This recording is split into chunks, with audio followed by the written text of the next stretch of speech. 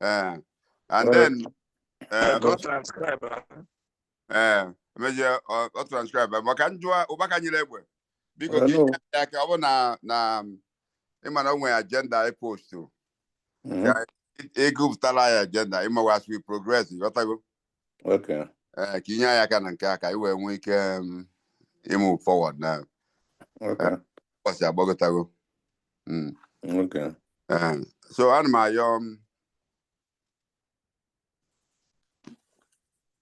Ide Dunu, go do I in a Peleka, I bido. Amen. All right.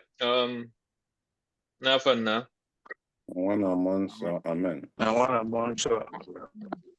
Several onye kemele n'igwe naanị anyị bụ ụmụ ga-agbakọ ụmụ Agbaja Obi Agbaja in council iji wee tụọ elu maka ọdịmma Agbaja na ọdịmma be anyị bụ Abatete na nzukọ ya bụ Naijiria. Anyị na-ekene gị etu isi wee duo anyị ncha niile dee ụlọ wee dukwa anyị nọsịa dị a anyị afụrụ ajọ mmadụ nke anyị na-afụ ndị ajọ mmụọ wee dịnatakwa anyị n'ebe anyị nọsị dị iche iche. Anyị kwudosie ndị agha pa anyị ekene nke dị ukwuu maka nke a na-ahịa ọgụ n'afọ ọfụ n'ụwa anyị bido nna ka isikwa etu a na-echekwaba anyị na-agbazili anyị na-egbofela anyị ihe ọbụla nke anyị na-eme anyị ji achọ onwe anyị mma anyị ji edozi obodo anyị bụ Abatete na Agbaja ka ị nọrụ n'ihu mee gịnị nke ọbụla anyị mee ka ọ na-aga werere na-ayọkwa gị nna ihe niile atụmatụ niile anyị ga-etinye aka n'ụbọchị nke tata ka ị bịa nọ n'etiti anyị wee gbaziela anyị ka anyị tụta elu etu Agbaja na Abatete ga-esi wee gaa n'iru na o nwere onye anyị na-achị emewu onwe nke anyị kwuo anyị ekwutere nna biko gbaziela anyị ihe ndị a niile ka anyị na-ayọ site n'aha Jizọs Kraịst onye nwe anyị.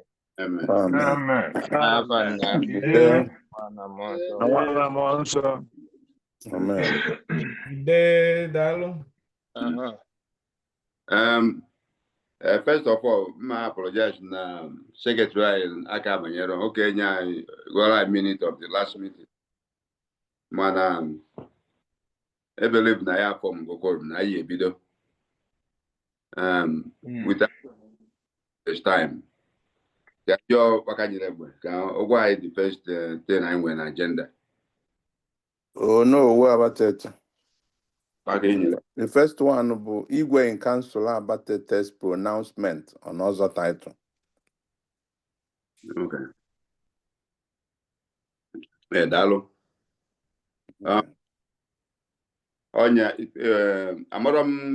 Some of us at the last meeting, Council Igwe in Council na buy no.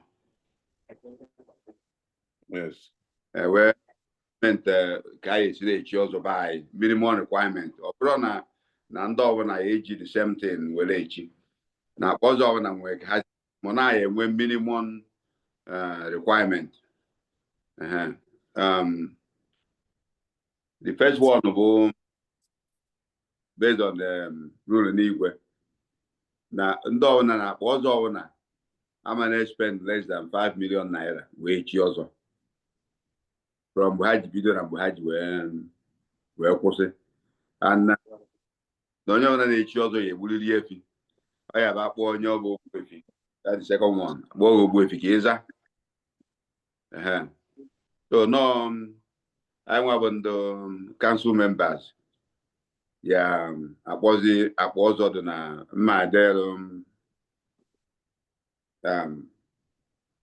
AACA letter wee gwa ha na delu nze and nnukwu nze na the new requirement for each ọzọ na Abatete.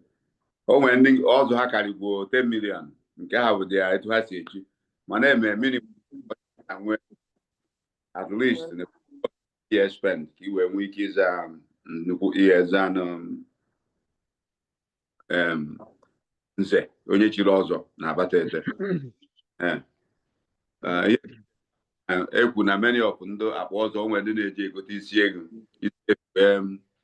gburie wee sie nri echi ọzọ wee ndị egote ọkpa ofu ebi a na-etu ya otu Ogbuefi so igwe wee sị mba na onye ọ na-anyị ga-egburu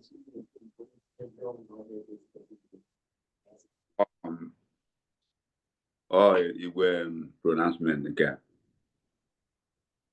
ndị kansụl ma onye nwe okwu ọzọ ya etinye onwe nke nchezọ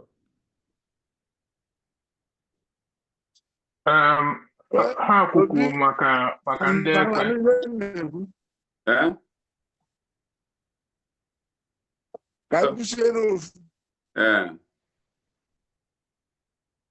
mbanye ka anyị na-ekwu ka anyị nke ndị ọzọ.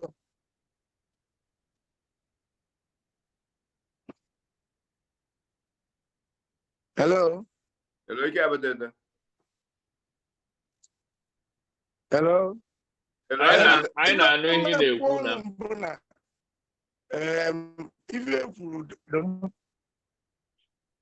ntị na ife kwuru dị mma dabatasịa ọfụma kama na ife dịkwa n'ife ọhụrụ a na-eme bụ na n'ọgwọ ndị bidola aghala ọkwọ ndị bidola aghala na-agbazifu mbọ ka ewedozie maka na igwe na nwanne ya nwoke kpezelue nso wee bido nnukwute aghala n'ife gbasara ọzọ na baarị maka na igwe chila ọzọ 32 in one day afụrụ ọkụ atụrụ nri agbakọ ya n'ego nwanne keva mmadụ 32 saba ogbu echi maka na ogụgoro achọba isi ọchụ si jee n'ụzụ ụnagọta ebe na-ekwu hello anyị na-anụ ihe na-ekwu hello anyị na-anụ so echisizie nye bụ ọzọ na-akpa ọzọ anyị mgbe a bụrụ ọzọ n'uru ezan I will see from 30 something overnight we're about to 70 although almost impossible for any other person each year also. Well, 2009 almost 2009 to 2010 where also my son Ghana born Victor Chukwuka which also in 2010 for a child and we're on noise and we're on your I spend the room opekatampe now that 2010 each year also almost between 4 to 5 million in which year we're able we're not when we also is nearly a jam. Even Medevana, now Bavana, even in a chosen always on, they told us each year, like a May 12. The only 17 I went up also at the time I did, but now I'm a very little number because I can't be not someone I'm one working. A Messiah, Akuchuku, Ugoka, Chie. After Akuchuku, my cousins, Chie. After them, Umu Akuchuku, and 1 year. Then also, as at today, also I almost as expensive as Edward Nuru before a wage 72. But I'm understanding the principle of that rule in Igbe now. No, the way they each other. All people, including people who are members of Igbe in council. Ndafuro kuvesiro ni 1 naira. Vesiro avun roku na beva. For somebody as only shows up. Well, 250,000 year. A wave of Fatamo Bush. anabata ya emechie echie onye ahụ onye ichie. So na anyị ga-edozi ife onye ọbụla kaba arụ ka anyị nwee the courage of his speak truth to power. Ka anyị ghara ịba na onye kwuo buru no. Ọnwa onye ngwazi 5 million n'ofu efi. N'ọgwọ okwu ike abatete as onye isi ọzọ n'ọmụ ka edoziri ife ọfụma. Because ọ bụrụ na ịgbadoro n'ihi echi onwe ya feva na-eche ọzọ ga ba na alụ agwụ. Mgbe ekwetazi na ihe weta 5 million, ihe weta the money now.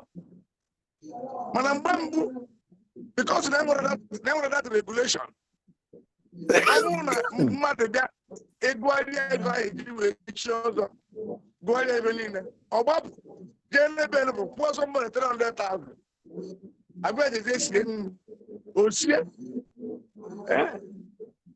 ala chọọ na a ga-eme dis meeting gbasara ọzọ achọ a na-akpọ afa achọrọ m na-asị anaka onye aka a na-agba elu okwu no achọrọ m a na-ekwu ịchọ nke m chọrọ nkwu ekwu achọrọ m akpọala ndị afa ndị chinu ndị mere ife a mana the issue dị na ya bụ na anyị na-amụ ma fụsi eziokwu agaghị ekwu ya igwe ọya sị na ya mara na nwanne m nwoke bụ ife anyị ibe na-azọ ọzọ ọchịagha ojebijezo ọzọ onwe mbọchị ọkpọrọ ya kpọrọ anyị ụgbọ n'ezimokwu si na nọ na-echi ọzọ ka nye nwabụ ibe ya na ya bụ na-etu okwu ọ bụrụ na ya na ike mmadụ na-atọ na mma onwe mbọchị ọrụ na ife anyị ibe na-echi ọzọ wee jezie ọzọ mana emeri onye ichie na onye bụ onye kwuru ọwere 250,000 nye onye a na-akpa eke enwe obi dị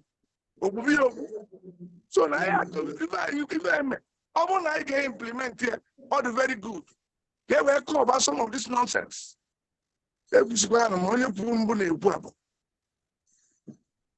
Ike daalụ anyị nụ ihe ikwu yes Obi ka m tinye ọnụ gaba n'iru ide enwere m nsogbu na the new directive etu ya esi wee chi ọzọ n'ọdụ mma etu ahụ na ka ike abatetekwu anyị ncha niile of us dị aware of ọkpa ọzọ ihe eji echi ọzọ dị ka the laughable ma ọ bụrụ ndị oyibo mana my thing is implementation of this. How will that be done?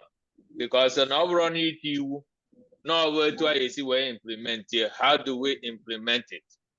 Maka na anyị kpata ya na esigo n'ihe de leta dedel AACA.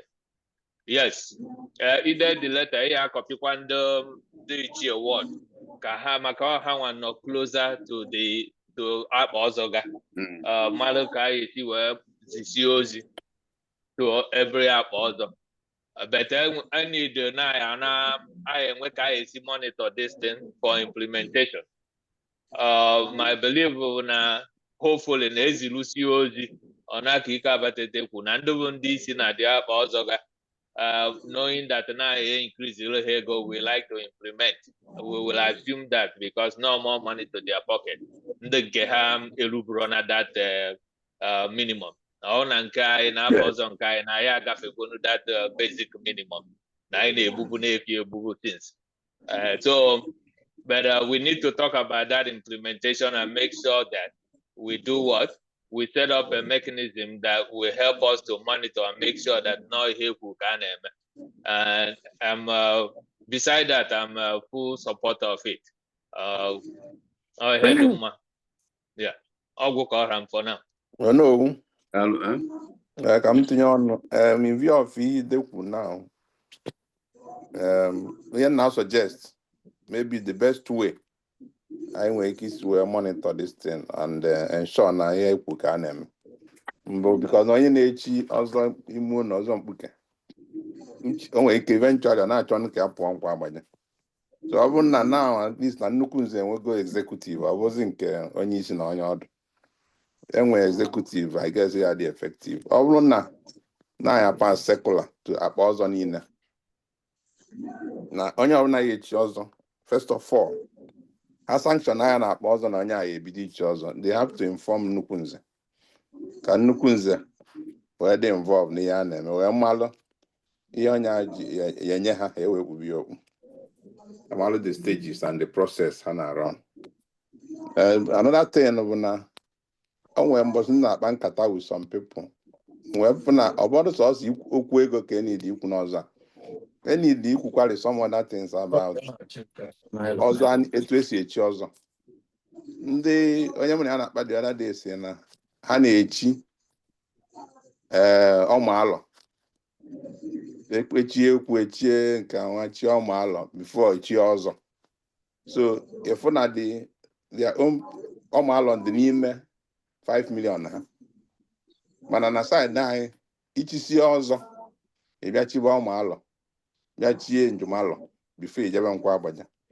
So na-enidi ka anyị malụ exactly ihe a na-ekwu maka ya, maka na onye ọmaalọ dị na nke ha na the 5 million nsevu na ego, maka na nke anyị na ọmaalọ anyị mbụkwa another almost 2 million nkwa ọmaalọ nke anyị. So na-enidikwa ka addition n'ofu ya ka a na-ekwu. I don't think na na-ekwu ofu ya n'ọzọ a na ndị ikpuru okpu mme ụfọdụ na-ekpuru earlier than others in the terms of the process. Ụfọdụ na-ekpuru after ha mesigori ọmaalọ before ekpuruzie. So now two things I can say ka m tụnye like ọ dapụtakwazikwa ekwukwazi ọzọ. Biko Obi onwe ife dị mkpa ka anyị ghọta because na eje nke ọbụla ejere ime eme ya ọfụma. Ife izizi dị n'ọzọ, the first principle dị n'ọzọ agbata ete ebe na mbụ ihe na-anụ ka a na-ekwu asịghị na ara ejere ajụ ajụjụ ọzọ na-agbata na ndị na-echi ka ha si echi, mana obodo ọbụla nwere eze nwee ndị na-achị ya na-edozi ifeba etu esi edozie. Chukwu abụrụ bricklayer, ọnụ ka o ji wee ka ụwa. Ndị mmadụ na-arụbu nwanne anọrụ bụrụ okwu nne nwee ofu ekwu nwee ofu ibe ene o tebe aka gwe ka o si wee dị asụbee ya. So na nke izizi a ga-eme n'ife gbasara ọzọ bụ na ibe na ndị ichie na ndị bojian ga-abịagodu nnọọ anyị anọkọ were ọnụ anyị sụbee ife okwu ife izizi dị n'ọzọ na ara ajụrụ ajụjụ ọzọ na-agbata ka o wee gba anyị chịkọ. Maka na ọ bụrụ na ndị na-echi ka ha si echi, o nwere ife m eji wee pụta jee ịgba onye ụmụdunu onye Eziọra etu o esi wee chi ọzọ. Maka na onye part of the problem anyị nwee anụ vive etu nnebu esi wee kọwa ya. Ụfọdụ ndị mmadụ ụfọdụ ọzọ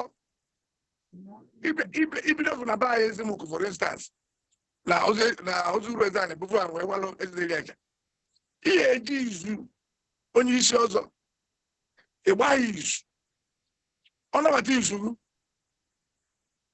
ịkarịa beru ọbịa isi erie nri onye isi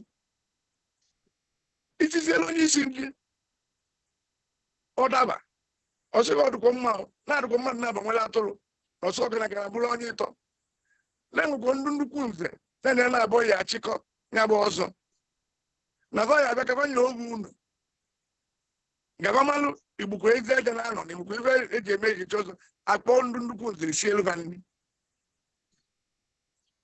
Osisi ndị nnukwu nze afọ na ọbatagbo ọ kachie esiele ndị nze ma nze ndị nke izizi osisi ya osie nke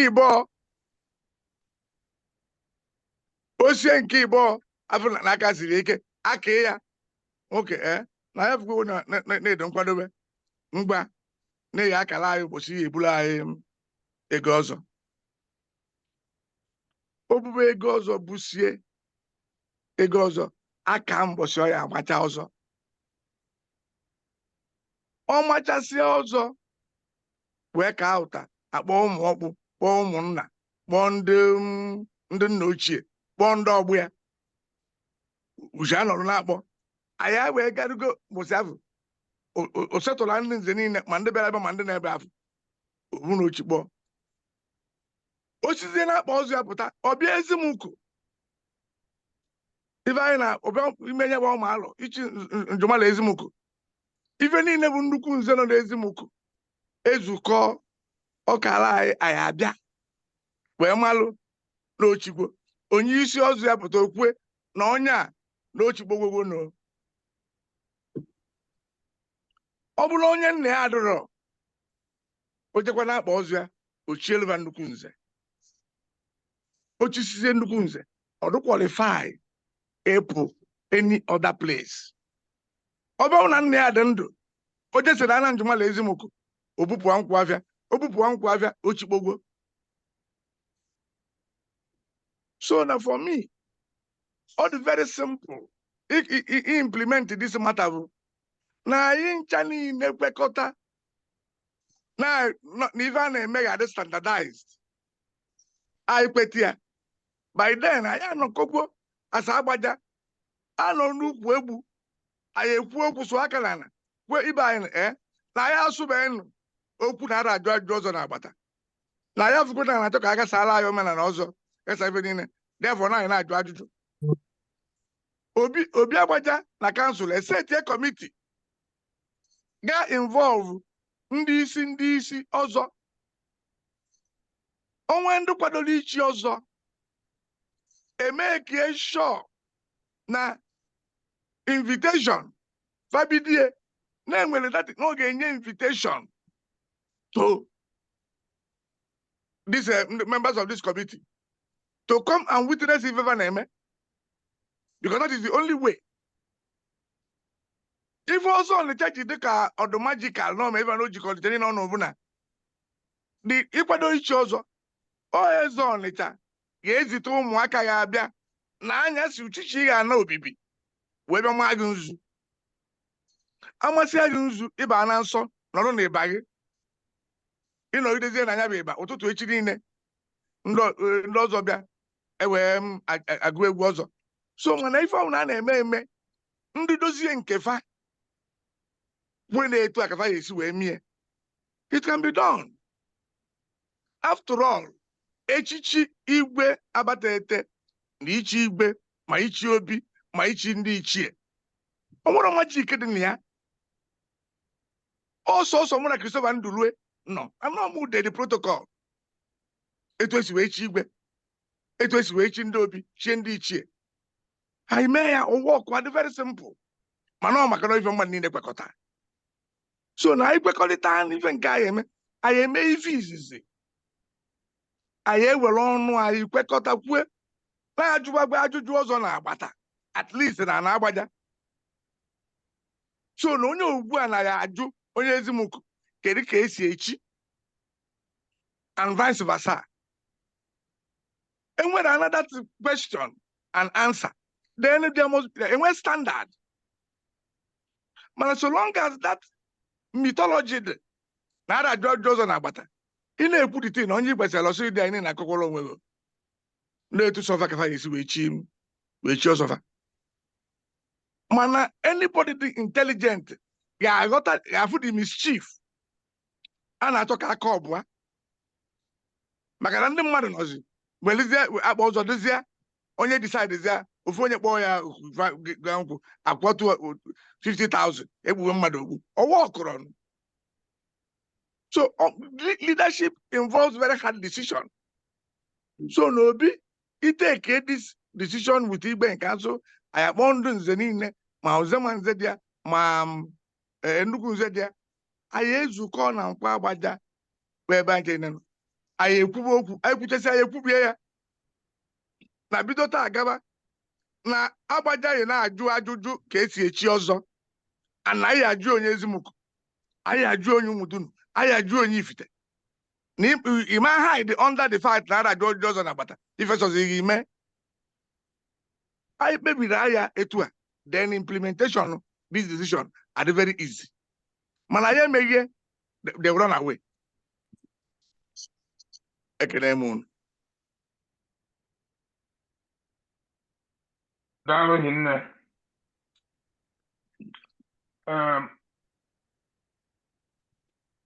Onowu abatete. Ekenekwa gị. Unu na-anụ ihe a na-ekwu? But I think no what that behind one for now. Okay. Obi, we can't hear you. Obi, we can't hear you. Can you hear? Ichembike chelunga bele kama nanga connect. Yeah, not a problem. Hello. We can hear you now, Obi. Yeah.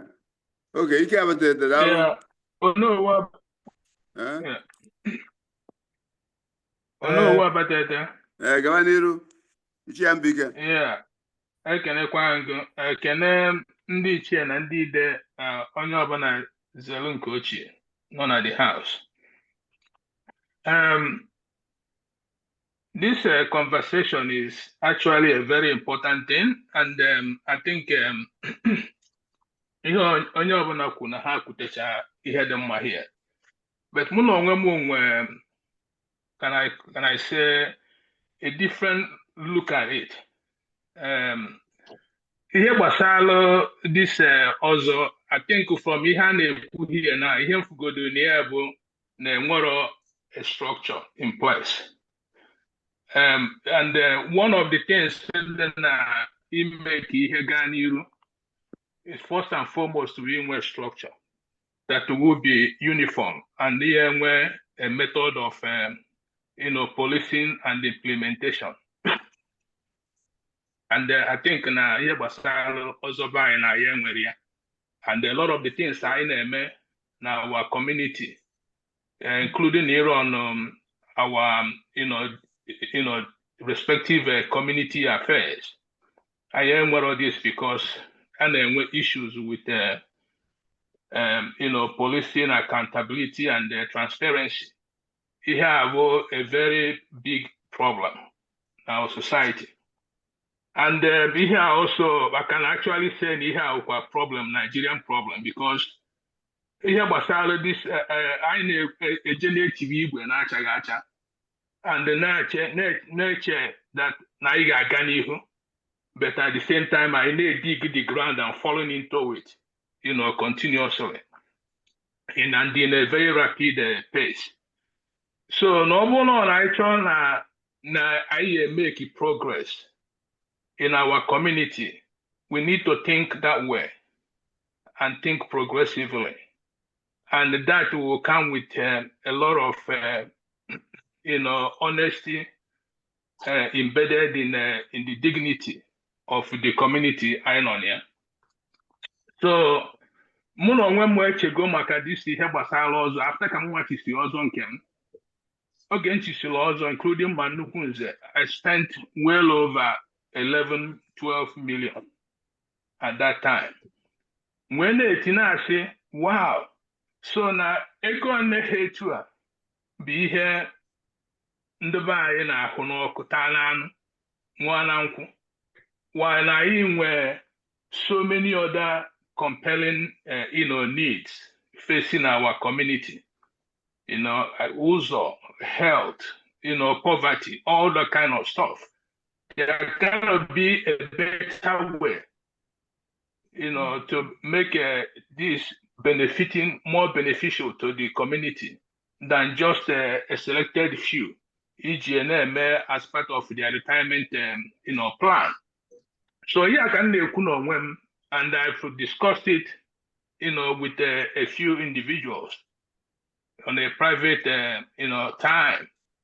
So surprisingly, I got a meeting now Igwe in council. This matter came up, and on one school here, I think no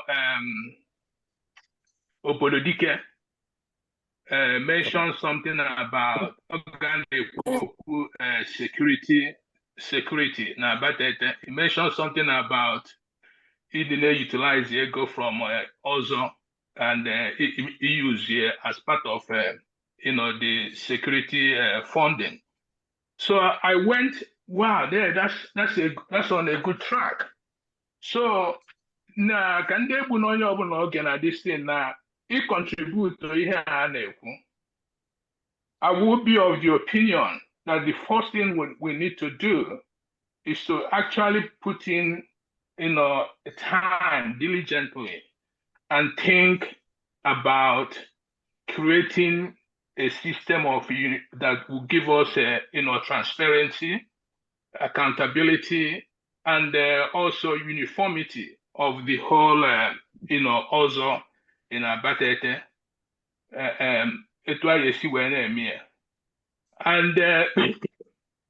And also ego a na-enweta na ya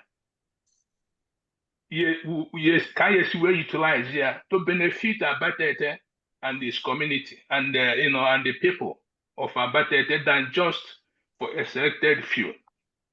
Ihe ndị be anyị na-emekarị bụ apụa ekwuo ihe ka o ye, basically that is very open for manipulation. I will say that because again, this last weekend, a week today before Nataba to my station here in Sydney. Now ebe a na-eme the nnukwu nze. Enye anyị ọkụkọ enyere anyị dịka nwuyom. Basically nwuyom ka ọ bụ. Ji was very small.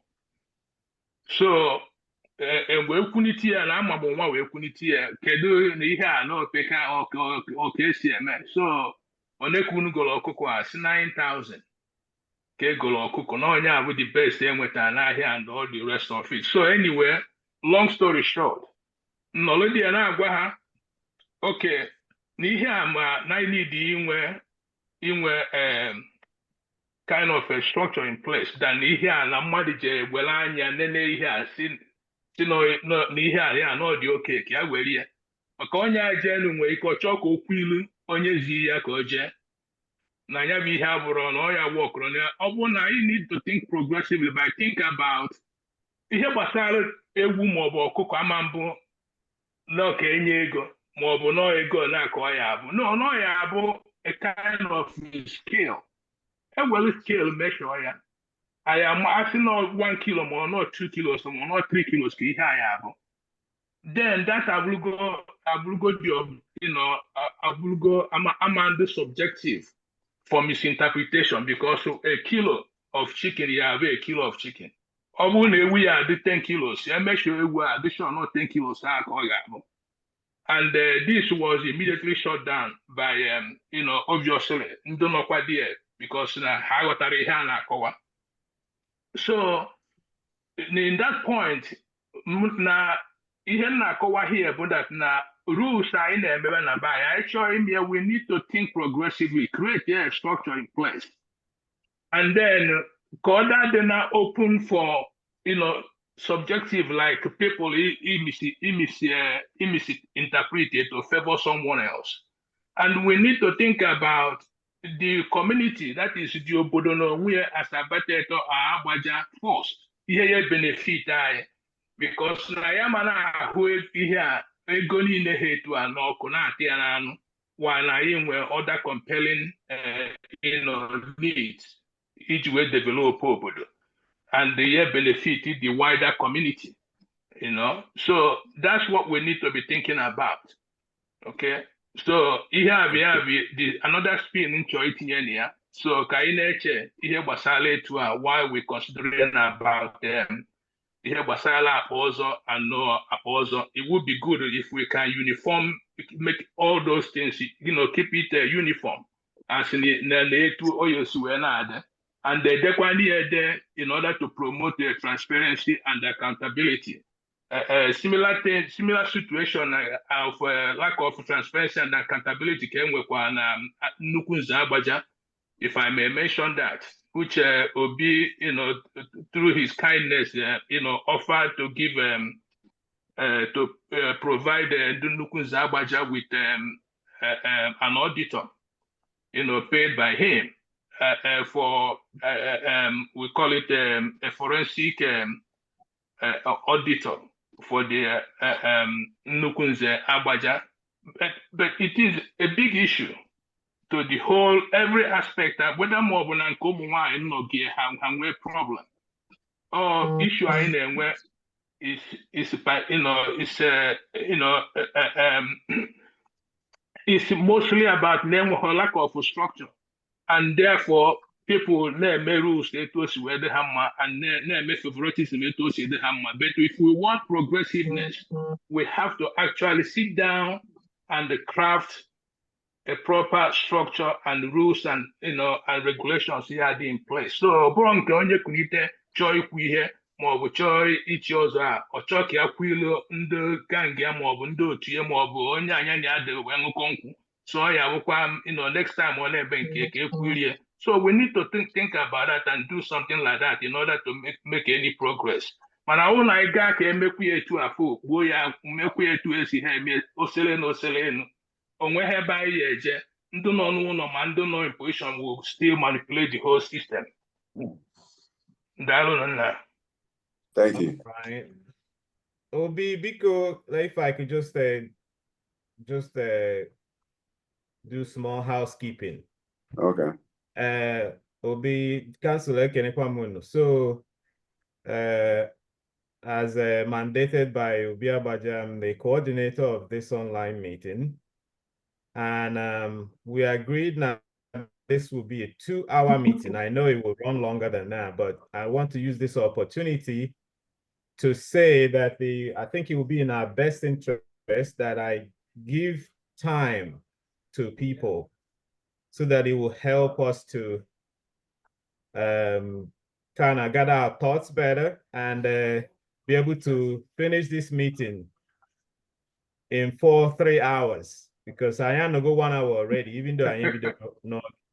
So everybody pull up with them, and these are the discussions I was in anyway. So I don't know, Obi, if I should be timing 3 minutes each person on your choice or 5 minutes, whatever the house agrees, but at least on your man and where time limit, at least per oku at the time, on wiki help to gather thoughts and then go straight to the point.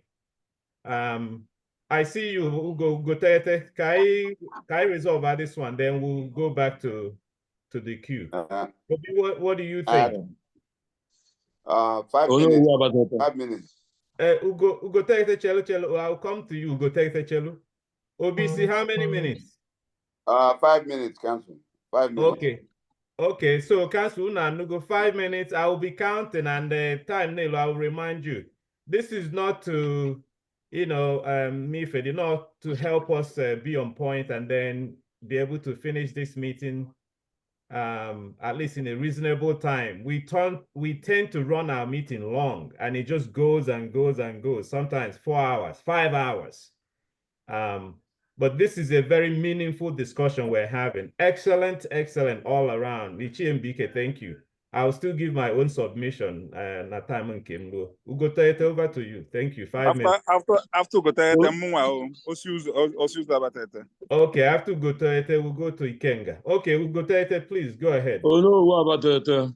Ugotaete. Yeah, indeed, I can know. If onye ọbụla kwu ma mma, o nwere ihe ike abatete kọwa, o nwere ihe nghọtaga anya ya.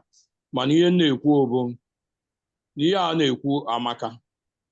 Ọ bụ na achịkọ akpa ọzọ niile ọ ma mma, because na like achala issue akpa ọzọ dị na achala. Aghọtala m because ewetabugo ya na Nnekwunze treat kpọghị ya. Akpa ọzọ dị na achala ebe ịtọ, and achala mpe onwe akpa ọzọ bụ mmadụ na-abụ nọ na ya, and onye ruo onye mawala ọzọ ojoso mawala ọzọ chiwe ọzọ enwezi ka esi amawala ọzọ. Agbaja na amazikwa na amawala ọzọ. So a na-ekwukwa okwu, a na-etiritikwa that case. Ọ bụzi onye nọkọta okenye si na-enwe akpa ọzọ ya ochiwe ndị mmadụ ọzọ. eweta ya na nnekwu nze triti kata ya amahụ nke data okwu si wee dazie mmiri amahụ m ebe eji edebe nya bụ okwu because na ị na-anya na achara kwesịrị inwe ofu akpa ọzọ n'oge gboo ama na ofu akpa ọzọ ka enwe na achara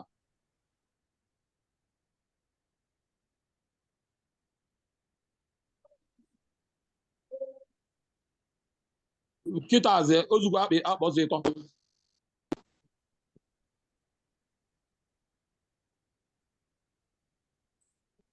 Ọ dị ka ọ karịrị ịtọ sef. Ọ na-enwe network problem, I think. Ọ dị ka ọ karịrị ịtọ. Ọ dị ka ọ karịrị ịtọ. You still have the floor. Go ahead. Network is in the shaky, but go ahead. A sị na akpa ọzọ dị na achara amazi m ọnọdụ o nwere ndị akpa ọzọ bụ sọ mmadụ na-abụ ka ha bụ and o nwere mgbe eweta keesi ya na nnekwu nze kata ochibe ndị mmadụ ọzọ asịzia na onwe akpa ọzọ eche na Agbaja na-ama maka dị akpa ọzọ bifo onye ahụ ewee mawala ọzọ na onwe prọsesị a na-eme ekwesịrị inebe ọzọ ndị achara anya ọfụma the issue ewetagwuye na nnekwu nze triti didie a conclude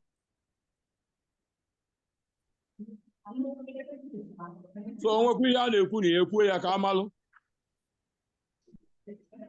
Okay, go I think ekwusigo right? Okay. ekwusigo Biko daalụ. The floor goes to Ide Ikenga. Okay. Thank you very much, Osuzo. Obi Council, I can no. Gabani. Obi. Because I'm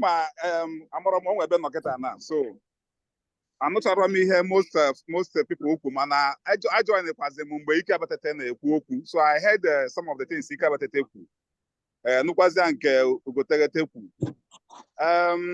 I think my submission towards Ihi Kabateteku. I'm gonna feel strongly. Then we need, for harmonization of this also title taking Nabatete. All the very important.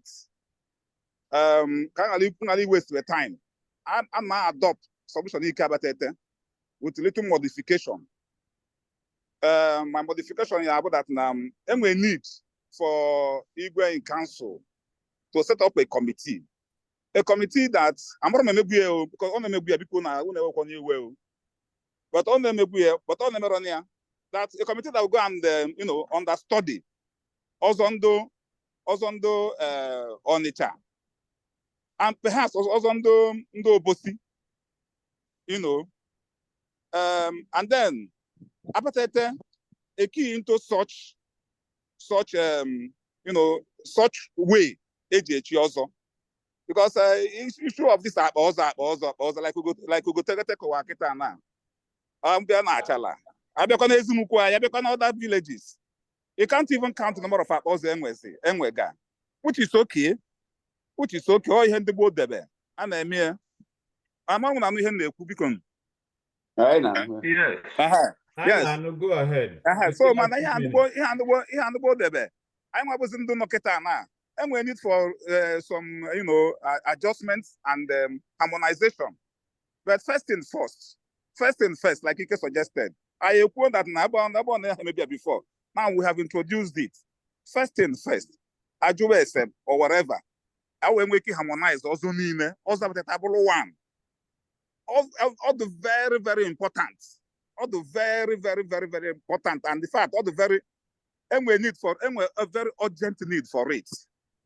Because, also messy in like Chiambike Kunyan spend 11, 12 million. Then somebody has spent 100,000. Opulo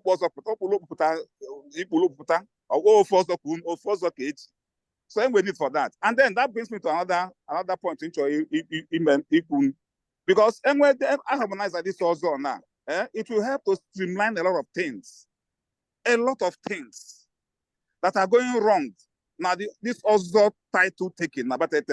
For example, even now, when you also maintain one name. maintain na one name Ikenga. The whole of Abatete niile malmas Ikenga. Not even Abatete. Everywhere n'ọlụ. Nigeria niile Ikenga Abatete ka eji malụ. Anụ eyi agụ nke chisi echi anụ eyi agụ. Mana these days ịpụta naanị ịpụta na Abatete na-anụ anụ eyi agụ Abatete anụ eyi Abatete. Ị na-eche na ọlụ omefe ka a na-akpọ. Ọ bụghị ọlụ omefe ka a na-akpọ. Onwe onye chi anụ eyi agụ asa afọ ọzọ. Ịpụta na anụ Ikenga Abatete ka a na-asụ ya ebe ọbụla. Iche na ụzọ degbu na ka a na-akpọ. Onwe nwatakịrị chi ya asị ọzọ. Na-azị ya asa ọzọ. Asa afọ ọzọ. Because but ọ bụrụ na ọ na-streamline all these things. Ịbịa ka ịza afa, eche ka afọ ị na-aza. Malụ ma onwegwo onye za ya before. Enwere so many names anybody can take. Especially name council members, igwe in council members agwụ. Ekwesịrị ka onwe onye chi ya asa ọzọ na Abatete. But because these things are not harmonized, as na na nke ha, it's not good for us. It's not good for the interest of Abatete in general. So here now suggest mbụ biko ono Abatete council ọ bụrụ na ọ possible si select members here represent Agbaja agwa ndị ọdịda kpọpụta na mmadụ agwa ndị Nsukka kpọpụta na mmadụ agwa ndị ọgbọ kpọpụta na mmadụ harmonize all these things. Onye chọrọ ichi ọzọ anyị enwe protocol anyị enwe rules anyị enwe guidelines. The money, the proceeds, all this committee determine the sharing auto SWNM nke ya ga into project nke ya ga into because also I will like somebody who ọkọ benefit ọkọ something ọkọ investment ka ọ bụ. It's an investment. So most people admit that now they will retire with it. At the end of their retirement, imogo an as income or whatever. That one is okay. But about in ego niile what another ya bụ ihe eri n'ọnụ. We have so many challenges facing us. And then the streamline that no nwere onye ya echi ọzọ ya aza afa council. Onye council na-aza. Echi niile na some that bịa chi ọzọ sị na ya na-azụ kpaka nyele egbe. Some of the applications say they chose after osi ụzọ. We should stop all these things. We should stop put a stop to it. Already I have called Igwe's attention to it. I want to go on this matter to Igwe, and Igwe promised to look into the matter. So, but I said that I'm bring her. Thank God for this meeting today. I'm bring her to the Obi in Council meeting of Agbaja. Can I nekwe anyao? Council can nekwe amun. He did. Thank you. Equal. Very well. Okay. Obi, I see another hand up. Chief Obazu, okay. Go ahead. 5 minutes, Biko. Councilor Kenemun. Gawaniru. I'm Cambo is in Nigeria. I think me for ever I'm like onye kwu okwu ikpeazụ okwu ya amaka. Louder. Louder, man, also kowakwala anyị ọfụma because Ichembike, we got to know him, know his name. Okay. Kowala anyị. Ọmụnwa mbụ Oke Akụnwafọ. Ugbu a na-Agbaja Abatete. Echi m Ichi Ọkaka na December 29th. And after Ichi Ọkaka Nzambu Obazuoke. So I'm happy to join here. And EM for an member or Makakai Wagani. So no way in Choi Ku was on your cookie bars actually brought up and you and well support by you. Mana Kusia Majuaju. Man and we give Zalam is a major and we're more by an age. Easy you Maka. All the Kiheja more money in annual from. And then onye ji 4 million or 5 million wage other chizi other onye na ewere 500,000 or 200,000 wage if one other there's no fairness in that. So now I like I speed it up. Obi I like I speed it up on this process. I make it achieve this goal as soon as possible. I don't enjoy you. Ka akọwara m ọfụma. Ihe na-achọ iju na-eche na otu anyị discuss this thing. Hello, Biko Obazuoke, Biko, chill 1 second. Ide Kenga, I don't know more on your own side. Can background noise happen?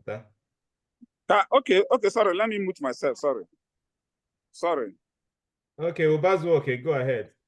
Asị m ka m jụọ maka ịma na anyị mesie mitin a enwee ike apụkwa ụfọdụ akọl ndị na outside onye ya emezi onye ọbụla onye na-akwụrụ bichi ụzọ kwadozie ka ochie ọsịsọ o wee bitie the deadline. So mụ wee na-ekwu ihe m na-eche n'ime obi m I need on the process I dey discuss here among how long here I take before I were arrive at the resolution. I need godo nke a mbụ Obi anyị ka m na-ekwu Obi need put on hold ihe gbasara ọzọ na side I first. Then I nwee ike nwee constructive agreement quickly. Wee nwee ike isi na etu esi wee na-echizi ọzọ. Ka I just mee ndị mmadụ ala ka aka na-echi ntị na ya may arrive at the conclusion. Okwu m agwụ. Eju question, can I the question? Pronouncement Igwe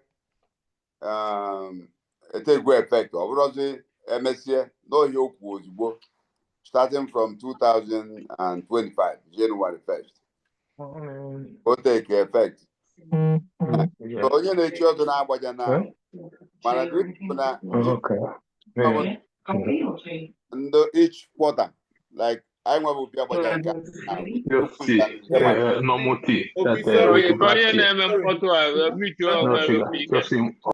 Mbike, Biko, thank you. Mute yourself, Mbike. Obi na-ekwu okwu. Okay, go ahead, Obi. So the pronouncement supposed to take effect on January 1st, 2025. So no video go man each quarter decide the highest enforce here to make sure na every app also follow here the instruction on you. So how to make it the onion of Naneku? I not see a meeting today. And here in the we now come up with a way I see me, in order for us to harmonize it and find a way to enforce to make sure Onion and comply with our decision. So now as we move forward, everyone at that decision will make it and then we find a way to implement it. Meanwhile, we continue to improve. All right, Obi, let me throw in my own submission at this point.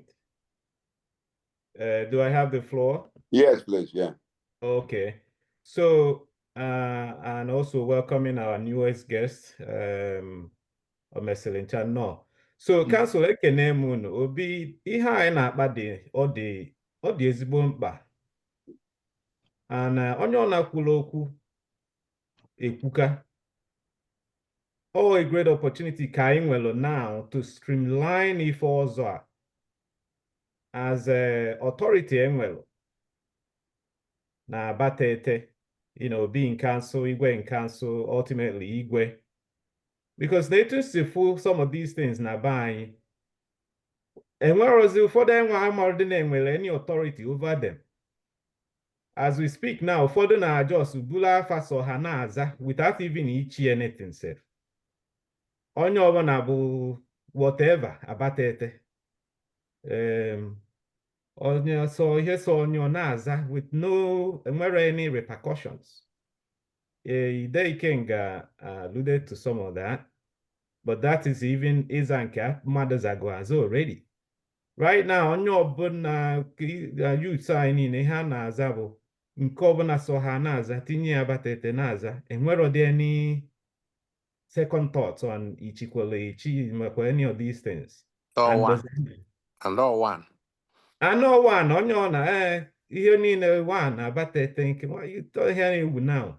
So now I'm a big opportunity to really stand by that authority now complete overhaul.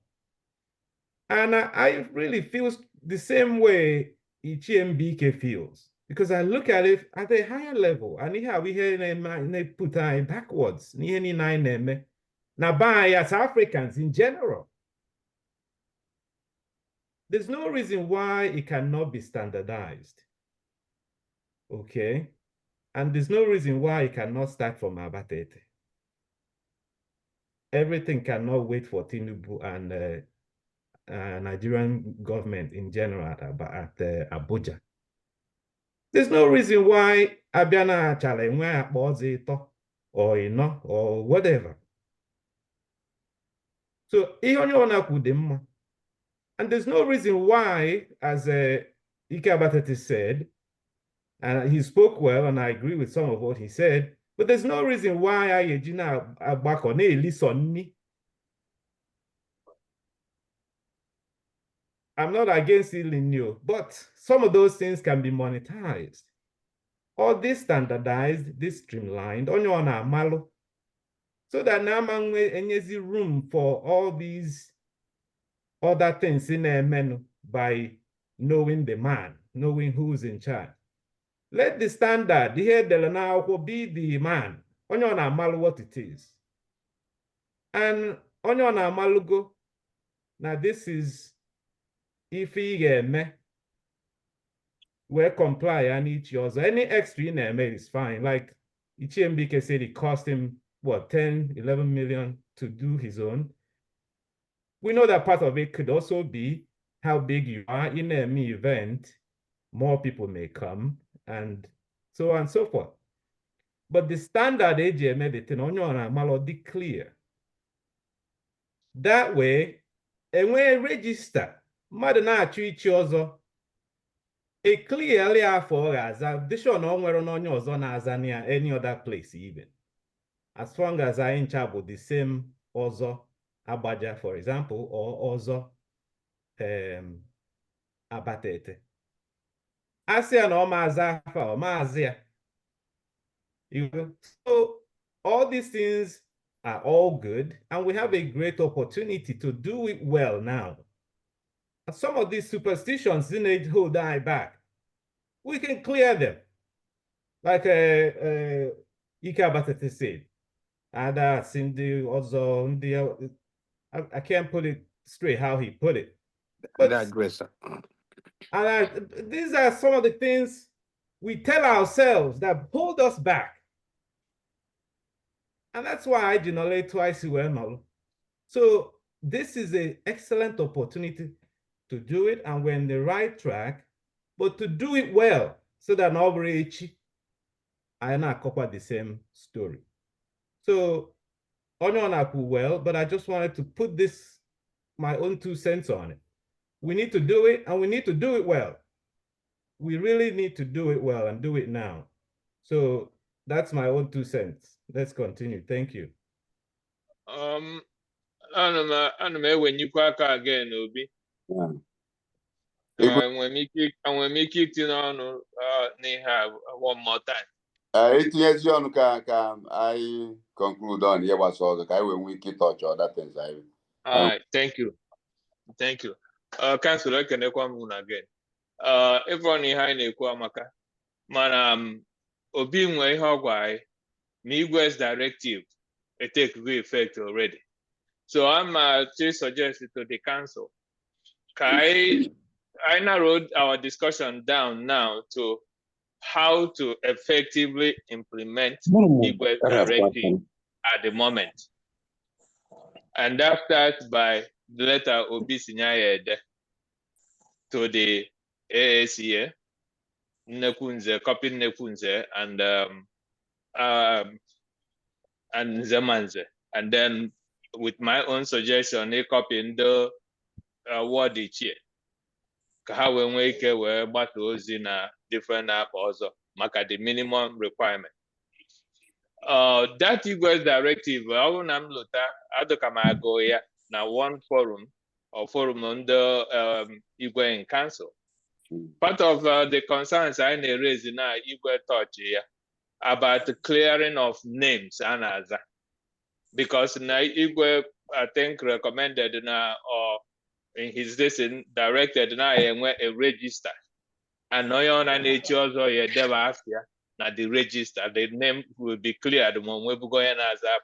I think that was my understanding of that directive, unless no way his name is there. With 100,000 naira. Yes, okay. So some of this stuff are in some of them are particularly a little bit. So Namchena, we just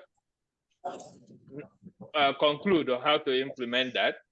Then we set a committee which have agreed in our Ikabatete suggestion, a committee and just for Agbaja first, how to further unify each other na Agbaja first. I about that one, the committee will now take into will give them time frame when they have to report back. And Megan has done the other stuff, a recommendation. Then we can see how we can go further to make Agbaja each other in Agbaja exceptional. I wait when Agbaja and the other quarters might copy what we did.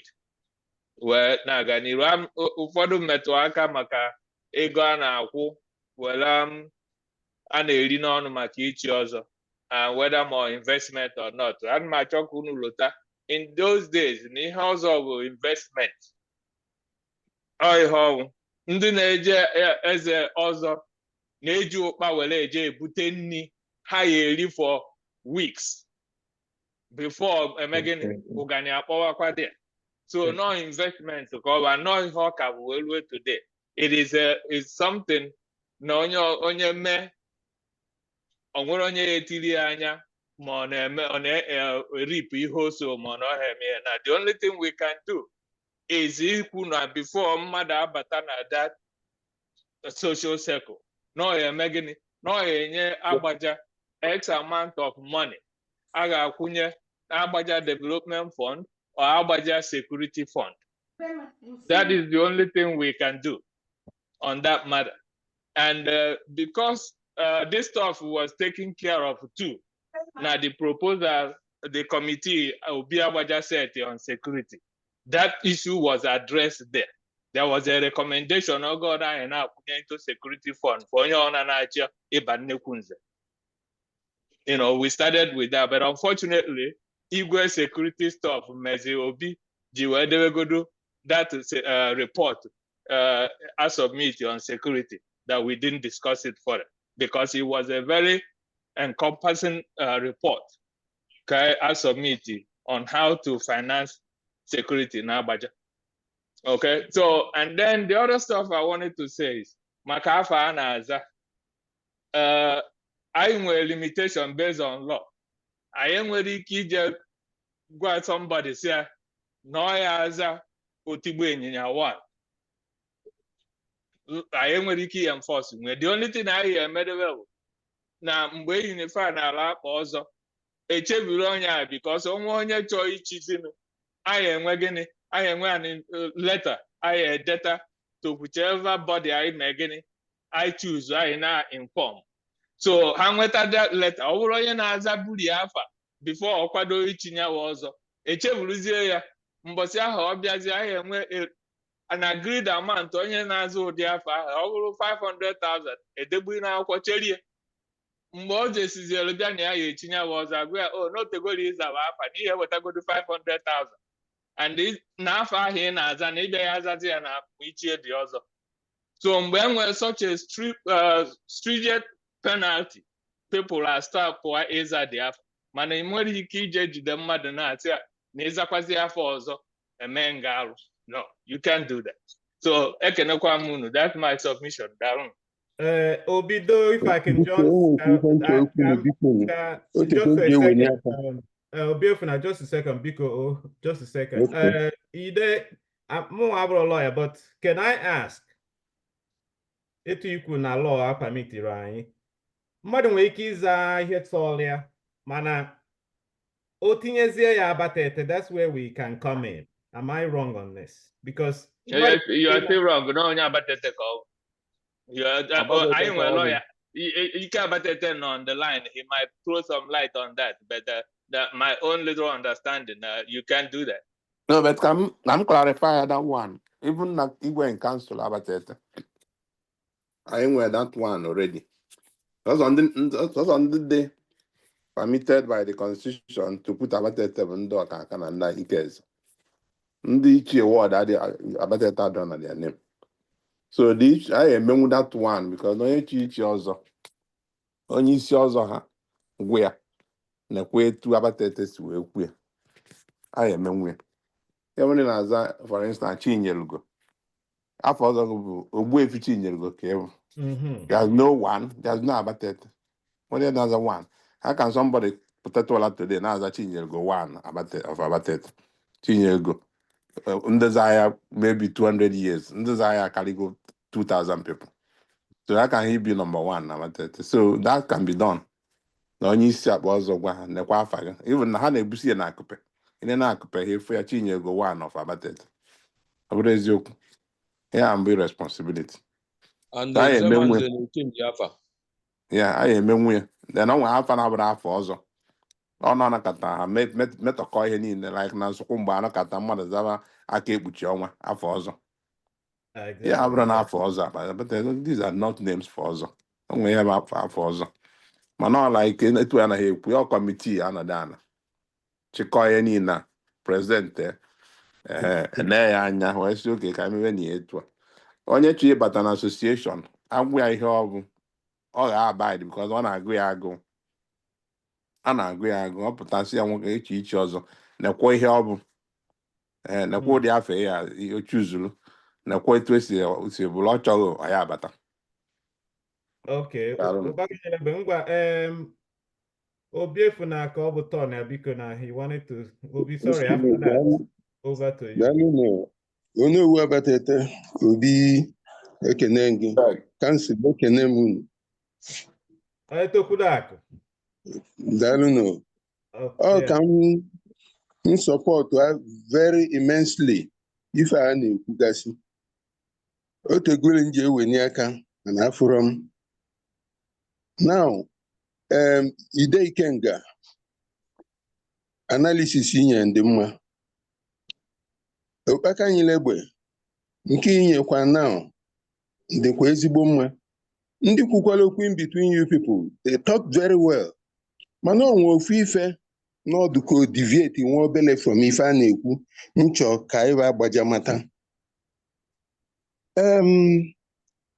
Achọrọ m ka ama etu anyị esi wee tuo elu wee encourage ndị Agbaja ya spring up for ife gbasara ichie. So wee na-eche na-emove as emotion that a na-ahazi these rules and regulations gbasara nze na ọzọ ka enwekwa nwa obele breathing space n'ife gbasara cost. Enwere number of people nso wee nufa campaign na-agba mbọ ka m convince efa n'ibanyela anyị n'ichie maka ọ na-abịa ife gbasara ichie Agbaja na-adị very scanty, very very few. Eme ka ị complain be na ara abịa ka ịbịa na ward dị etu a ọ bụrụ na ndị chili ichie n'ime fa nwee ike bụrụ mkpụrụ mmadụ na-abụ na ịtọ. Ọ dịka n'Ifite anyị for instance, our ward ichie arụ adịrị ya. Ide is trying, is aging so much, na-try kwa. Then mụnwa na onwe m, I try as much as possible, it na put up more than I was doing, and which I continue making additional effort. The person chi n'Ifite anyị, I'm happy na mgbe a na-abịa ọgbakọ dị iche iche. He was testifying to many people, no mụnwa onye convince lie na December before last. Ni achọburu ichi ụmụ ife ndị a. Then he went through ife gbasara stages fọlia n'ọzọ ma ịba nnukwu nze ma ibu ute nkwasha then ma banye ife gbasara ichi afọ. So mụnwa na suggest biko onye mmalụ na kwọtazia ndị fafili dị capable ichi nwule anyị ichie ayọbafa kafa bọkụla up. Then ikekwa before ife gbasara ọzọ na ana-aligozi nnukwu enu in terms of cost. Ka ọ bụ na such people scale go through ka iburu alụfa na nso kafa wee nwee ike ibu ibu dị n'ife gbasakwala ichie.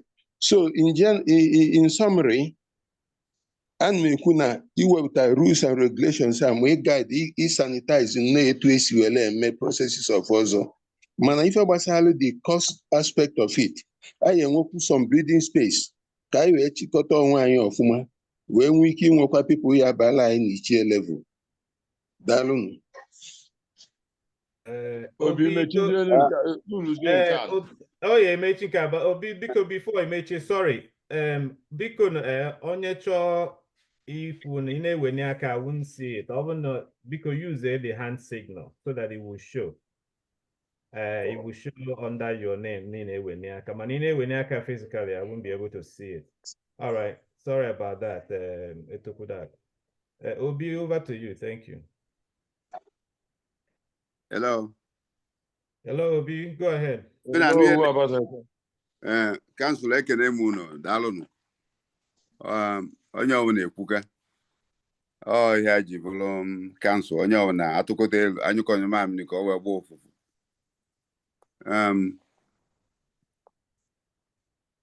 Igwe enyegwa anyị instruction kwu ihe anyị eme. Gwazie ndụ each quarter na abịa ha dozie ya etu o esi do ha mma. So na elu anyị tụ tata bụ ka onye ọ na-atụ elu ka o esi daa agbaja mma. So ihe izi anyị eme bụ na anyị afọm godu kọmitii na Obi nke Council Agbaja. Ya ma anọkọta ka anyị tụọ elu ọnụ ka anyị esi implement especially ihe ike abatetekwu iji godo tụọ elu ka agbaja niile na aka ọzọ niile dị na agbaja ya esi akpa ọzọ nọ agree on ka ha esi mi ekwerịkọta ewe gawa move forward. Mana o nwebugo some guideline anyị nye na nnukwu nze maka o tebugo nkwube abata mbụlụ Obi ihe izi mbanye n'anyapụ ya na-eme n'ọzọ from Nzemanze mgbe Nzemanze na nnukwu nze na-anụ mgbe e nwere two factions mbido tiwesi na ọ ya eme. So o tebugo mbanye n'ihe gbasa ọzọ a ka e streamline na ihe ya na-eme n'ọzọ ma ka anyị esimie ka ọ daba. But I'm happy na onye ọbụla epego attention. So anyị bido na nnukwu nze eme election na December enwego new executives ya for Nzemanze. But meanwhile enwe guideline na septa for ịgbawala ọzọ achala ekwugo m okwu achala before enwe nsogbu na achala ya wade into achala problem gwa ichia ukwu ka ọ nebe anya n'ime gwa mmadụ echizi n'ọzọ na achala na ndị na-echikwa ọzọ ya mee 2 years ago na ọzọ niile ha echi ya arụkwa recognized by ndị Agbaja asị nọ nnukwu nze. So ndị niile anamọla ọzọ echi ọzọ na achala ha mere ya after anyị kwụsị ichi ọzọ na achala. So na nke ha bụ another issue altogether. So na-emesịa ya revisit ama ndị chi ọzọ after agwa ha kwụsị ichi ọzọ kwụsị ịmụwala ọzọ na achala ka edozie ọzọ achala. So we go back to that one.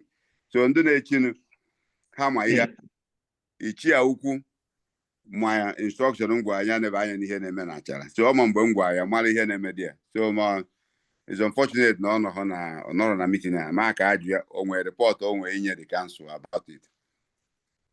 So mana eme mma ajụ nkwa report o nwere I will forward it na our next meeting anyị anọ ka onye ọbụla ma ihe na-eme na achala. So I select mmadụ one ebe ma ebidogo from mmadụ ịnọ ya enebe anya na ka anyị esi form committee ya include nnukwu nze and ndị Nzemanze and ndị isi akpa ọzọ niile enwe na Agbaja ka anyị bido dị ya. So ike abatete ana m ayọ ka inye anyị aka lead this committee ka anyị wee nwee ike forward forward ma ihe anyị eme. Ike abatete anụzikwa? Honor, I just want to make sure he can hear us. Ike abatete, Biko, please respond. You are muted.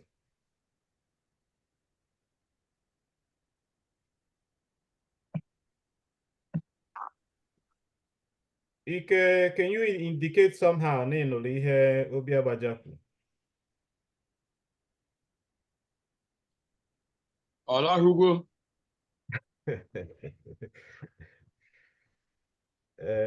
Ugote dịka olugohu mgbe ọ ya analụ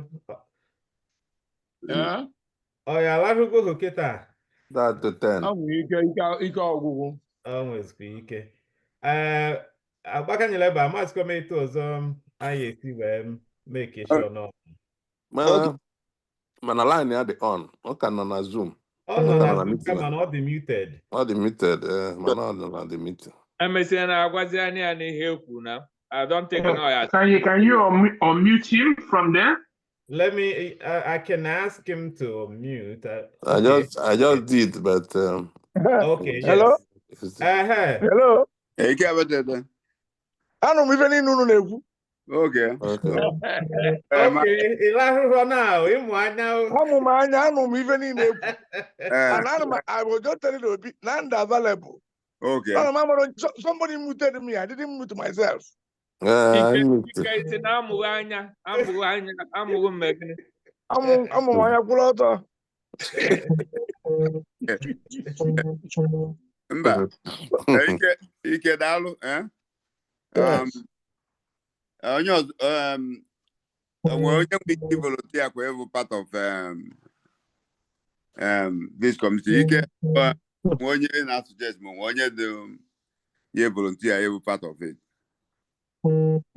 Ka ọ so na mandate Ike ka ọ compose anyị 7-member committee. Ka ha rụwa dị ọrụ. Okay. O tinye rep from nnukwu nze, o tinye na nze ma nze. Then ọmarazie ndị ọzọ ya chịkọtapụta ikwu. Ege na-asị nọ kansụl godu first. Mba, nnukwu nze ya dị ya, nze ma nze ya dị ya.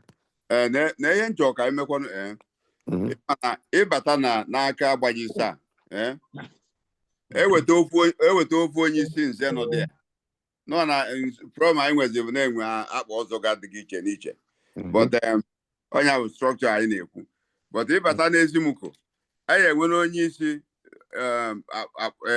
akpa ọzọ niile dị n'Ezimuko bụ Ike Abetete, onye isi Njumalụ Onye na be anyị n'Ezimuko kịta onye bụ onye isi onye tọkpọrọ Ezimuko niile n'ọzọ bụ osote eze nwa echiri ọzọ na 1949. Okay. Mana unfortunately ochiro nnukwu nze so ọ bụrụkwa onye isi na-akpa ọzọ na. Okay, so ka anyị rapụ nke ahụ, ka anyị rapụ ebe a. Obi, enwere m suggestion. Okay. Before bụ ka ịrọgodo committee council. We work with Ike Abetete. We decide there on the modalities, the other people that we add in order to make this thing effective. That will be the best way to do it. Okay. Ka anyị mee etu a, ka anyị wepụta mmadụ nọ ka anyị gaa move forward. Ọ dị mma. Ide dunu. Megini. Iya adịbụ na ya na. Maka na ntị gụrụ kansụl na. Okay. Anyị ajụjụ ụmụ ya dị ya na m ewepụtagwo. Obi echema, sorry to cut in. Obi echema na sị ka arapụ. A ga-eme ndị nọ nso. Echema na sị ka arapụ Ike Abetete ka ọ rọọ ndị kansụl ya esi Mba, Ike Abetete nwaanyị arụrụ ọrụ nziokwu. Kansụl rọta ndị ya eme ka anyị chere na nọ. Ama na Ike Abetete ya asị na osi ya amụrụ m idea. So onye ntị ka nyere ya aka. Yes. Ide dunu. Nso wadro. Eyi atụmerụ na nke a. Ugotegete. Onowu Abatete. Eyi enye m aka na nke a. Ichie Mbike. Ichie Mbike too, Ichie Mbike na ọ bụ na ọ ga-adị available si tinye Ichie Mbike. Ọ dị available ọrụ the same thing. Practitioner and the Ife melụ mma. Ka e were ife emelụ mma because ife emelụ mma Ike Abetete Ichie Ike Abetete mbụ legal practitioner already. A na-etinyekwa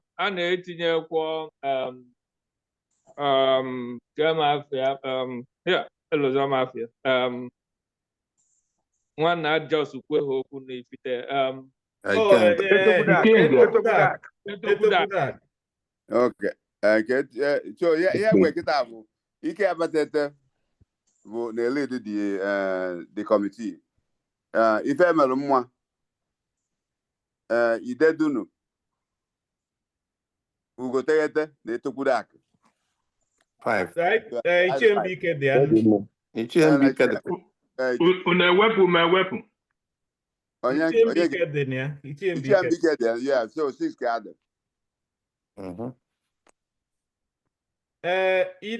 Obi, I don't know if you can allow me just 1 second. I'm going to drop. Okay. Though Ike Abatete, unu mago na mgbe anyị dị n'ụmụazị a na-apụta sị na na-eji ihe ọzọ asị. Nna gị nwere ike kpọrọ unu si bịanụ ka unu jee ka elite ọnụ nke anyị. Ọ bụrụ ka ha si eme mgbe anwa. I don't think no dịzi etu anwa kịta afọ. So ka ọ bụrụkwa something anyị ebu n'obi as we structure this thing. You know, I tend to be in line with a lot of things Ichembi capable. Because in April, is it the committee work? No, I'm just not talking.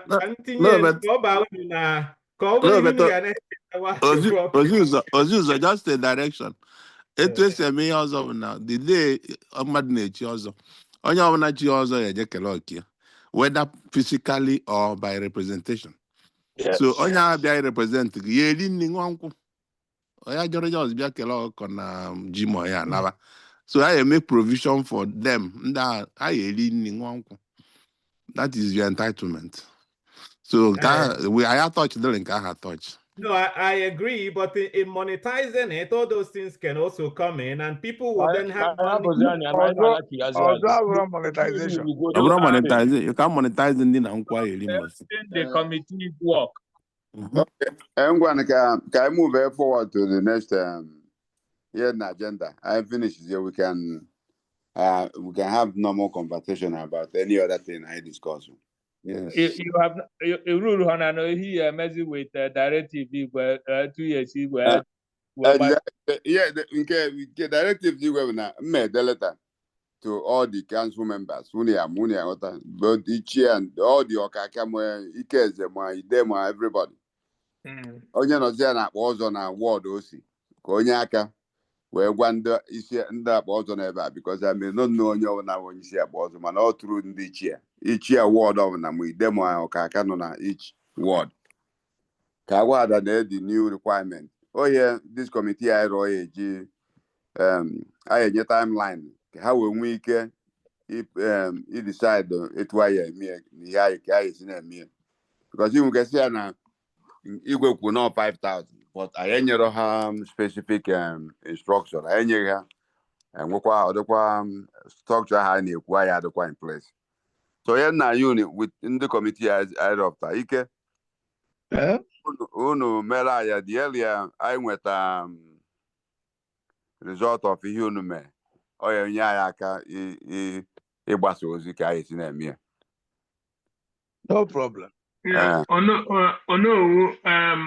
of we n'obi ịjụ na this part of the thing is about ndị with this message igwe pass ndị supposedly no bido na January 1 this year 2025 ka maka ndị chigolo ndị megolo ihe gbasara ọzọ thereafter ana meetro that guideline. Ihe nke ha nwa bụzi mmasị nọ my deals with that one onye ọbụla bidozi chi ọzọ from that time wee rue tata anyị nọ meeting from the time meji forward letter to ndị akpa ọzọ dị na-agbaja mmenye ha the date nke ha dị effective because na anyị nwa na-abịazi late we are late with the information so ya punish onye chiwegwu ọzọ because no nwetara the information on time so igwe ka m ejezi yo ka m gwa anya biko na ka onye anyị aka na this one message adịgo across to ndị akpa ọzọ na-agbaja adekwu na onye bidogo ebido na enye ya ka August finish ya onye bidogwo you finish by August 1st. Ọ na finish go. Ọ na finish o bidozikwa na ebe mba ọzọ adịọkwa ya. Mba nke a na-ekwu na August 1st bụ ndị ekwe ka a na-ekwu na ọzọ adịrị. Biko Obi biko ọbụrụkwa na ọnụ n'okwu nọ before Ikwantu na Chief Okuagu wants to say something. I'm on na ihe na-ekwu. So if you can allow it. Okay. Biko. Okay. Go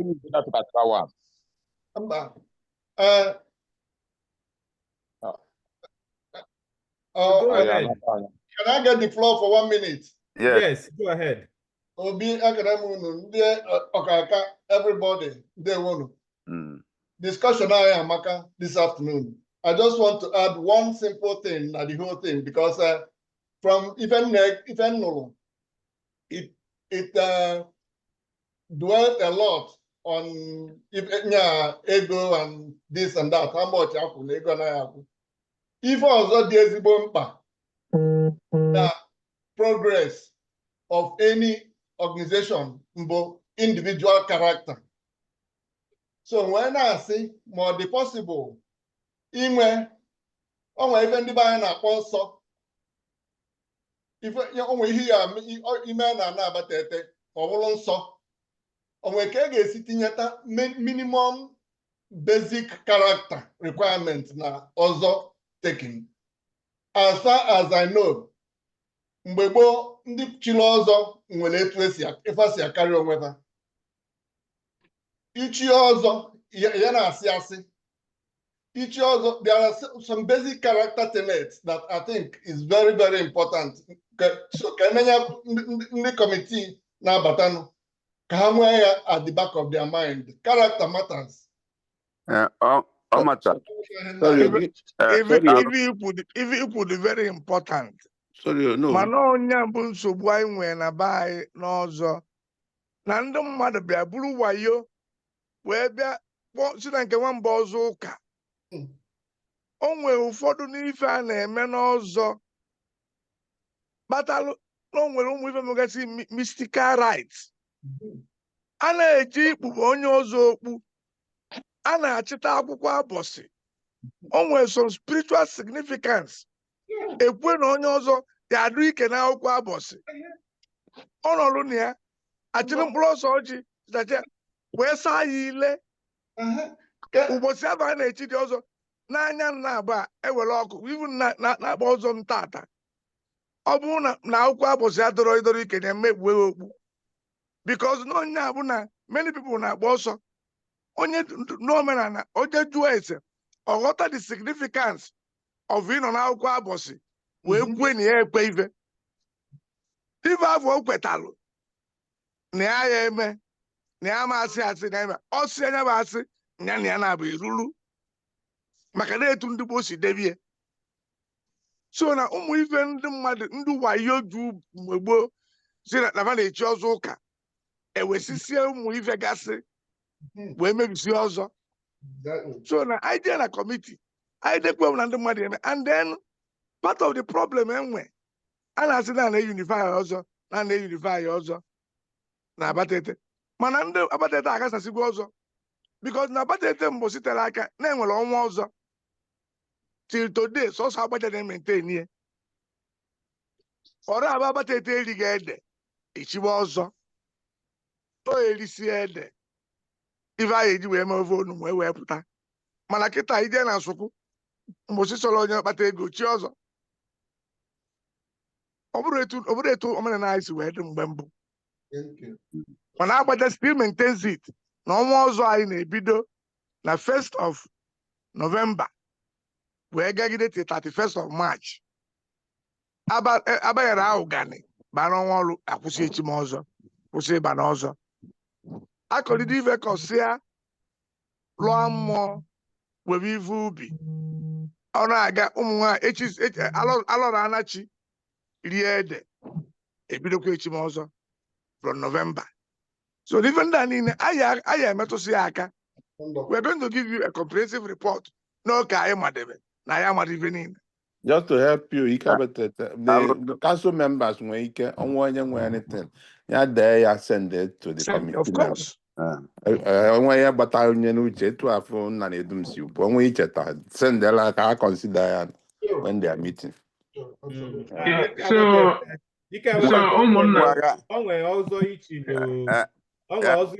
post on Facebook the other day. He clever comprises of everything in a here, and it's beautiful. So I think I made a decision. No, meeting I go back in 6 hours. Okay. More sign off. The next activity. The next one activities over the Christmas season. My report. Gabron, the council ekenekwa munu. As in come well oge awekene council members niile mbọ niile unu gba participation n'ihe niile eme na Abatete, especially na Agbaja. Unu na-anya na Agbaja day how beautiful all the ọgwụ ya bido 4 years here. From day one, every year they're better than the last one. So ndị niile bịa na support Agbaja day because nke this year amaka, it shows na Agbaja nwere mmadụ. The council members turn out, many of you bịa nye aka ndị nyekwa ego anyị ji n'ihe na Agbaja. So asị m ka nkene unu nke emezi nke dịkwazi ka ọnyanwụ the best ever bụ Ọfala Igwe na Nkwa Agbaja. Oge ebido Igwe kwuru ya a na-ekwu ka ebe Igwe ya agba ọfala mụ na Igwe wee si oke Igwe wee onye ọbụla mana a na-arụ permanent palace na after this year Ọfala Igwe niile ya na-abụ dị ya but as nwafọ Agbaja n'aka ọ na-ama agwa Igwe ba ya sị m ya na Igwe Agbaja first before Igwe Abatete na Agbaja mere Igwe werezie nye Abatete as nwafọ Agbaja na anyị not na anyị na-eme send off mana ọ ka agwa ya na anyị akwụ ya n'azụ o wee sibe anyị ronie wee jebezie na permanent palace Igwe Abatete niile.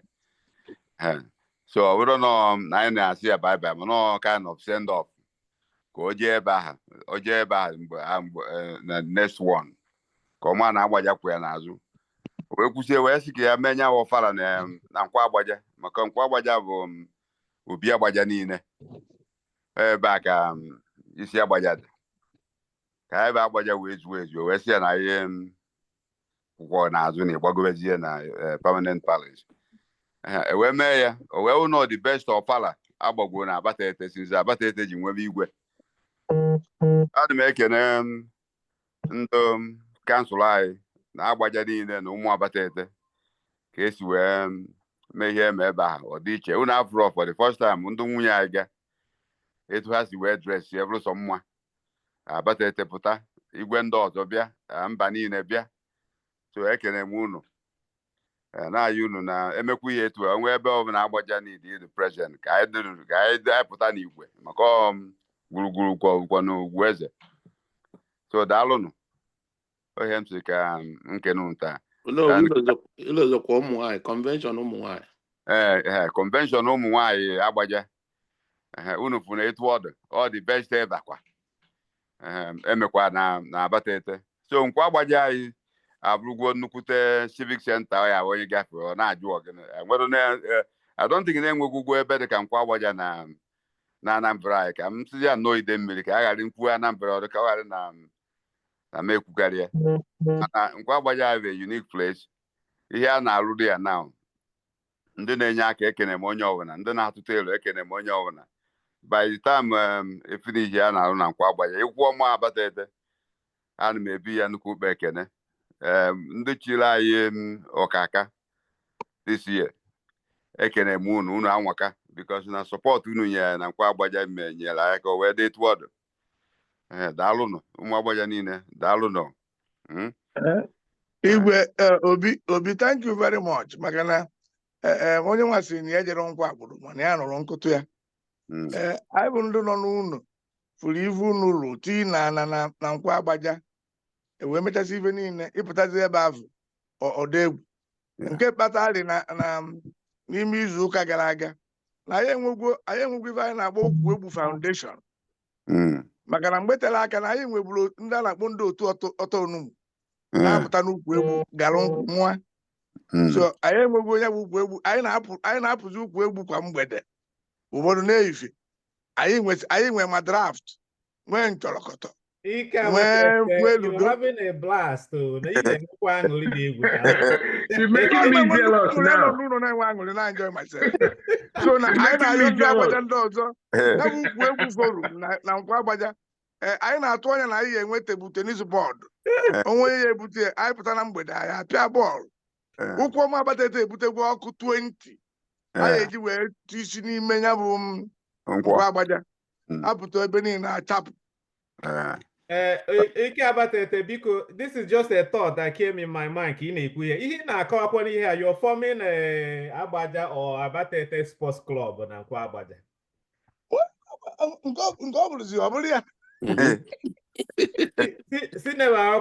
To expand on it, that would be excellent too, because move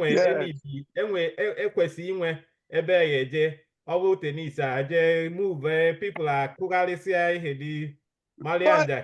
anyị na-agba mbọ anyị na atụ elo na-ayọ ndị mmadụ elu ayọta Agbaja na part of ime hall ọnụ n'enu ka na-emezi meeting anyị convert the ground floor to a snooker room edozisie nwee partition ya for gym onye nata ụlọ onwe a secured environment to exercise himself maka ya bụ Nkwa Agbaja amaka Obidoma daalụnụ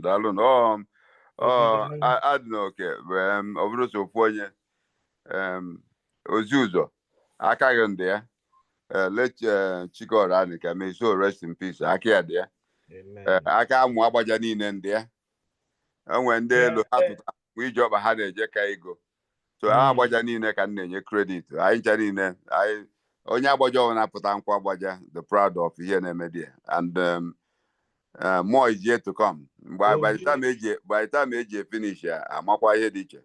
Obi Mwa no, but I was so proud of Ihemelo Ebawa. This is, like you said, the best of the best. Yeah.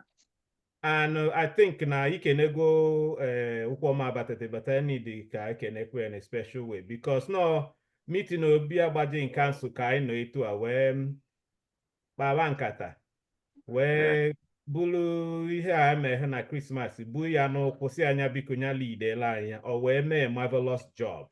So biko anyị ekenegwu onye ọbụla mana anyị need ikene Ukwu Ọma Abatete in a special way. Oh yes, oh yes. Mba. Asị ya ihe mmadụ dị ka ya akọ na Agbaja. Oh yeah. Yes, sir. Ukwu Ọma, I hope you can hear us. And no ba anyị na-ekenekwa gị na ọ dịrọ kpọọ fele. Onowu Abatete, ọ dịrọ ofele. Ọ Chukwu. Onye ka anyị ji sị na Agbaja ezi na-eri aja na ara agbara anyị nje. Otu aka ọ dị. So ka anyị gaa na the third one. Third one bụ welcoming our 3 new members. I think unu onye ọbụla nọ na forum anyị ndị kansụl unu mmanụ na anyị nwere 3 new members tata. Taa bụ their first meeting ha na-abịa with us. N'anya fụ na Agbaja nwere mmadụ na anyị roke ha roke ifu the contribution ha make for the first day. Ndị chara acha. I enwetakwu more people like them can Agbaja they move forward. Mana ihe na ayọ ha as new members of participation bụ the very important. Ebe ọ na Agbaja ndị council I suppose you ya ka ha participate abịa onwe elu anyị atụ onye ọ na-atụnye nke ya na onye a na-atụba anyị were aga n'iru. So on behalf of Obi Agbaja in council now, I'm asking you welcome. I'm asking you netu na afa no fu. None welcome. Obi, I suggest because Obi Agbaja I suggest I don't know, maybe 1 or 2 minutes each to properly introduce themselves and tell us something. Obi. Before that, the new council members, their first council meeting, ha na-eji abịa. ọ bụ ya na-eji Nọ ya afụfụ iche. emezie mgbe apụtazi na Nkwa Agbaja ahụ ọzọ agwazi ha bugote ya ebe ahụ mana anyị eburu ya wee bịa mitin tata so ka ọ bụrụ dị ya fọt ọ fọt anyị kpọọ ebe anyị kpọọ mitin official. Venue of the meeting. Ha batagwa official na ọ bụrụ onye sie na ịbịaghịrị bịa si na o siro Isi na ochiro.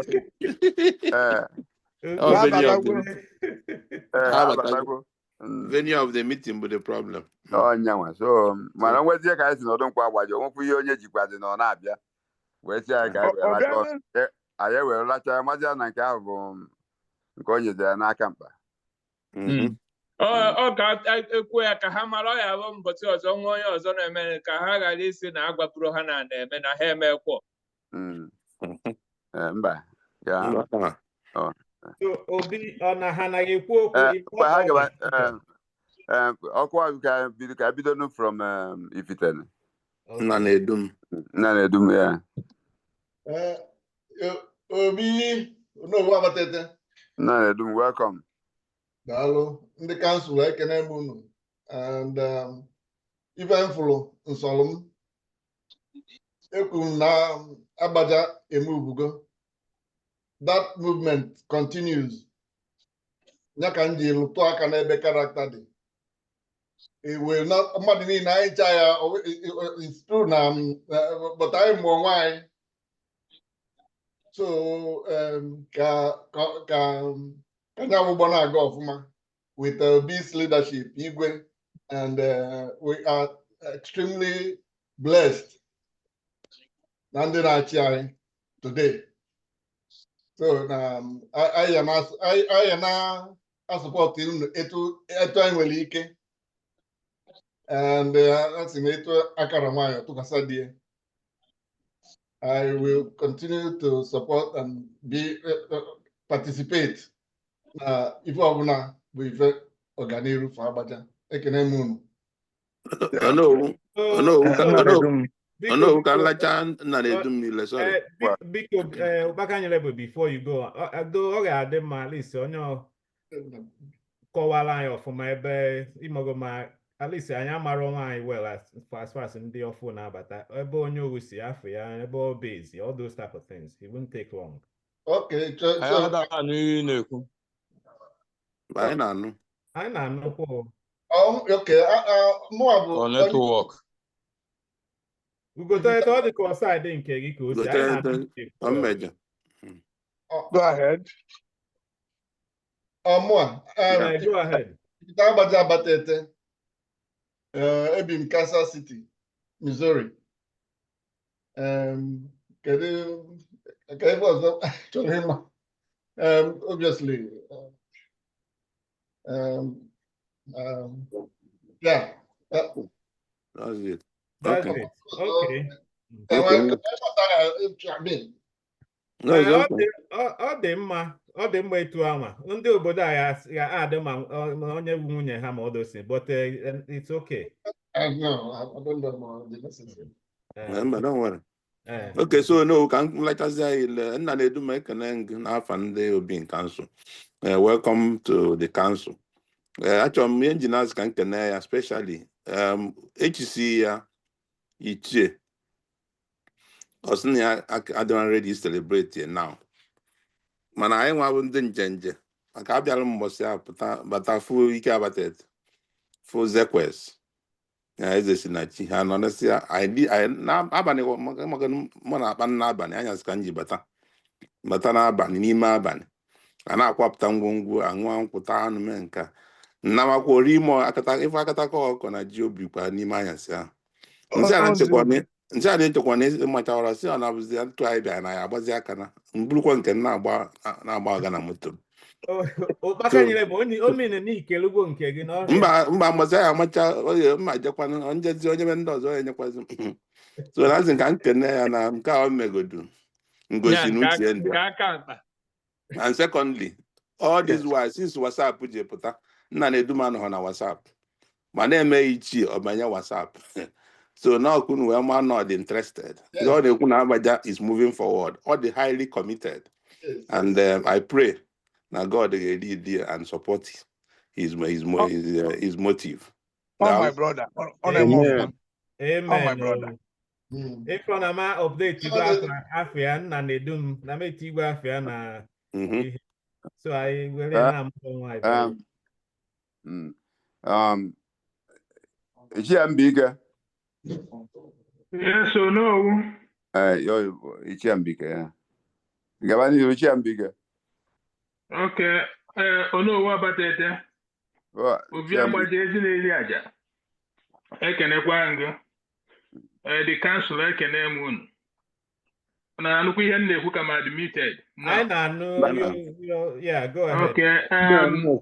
So afamo bụ Nze Peter Chukwugozie Ezigwe as Ifechukwu nyere bụ afọ ọzọ m, and then as Ichie Mbike nke Ibuana Eziora Agbaja Abatete. Mụ na onwe m obezi Sydney, Australia. So ebe m nọ were azakọla. So now, Ibata, Council, I thank you guys for the opportunity, and I'm looking forward to obviously being an active, member. I promise, my pledge is to be able, to attend the meeting wherever it is called up, that I'm called upon, and to assist as much as possible.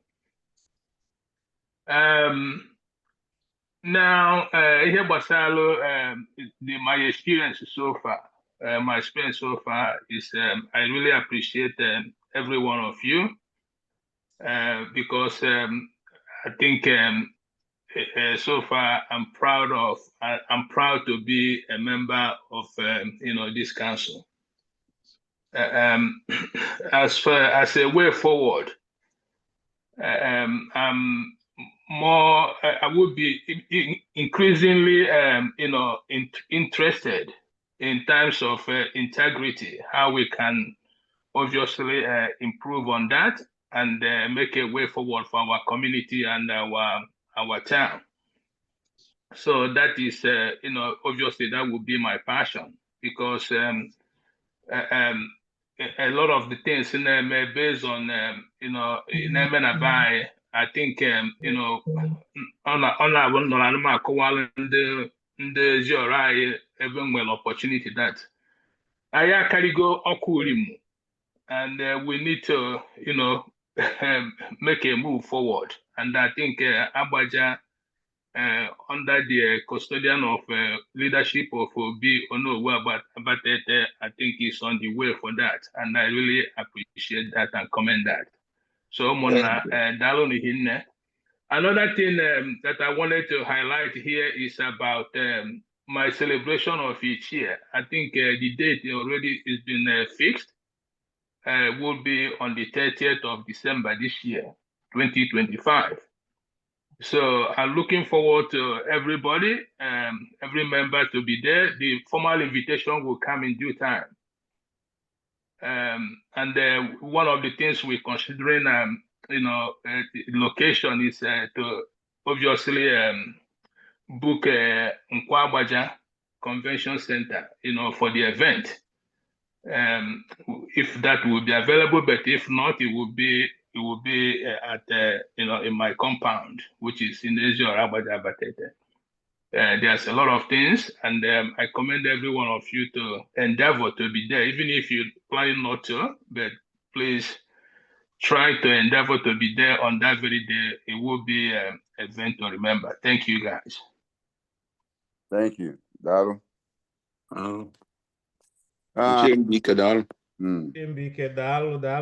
be Dalu for putting it in December and doesn't it na April na ihe na mgbe ya na mba mbike nke dịkwa iche maka na echisie ya emekọsi ihe na eme ruo ofu anyasị ofu mbọsị mkpọ ya ọsị nna ya ngabie pụọ rie nwata mesie o were lukwu ofu Jack Daniel bụ m si na nke a elu na mbụrụ eti kpọpụ ọsọ gbaga na moto mgbanawa sọsọ gị nnọọ ka a na-ede iri kpọgbo n'ihe nwata mba ebro na ụkpaka atọ onwe onye kpata na ọgba ọzọ m ka anyị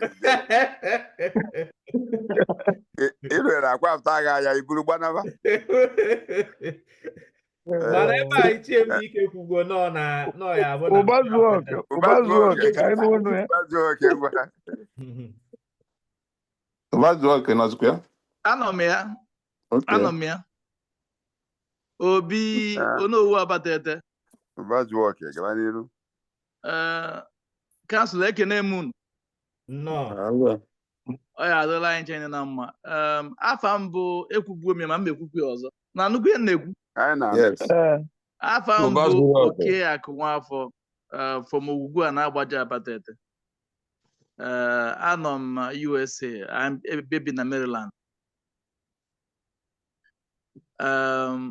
amekwu too much mana asị nke nkene unu ncha niile na ịnabata na this high profile I'm very happy and after na we so much work to do for Agbaja and Abatete in general and like agwa m ukwu ma Abatete okwu see that na before I travel to December as long as Agbaja the concern and Abatete na onwe ha n'ihe a na-eme ya kpọọ m I will do my best.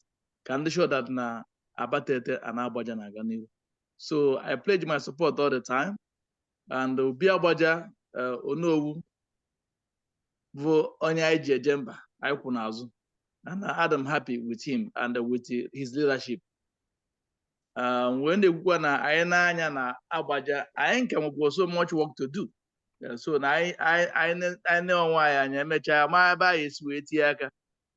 Nke December mma mana the next one ya makarịsị ka eme more things ka Agbaja achọ nke Agbaja take the lead anyị agbalas anyị ebu ụzọ ha na-akọpi anyị ana mana anyị nwee mmadụ so wee sị na ọ ya adịla anyị chanye na mma na echicha m ya oluo on the 2nd nza the call wee machara ya so nọ ka nkede unu nchara na daalụ Ụbazuoke daalụ Ụbazuoke daalụ hinne Ụbazuoke ama m na ya na-aza Amanchukwu a traditional roofing expert. ama m Amanchukwu na iron bending well machie the whole thing. Oh yes. Mgbe abụ ya na nna ya na-abịa ụtaba anyị fatọsiala ụtọ nwanne Akụ Nwafọ na nna ya Ugo echebu na Amanchukwu mbụ nwanne amara na Amanchukwu mbụ nwa Akụ Nwafọ but they were exemplary in their relationship. Yes. Congratulations. Yes. Thank you. Obazuoke show so much interest na this council.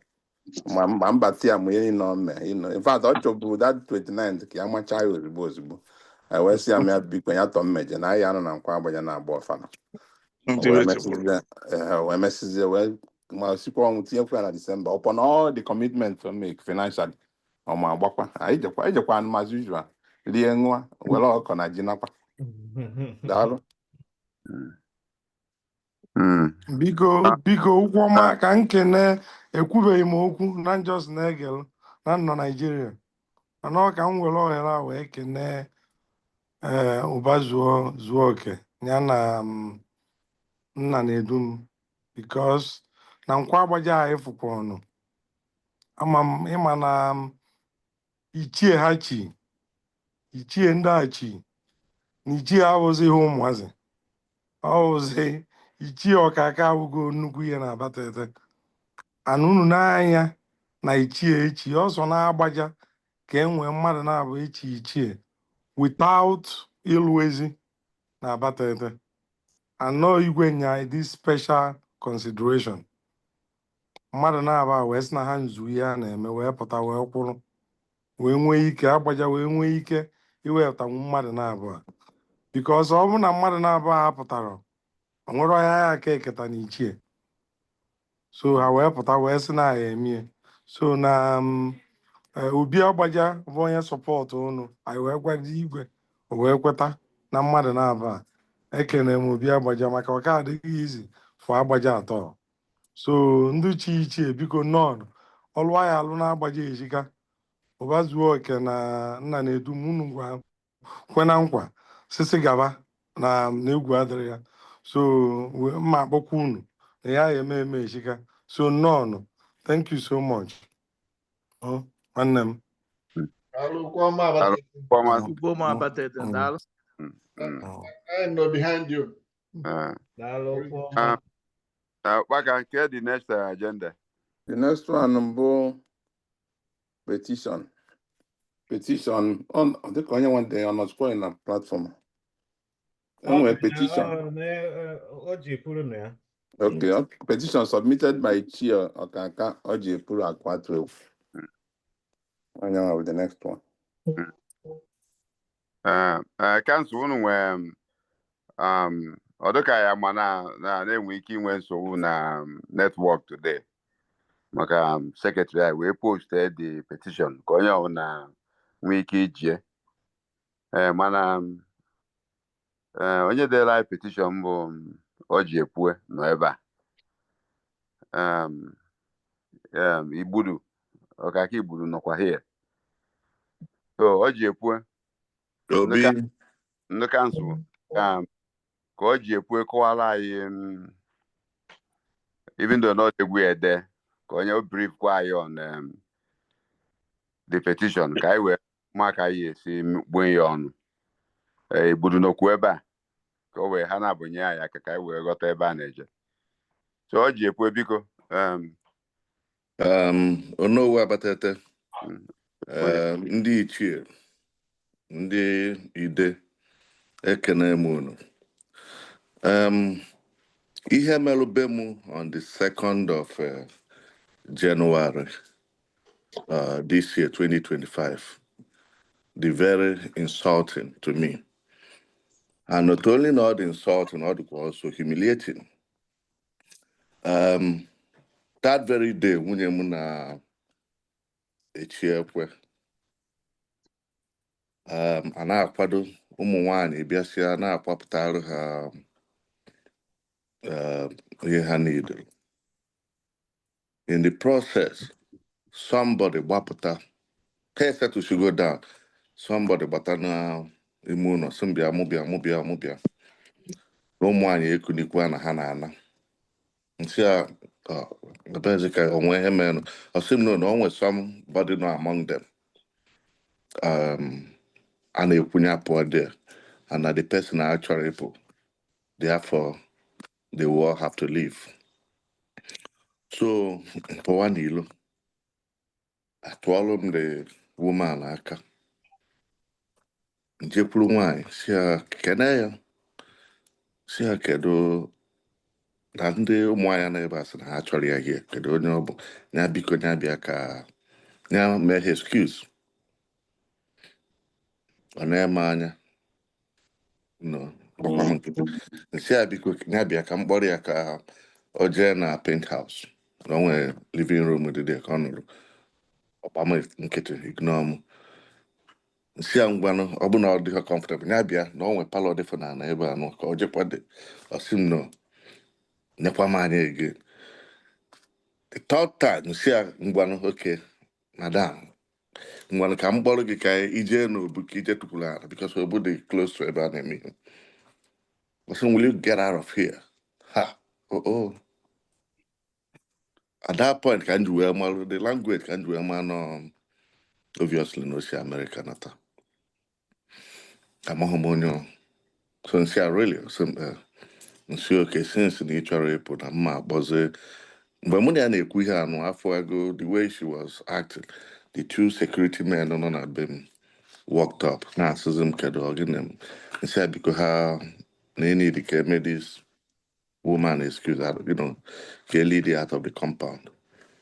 So the security man now yeah, because it took a while. Eventually he were your escort there out. About 5 minutes after, I saw Iburu Bata. So initially, nche no ihe a na-eme ka ọ na-abata arụfọ. So ka nkene ya, ọ dị a little bit tensed up and aggressive.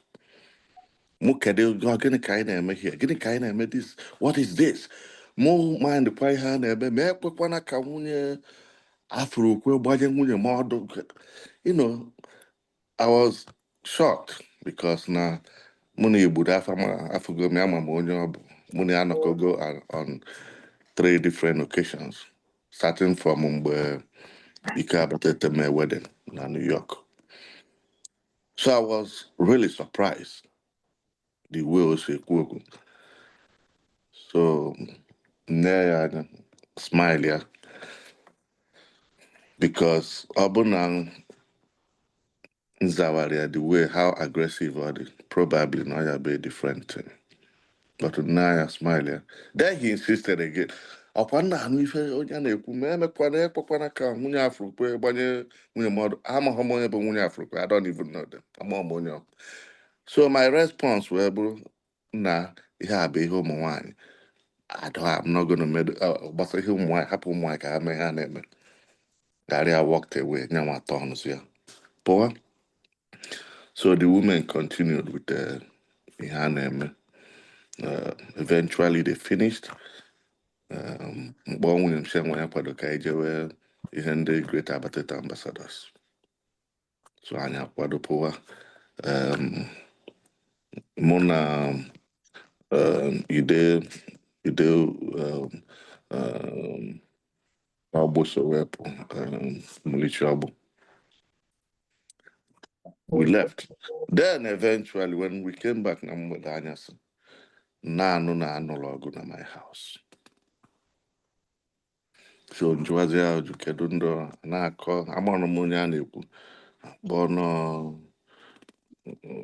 painted the picture to one man. Obviously the woman MLS Scott be here to retaliate. Ya na ụmụ nwanyị n'ụba ọgụ na my house. Si ọgụ, you know, they all left. But here the insulting now, the whole thing, but now, up till today, this man, eventually I'm an answer on Mr. Okeke, Moromonyo. Up till today, I made that thing in my house. And up till today, Budu made this thing in my house.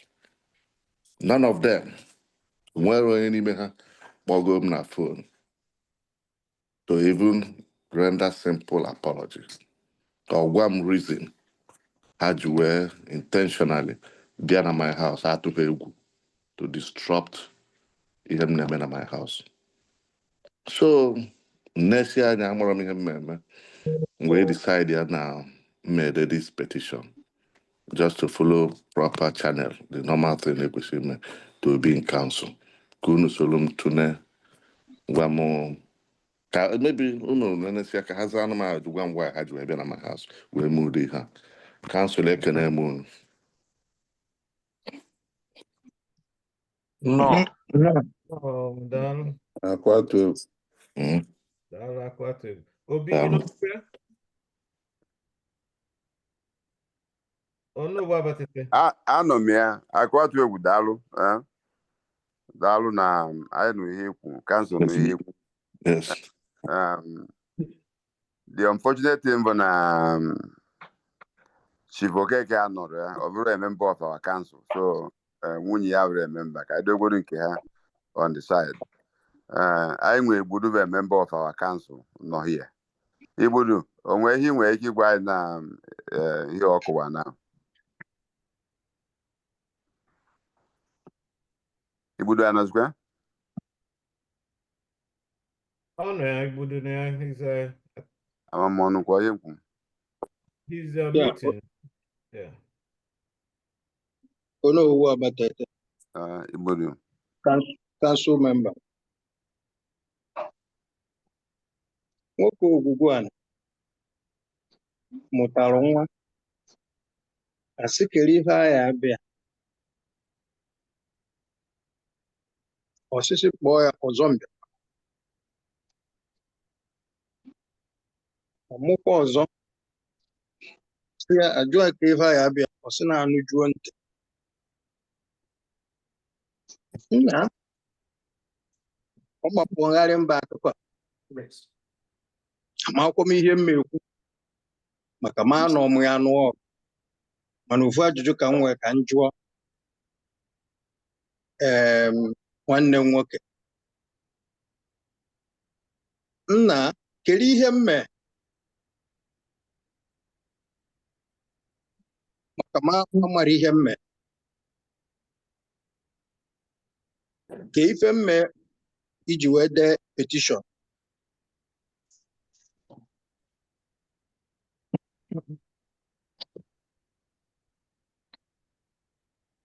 Nwoke na-ajụ ị na-ajụ kansụl?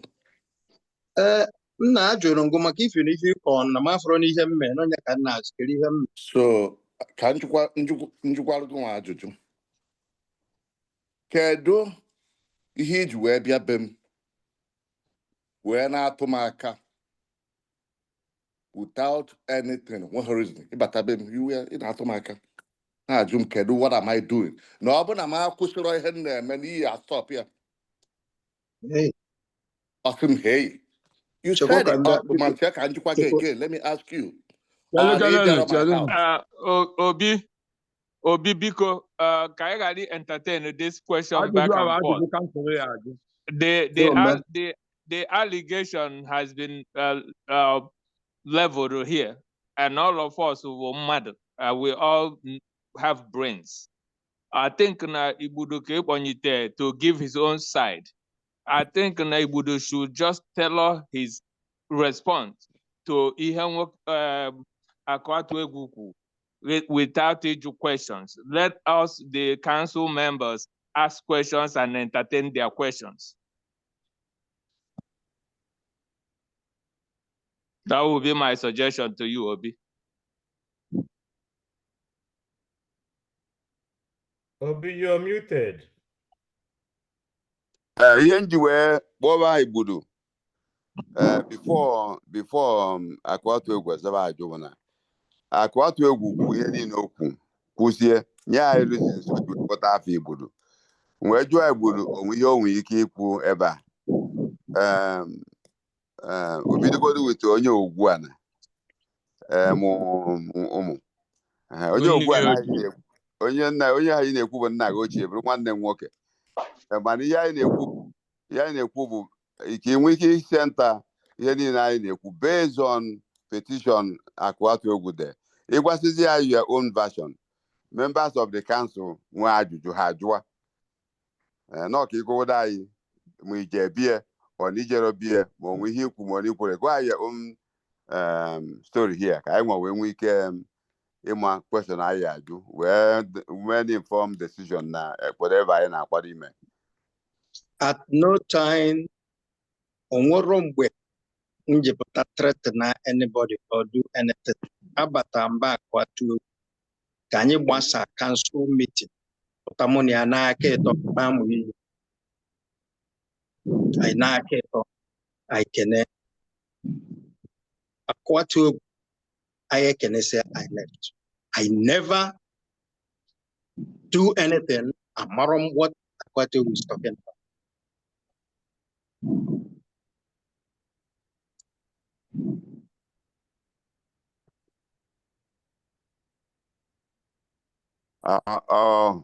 Okay, so you push go your own. Network problem. Hello? So you finish, go? Yeah, abata mbie. I na keto. I think he probably was in a hurry. I na say keto move fast. Jebe to ebo mwanyi. Mwa na mabem. Okay. So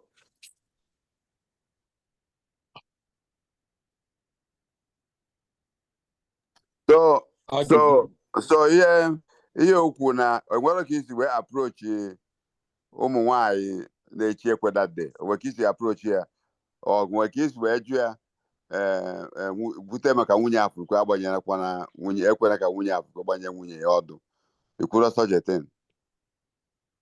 Yes. Approach from any nwata nwanyị. Mụ na ya nara aka ịtọ. N'aka ịtọ. Nweta nwoke na in the council na-ekwukọ gbasara ife ọdụ in the council. Ya dịkwa sọ na onye gbara ọdụ na-agbanye nwunye ya ọdụ. That's all. And I left. Okay. So na which so council ekwu kedu ihe council kwu maka ịgbanye ọdụ? Ị na-agwa ya nya dịkwa sọ. Kedu ihe council kwu maka ịgbanye ọdụ? Ị nọkwa na council mgbe e kwuru na nwunye Afrịka agbara ọdụ. I'm sure na ị nọ in the council mgbe e kwuru ya. And Gabit kwuru ya. Which council? Council Igwe in council. Gabit kwuru ya wee kwuo wee sị na ife ya ji wee kpọrọ nwunye Oranika wee jee Nsukwu wee je gbanye ya ọdụ bụ because na nwunye Afrịka gbara ọdụ. And no admit ya n'iru Igwe. Everybody was in the council. Okay. So ị na-ekwu na akpọ nwunye Oranika jee Nsukwu je gbanye ya ọdụ. So ọdụ ngwa na-ekwuzi ọdụ ị na-ekwuzi na-agbaja. So Gabit mkpọrọ nwunye Oranika jee Nsukwu gbe ya ọdụ. Ohi na-agwa anyị na Obi ara ama question ka ị jụọ m nza gị asụrụ ngị na nsị ana m report ife ekwu na council. Okay. But ị nọ na meeting mgbọsị Obi Agbaja in council ukwu I make pronouncement ka echi ekwe like I esi na-agbanye ọdụ na Agbaja. Were you present that day? I know meeting. I believe we're meeting anọ they are late, but they discuss ife gbasara ịgbanye ife gbasara ekwe and ọdụ. Yes, I believe. Okay. Is they aware of the meeting? Is they aware of the pronouncement Obi Agbaja in council me? Let I dare to ndo ekwe, dare to ndo AACA, dare to ndo Nze Agbaja, dare to Agbaja niile na ihe Obi in council Agbaja decide I eji na-echi ekwe na agba ọdụ. If for such onwere some guidelines mfo amara m onye nwa ka ị na-refer to. So na ọ bụ na iweta igosi m nke ị na-ekwu amalụ m ka ọ bụ ya. So ira agụzi ihe anyị na-ede na kansụl anyị mana ị nọ na meeting mbọsị aha nọ. Igbo chee ka ngwa is they aware of ihe nwunye Ekume de si na grupu ndo ekwe ndị ọdụ na-agbaja deet Obi Agbaja, or is also aware of open letter deet Obi Agbaja without somebody signing it? Iju two questions here. One is in a group. I'm maka grouping. The only one familiar with group a letter, the open letter in December. I read it. Yes. Okay. They're aware of the first letter addressed to Obi Agbaja, signed by members of people claiming have no to Odo Nagbaja, even though I wrote to Odo Nagbaja, signed, addressed to Obi Agbaja with very insultive tone to Obi Agbaja. They're aware of that one? No, I'm not familiar with that. They're aware of open letter to Obi Agbaja? Yes. Eh? Yes. Okay, that thing then Obi Agbaja, because all related to what happened to Be Akwatu Egwu, but here. Those things then letter or those things there. Or anything to do with decision Obi Agbaja and council me, guys, no do not Agbaja.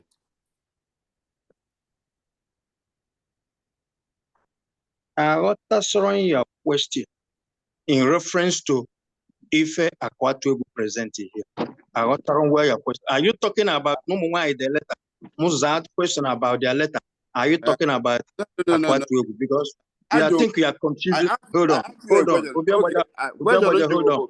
Obi Agbaja, can I finish? No, don't say hold on. You have to listen to me. You don't tell me to stop.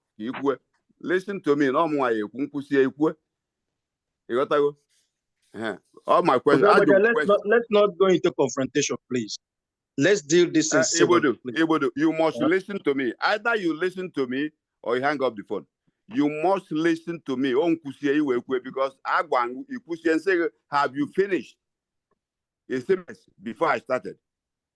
I allowed you to talk before me, and I don't you finished with yes.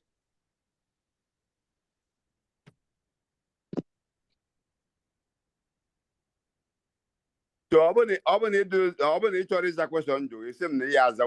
Then we move forward. You got to go. Council. Because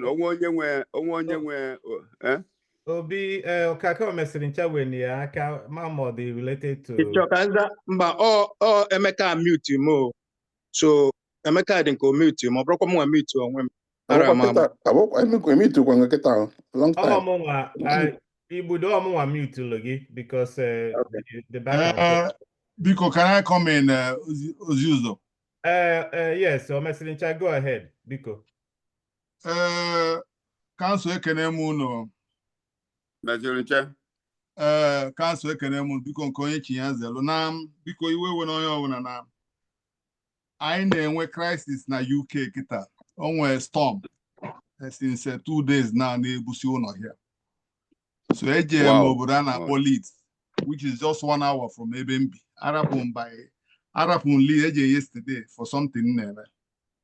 Arapụ m ebe 12:30 wee na-abata be m just ebe 8 UK bozia ebe 8 you oge nji join almost 6 hours ụzọ agara aga osidachisi everywhere because it's not in my nature and my character because we'll ohere a na-ekene ndị niile bata ọfụ biko even na ayọ na kansụl before I gaba the wrong way onye elu ma onye anyị a na-asị na ọ bụ na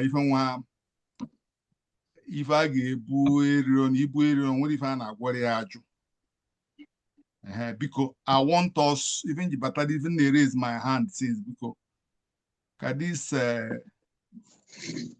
this discussion this civil as in anụ agbafesigo no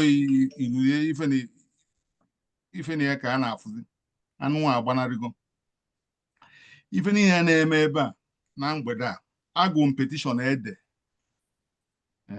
I'm not speaking for, I didn't speak for Ibudu. I'm not speaking for him.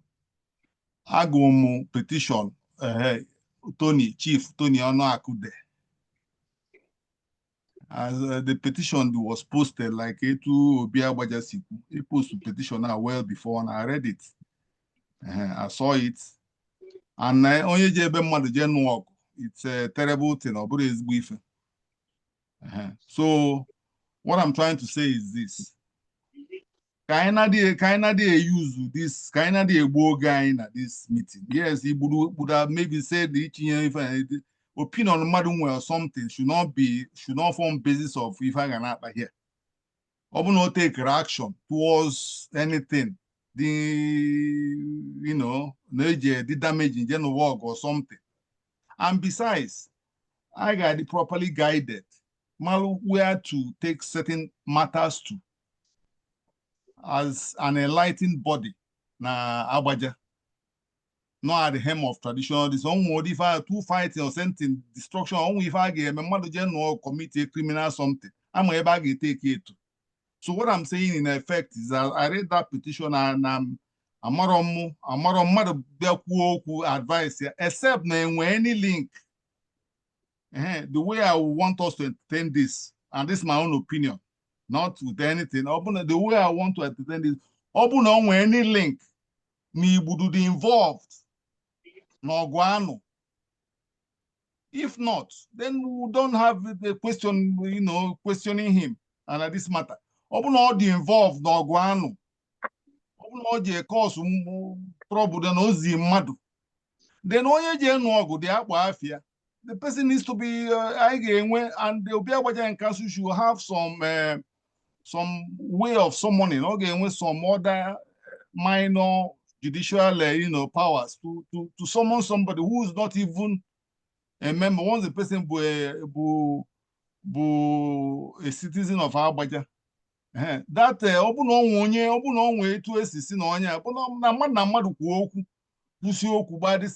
it's not what we should be discussing here. That's my own 2 pence. Can we open the America? I rest my case because all I'm trying to say, because advisory can reduce our tempo. Because I rest my case. Because I come the Ponenu. Okay. Go ahead. Okay. Because no, and council members. Anum even akwa tu egwu kọwa. Nukwa ihe igbudu kọwa kwa. Nukwa fun nke omestentan kwa. Amara m ọ bụ na when the council members ka bụ ụmụazị mụnwa abụzi nke ọ n'ebe anwụ debe ka isi na-ebido mụnwa abụzi ụmụazị even ka this petition bịa ka m mara in fact not petition mgbe m nụ the story about ihe ma ebe ọnụ aka ka m mara na akwatu egwuchi nwunye ekwe adịra m awe olu ka petition bịa o mesi ọkpọ na fon wee sị na mmadụ anọzide n'ichi nwunye gị ekwe ọsị na ọ nwere onye ya ka not intentional na ya just ha mee ihe ụmụ nwaanyị nsi okay because na anyị gbasara council meeting that day everybody was in a haste ka eje ebe ụba zuo oke na-amacha ichie so in essence onye m na na-ekwu I think today or yesterday nwee sị ya na m ekwu okwu na okwu bịalụ m ihe gbasara m and ihe a emede nkwusie ewere ihe nkwu tufuo mana mmadụ agha tufunwu m onye nkwu and ebe na ekwu ya mmadụ agha tufunwu m mana enwere ike ịtụfu ihe nkwu ihe nnachi ikwu mbụ na anyị abụrụ ụmụazị and anyị nchachisie echichi na maybe part of ihe anaghị ekwu ọzụkwa na ọzọ ka nwaanyị chi adịghị alụ ọrụ mana onye si na ọ dị alụ ya alụ narịa ọ na-alụ ọrụ mụnwa ihe mana nchi ọzọ chikpọọ ya etu esi echi eziokwu pụta ekwuo m okwu pụta bịa alụ m ekwuo m nke m olu na-agba m izu apụa m so na m agba izu m ekwu my own unu chezie chọọ igbu izu na-eje gbaa unu gbasịa n'igbu izu I'm telling you mgbe ebe ndị ikenye na-anọ agha anọghị n'izu afọ m ha ekwu my own here now. Sorry, we will take that from your hand. After Bakanyelebe, then I see your hand, and I think Obazuoke when it too. So I see your hand, Ugotoete. Don't worry. Obakanyelebe, go ahead, please. So now come I feel Kebezo Kaikuni, and I feel maybe here. I feel in time, Kaikosiako, maybe here when all do. Of course, go so much problem, and almost I can't even remember, but almost 2 years or more. I can go ekwe ebido yom emesịa nke yom ọ dịka silence go nke anakwa n'ọdụ jekwurukwa a na-ekwu ya akọ ebe a nke bụ eziokwu na-achọ egwu unu bụ na 1 before akwatu egwu echie nwunye ya ekwe ụkwụ ọma chi nwunye ya on the 26th ndị ekwe nọ there this Okeke a na-ekwu maka ya ekume ka people ji ma karịa he was there alive. Yes. Ọ bịa dị alive with odogwu abatete mgbe nwunye ụkwụ ọma na-agba egwu ekwu ya a na-akịrị ekwu ọ na-agba o ji emekwu ya ego ọnọdụ ya nwunye afọ ukwe gbaba nwunye ụkwụ ọma ọdụ he was there alive mụziri mmadụ anọkwu m dị ya after that were ofe ọkụ na ofuji ogbukwu okwu mme wee bịa ma na-enye ya o were na then after that Onowu nwunye igwe chie the same nwunye afọkwe nje gbanye nwunye igwe ọdụ and ndị otu ekwe ha ncha nọ dị ya. After that nwunye Onowu chie the same thing, the same nwunye afọkwe oruzie na nke akwatu egwu ka m gwụ na eziokwu ihe ha ji jebe akwatu egwu nwunye Ugotete chie amadị na nwunye gị chọọ ka iwe mara because na a lot of things happened na onwere ndị by 3 nwunye Ifeanyị Ibezie chie amadị m ka ya ka iwe fụ. So many people chi ihe a onwere onye chọọ onwere mgbe iwu jisiri ya aka ụwa niile. So na nke bụ eziokwu mbụ na ihe eji mee ihe aba akwatu egwu mbụ maka na akwatu egwu ọ maka na akwatu egwu and anụ m ihe omesịrị ncha na-ekwu o mesịrị ncha ọ bụrụ na akwatu egwu respond with aggression like he narrated enwere ike ya na igbudo anụ ọgụ. So that is why we need to treat this because na-enwere ike mee ya bụ akwatu egwu like he said ọmụrụ ya amụ ọ bụrụ na ọ nwere onye ya eme ya bie o were ihe gbuwa mmadụ isi at the end of the day ọ bụrụ a serious issue. So now you need to discuss it now so that this kind of thing should not happen again. I resolve here about 10 of us, including myself, a register go nwunye nekwe. Here follow now the last part each celebrate and some others. For them may go for the Christmas. I don't know aware of some of them. So now I need to stop this thing before I have already house.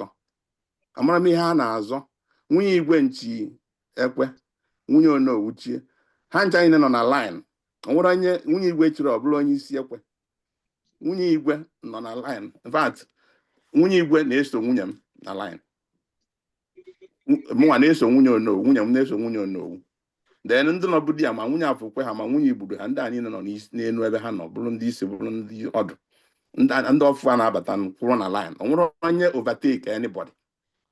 So amara ihe a na-azọ amara m ihe a na-azọ ihe eji eche ekwe na ya ha na-echi before was less than 1 million before now. Now emegbuye si na 3.5 million. Is it not enhancement of the association? Ihe eji bụ 400,000 600,000 echi ka emezi 3.5 million now. Is it not something for the members there to celebrate? Ọ bụrụ ha kwesịrị iji na-enwere onwe ha aṅụrị na good things have come to them through Obi Agbaja and Igwe Abatete. Kedu ife a na-azọ? Ihe na-ekwu bụ si kwụsịkwanụ ihe a ka ọ be nke a mere eme maka o nwere ike o mee ebe onye ọzọ anyị anụ ihe ọzọ onye agba amụ ka onye ahụ ya amụ ihe a bekwanụ n'ọfụ. And now from my own private investigation ihe nghọta ama dị ya bụ na nwunye Okeke a na-ekwu maka ya echiri ekwe jee si na nwunye Obiefu na gbaba ya ọdụ because na nwunye Afọkwe refused to accept her into the ekwe. Oge ha na-achụgharị nwunye Afọkwe si na ọ gbara ọdụ nke nwa nwunye Afọkwe wee kwechiri nke ya bụ nọ na ya. So o wee jee nwunye Obiefu na jee si na ya mgbaba ya ọdụ. So ka ife ije ebe ọnụ a ka ije ebe a na-echi ekwe ichiri ekwe kedu ife ije dị ijeme in the process audio and video ọ bụrụ na unu mesie unu afro unu chọọ afọwọdara m unu all the videos ka unu fụ what happened. That woman, I'm sure if she's not 80 years, she should be around that 80 or no, I'm not carrying on. And when you be, where Doka, my you know, my mother, born work, not in your house. You know, not in your house. Keduka Ibulusi Malana when he was not invited. Because we are not invited. I ain't telling them when you may invite. And this in be back with to Buffett Abasan council meeting. But I for some to the mommy and Buffett. But nobody all one name. So Keduko si malware by there. Or send a why I'm being vacation. Council members. Onye sioburu, nyaburu. Mana mwa de ha, manye nene man kalolal. Ekenemun. Council members, before I let the next person speak, I recognize Ugotete, but he won't speak yet. But everybody else, please use the hand signal because you have a petition can discuss. The next person. I'm coming. Hello. I'm coming. I'm coming. Wait, please. Ugotete, I just give overall your turn yet. I'm just saying And everybody.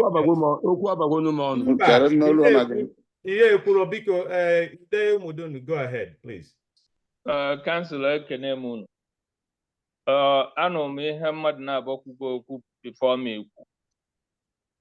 Ofu ihe m na-ekwu all the time bụ na council anyị, for this council to be respected, na I need ịdị na-eme gịnị? Ịdị na-akpọ a spade and take a disciplinary action against any member. Ya bụ anyị kwuo okwu na council kwusie go anyị isi. Upward or maybe contrary and challenging the decision of the council. That person needs to be disciplined. Okwu gbasalu ọdụ na-ekwe. All of us the privilege, except the new members. Nọlụ na igwe in council. Ekwudidie, medidie etu esi mie. Obi Agbaja was privileged to chair the meeting. Na be on a represent Igwe. I will get up to be a near report. He effort on a iji harmonize the Otundekwe Noduna Batete. I am the problem I went that day. Who was the problem, Ibudu? We handled that stuff that day. Onye nsogbu because no again onwe interest na the matter. Ọmadụ mgbe eji kpọọ afa nwunye na mgbe ejiri akpọ afa nwunye. That prolonged our meeting for hours. I made the deal. That committee, Gabito ahead, now went to Igwe.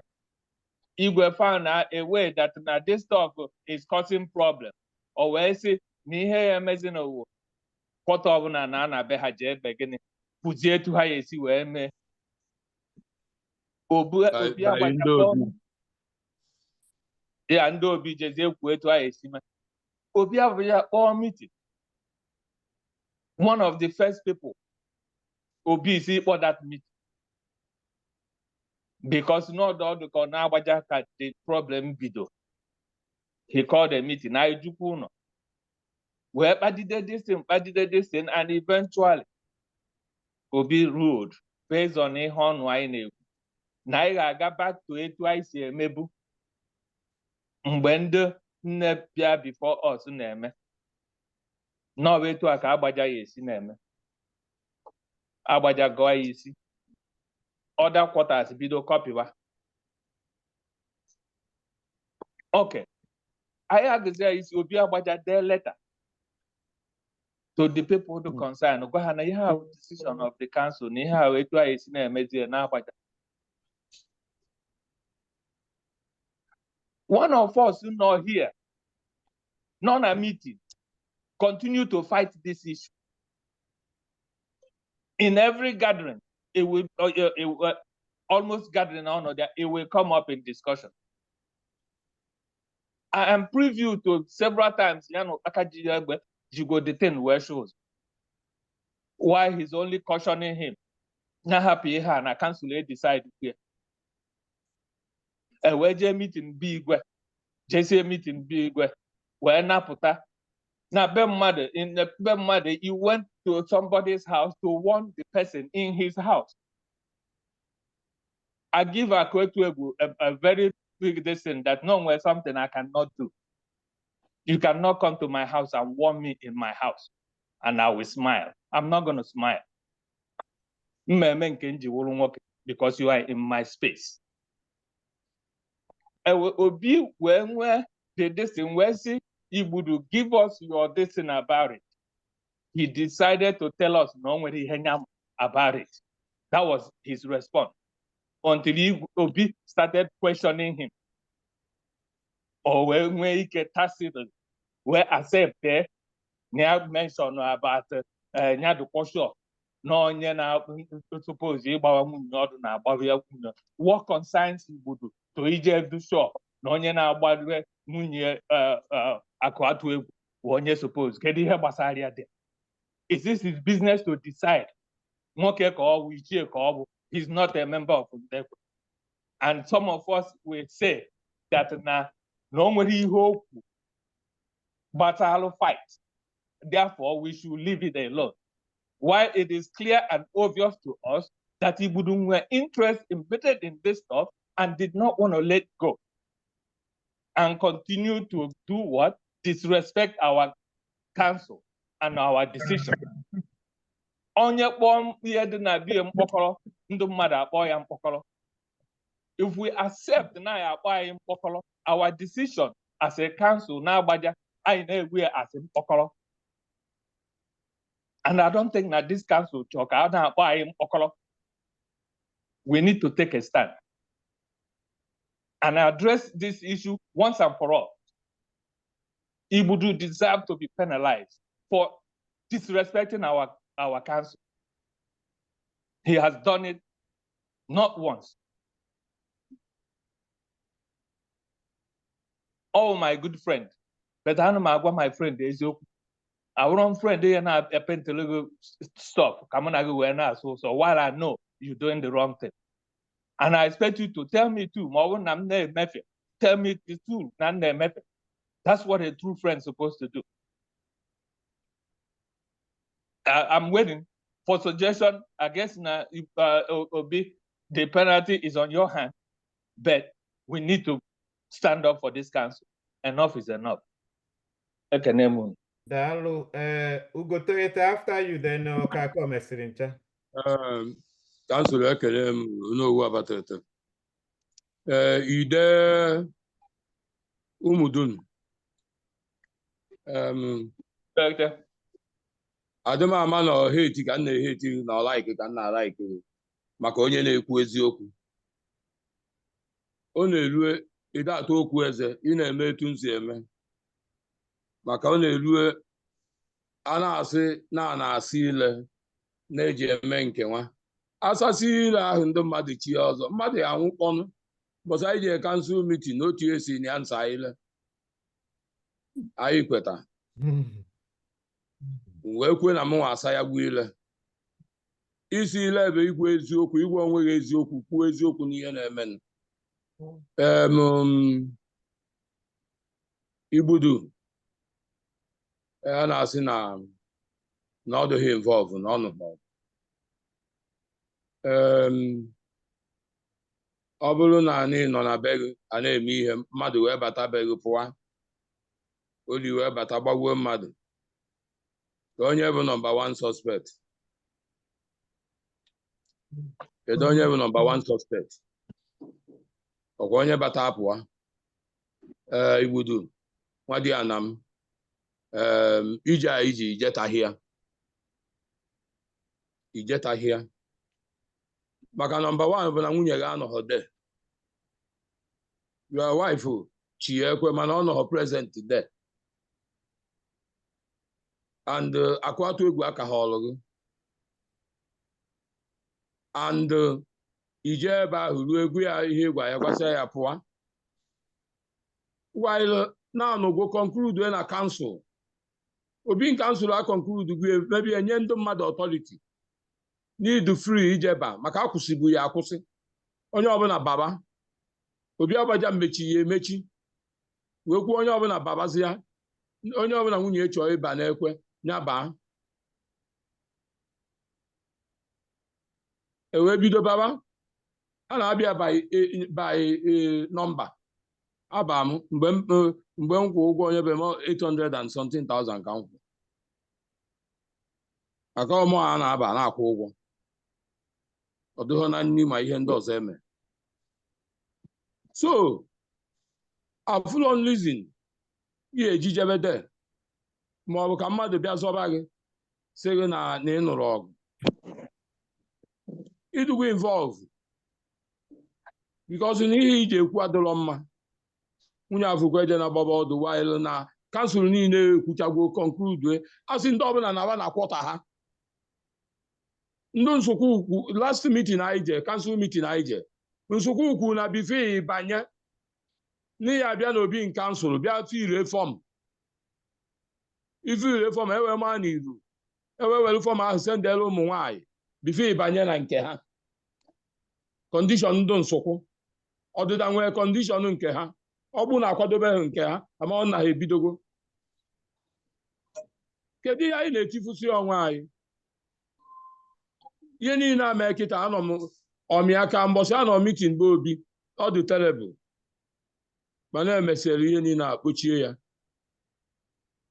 imetakwa ya igbudu imetaghị ya ma gwa gị ha imetaghị ya adụmezo nke m nne nwụ na gị na-emekwa ihe a ma laika ịgwa mmadụ eziokwu andụ ngwa gị ya ịlaika ịtụ m ilu ịlaika ịghọta ihe m gwa gị mbọsị nke m gwakwa m etu ahụ gwa m etu ahụ ọ dịrọ mma ihe a bụ otu ụmụ nwaanyị enye Obi Agbaja ka ọ gaida ya Obi nke kansụl ọdishọn ya na-akarị awe ihe na-ese okwu na ọdịda kịta bụ na Obi ọdịda na ndị Obi nke kansụl ọdịda kwu na ọ da-akarị ha Obi Agbaja advice ya to go back ka ọ kpọọ ndị Obi nke kansụl ka ha na ya kpaa etu anyị esi na-echi ekwe na ọdụ kedu ka ihe esi buru ụzọ gbaa ọdụ bifo ichi ekwe ọ dịrọ pọsịbụl onye mụta ma ịmọdachi ekwe n'ụmụ ebo ochi ekwe nne ma ifada chi ekwe ekwudo m ọdụ ya so afụlọ m etu ya esi apụta ana-anyagharị moto azụ ejiri ya na-eme okwu na ụka onye ya mmadụ dị mma ejiri maka ya na-ese okwu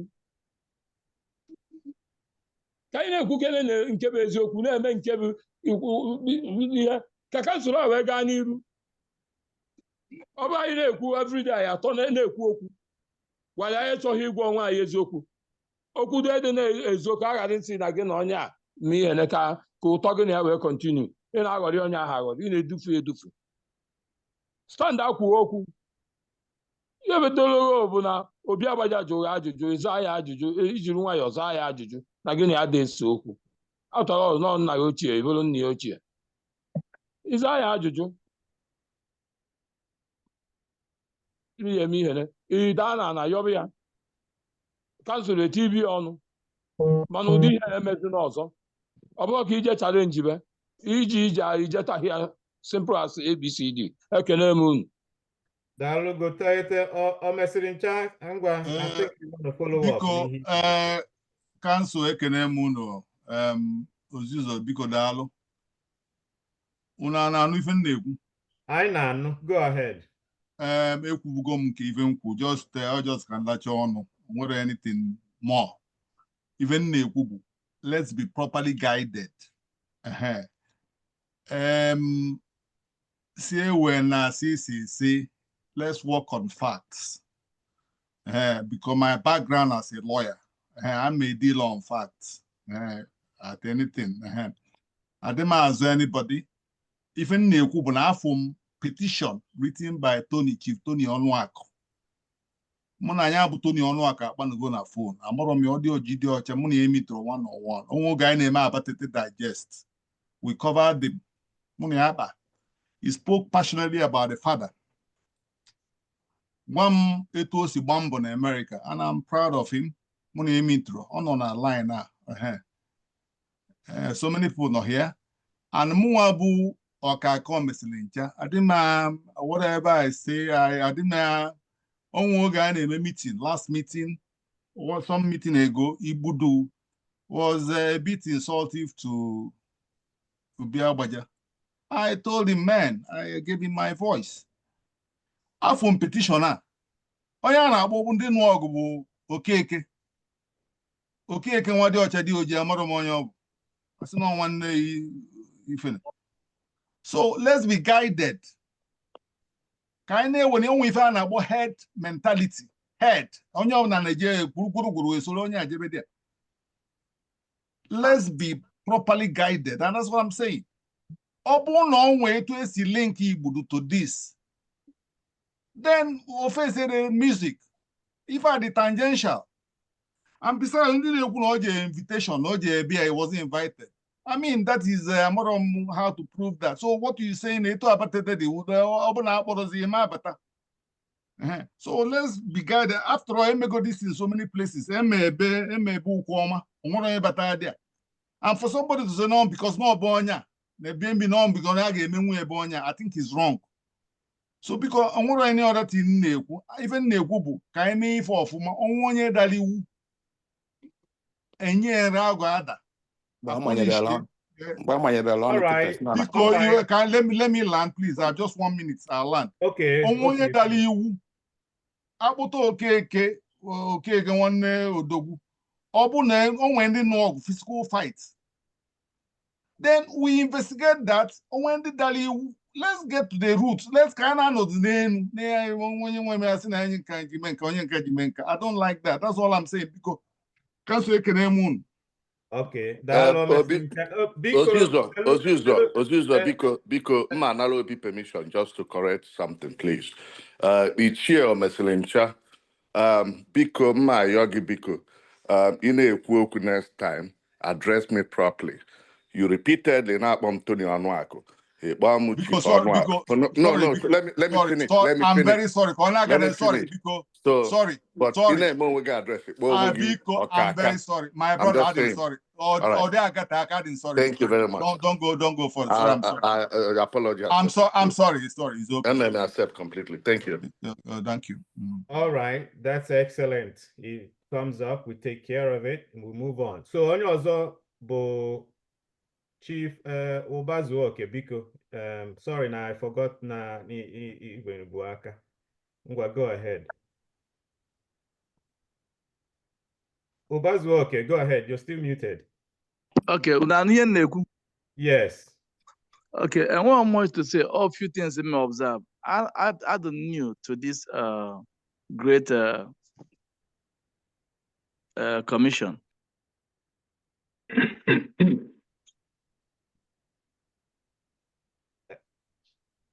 Ngwanu, you're still muted.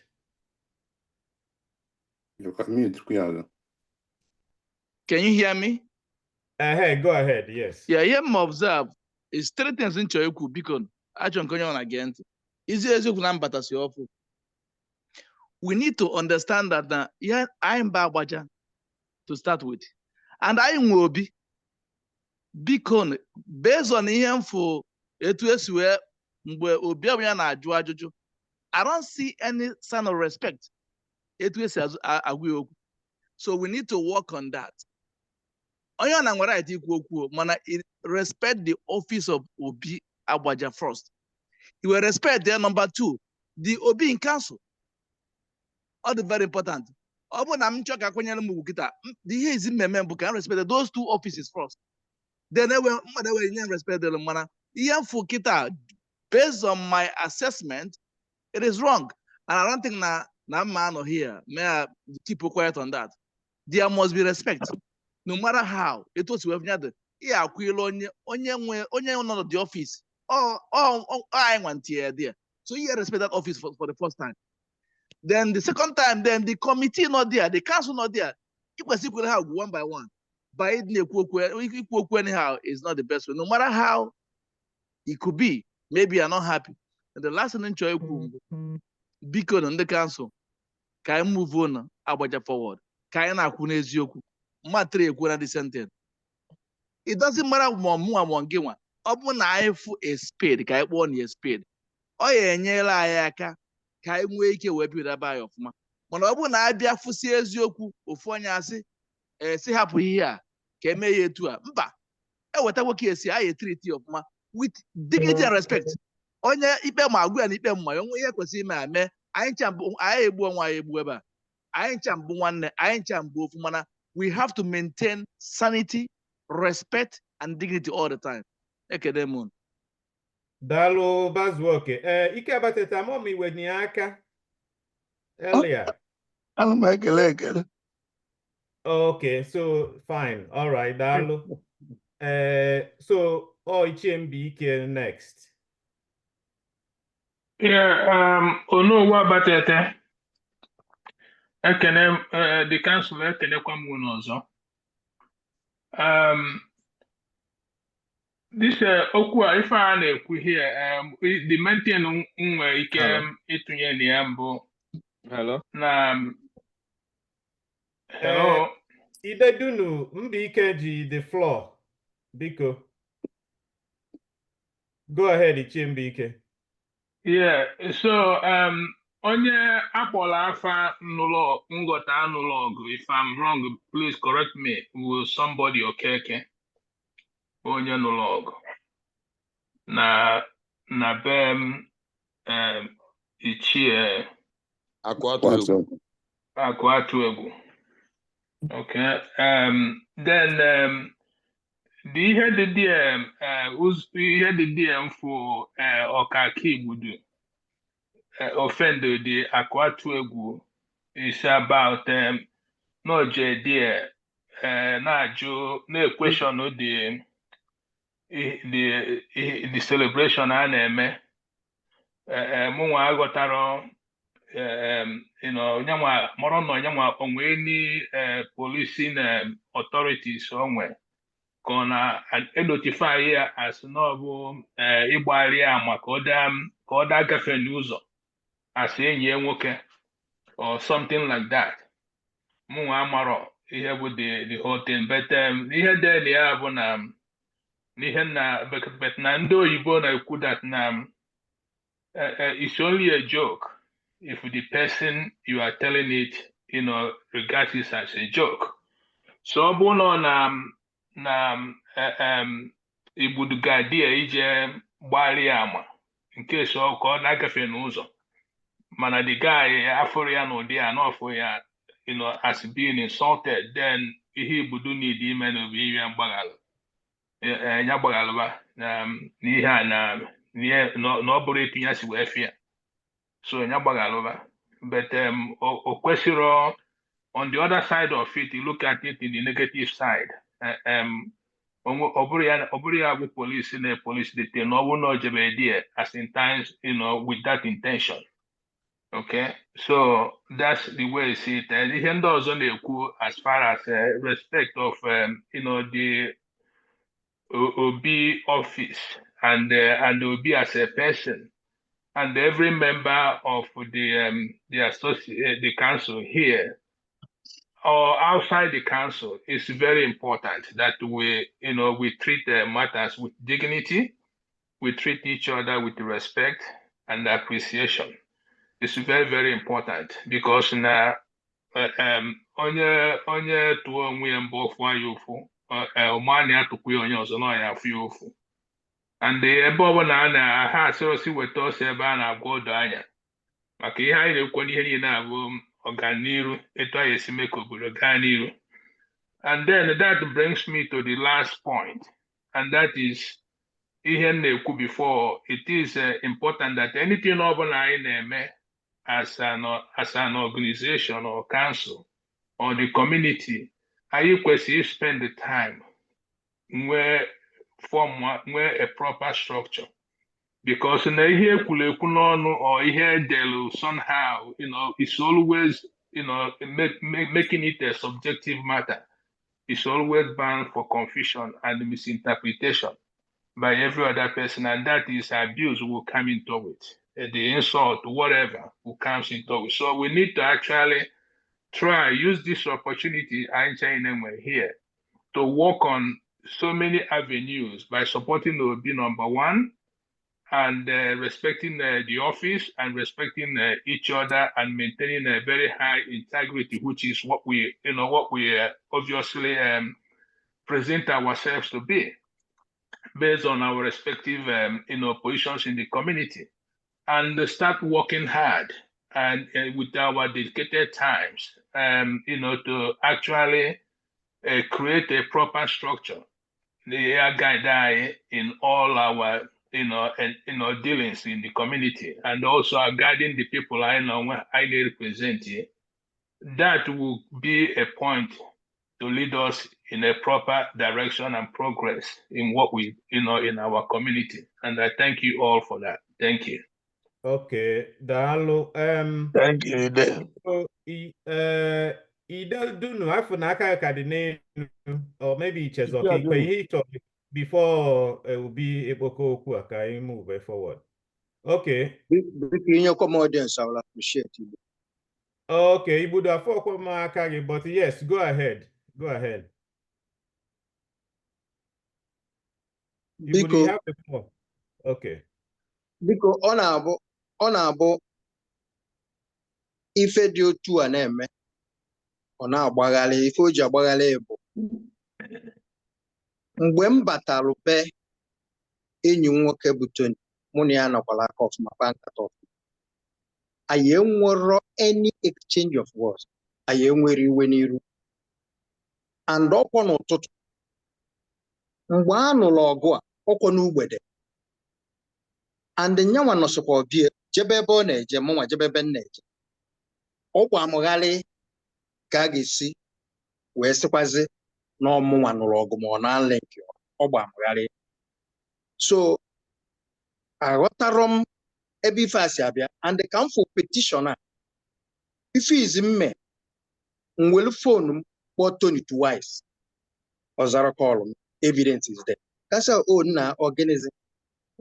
Ibudu nwanne m nwoke, sorry nna to intervene. Ibudu biko nna gee m ntị.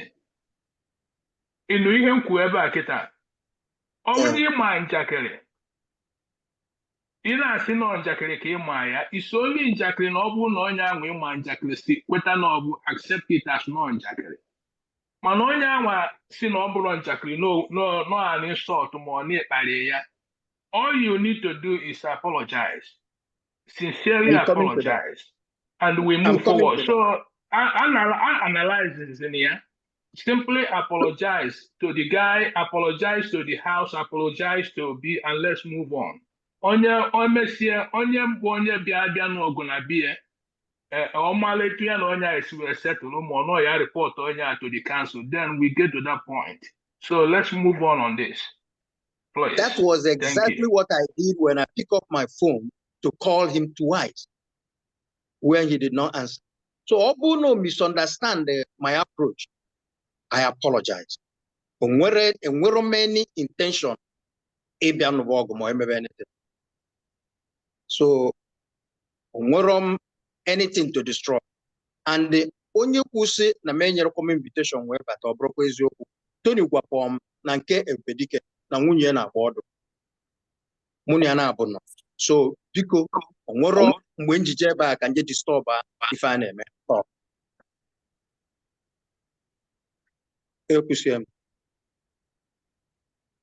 Okay, daalụ Ibudu Abatete. Nwe onye ọzọ nwere okwu na this matter. Enwere m just Okay, Ụbaka Nyilebe. No, Obi Abatete, biko ka ikpoko okwu a. The thing is na nke emego as usual. Omego ihe anyị na-ekwu ka ọzọ ghara imezi. So in the process of ikpoko okwu a, ka ịkaba arụ ma etu ya esi wee mie ka ọ ghara imezi again. Council ekwugo take edition na ekwe n'ọdụ. My thing is, ọ bụrụ na Ibudu ekwetara n'ihe ekwu, he has options. Number one, top of the options, bụ for nwunye to stay away from this group of women. It's an option, a very credible one for that matter. Every day. We have taken a decision, and based on that decision, I'm telling you about 10, 11 council members enroll go Nwunye ha na the Ekwe. And they cannot withdraw because of Nwunye Ibudu or Ibudu. It's an option. Unless it is resolved here and now. I am not appeal to Obi Agbaja. Know how to resolve this thing. No, again. The tendencies are there. The tendencies are there. No, again. To and from money, but do not go on some of these things. You know, these things are unnecessary. Or restraints, sometimes restraints. You know, but I did of the same day. I didn't know them were problem, but on work. But on a table, I know. He would refuse us from entertaining ourselves. All I now said, the opening were right, exercise you are right. This issue of it circulate on signed document, social media will not solve this problem. That's all I said to him. The next thing, attack. I don't want to say, because I attack back, not physically, but by word of mouth. But then I have a question. I public carry on the table now say idea now who's going, how the idea. Or I can buy. Forgetting equen order.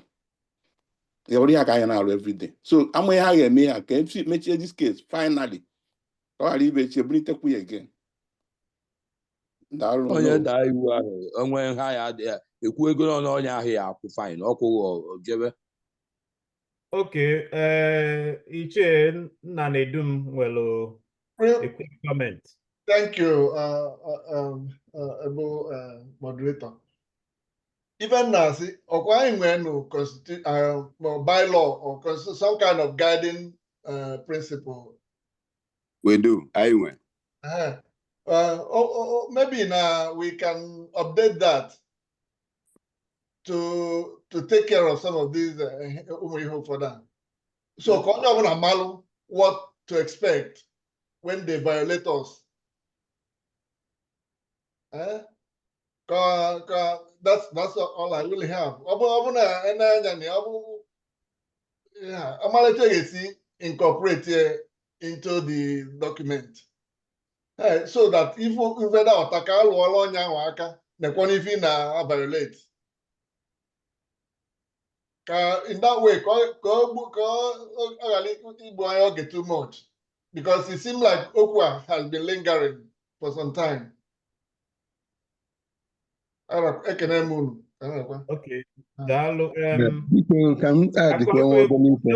No, Biko, I'll come to you after. Akwatu when you again. Go ahead, Akwatu.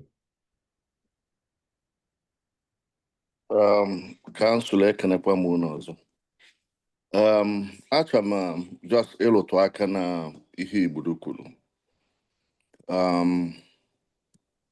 Just like he said, na ọ bụ enyi m nwoke. First, mgbe m kwuru okwu, Igbodo denied na o nwere ohi ame na ya batara be m n'ama ịtọ pụba. Then mgbe Obi Agbaja mezuru interrogation, then he agreed na ya mere m advice on ihe gbasara na-ekwekwana ka nwunye Afrokwe gbaa m ọdụ. Just like he said, my friend, like I made to go me on 3 occasions. The reason you did this petition, ọ bụrụ onye na mmadụ ịtọ ọ dewe petition. The reason you did this petition was the aggressive nature Igbodo ji gwa m okwu. The way he spoke to me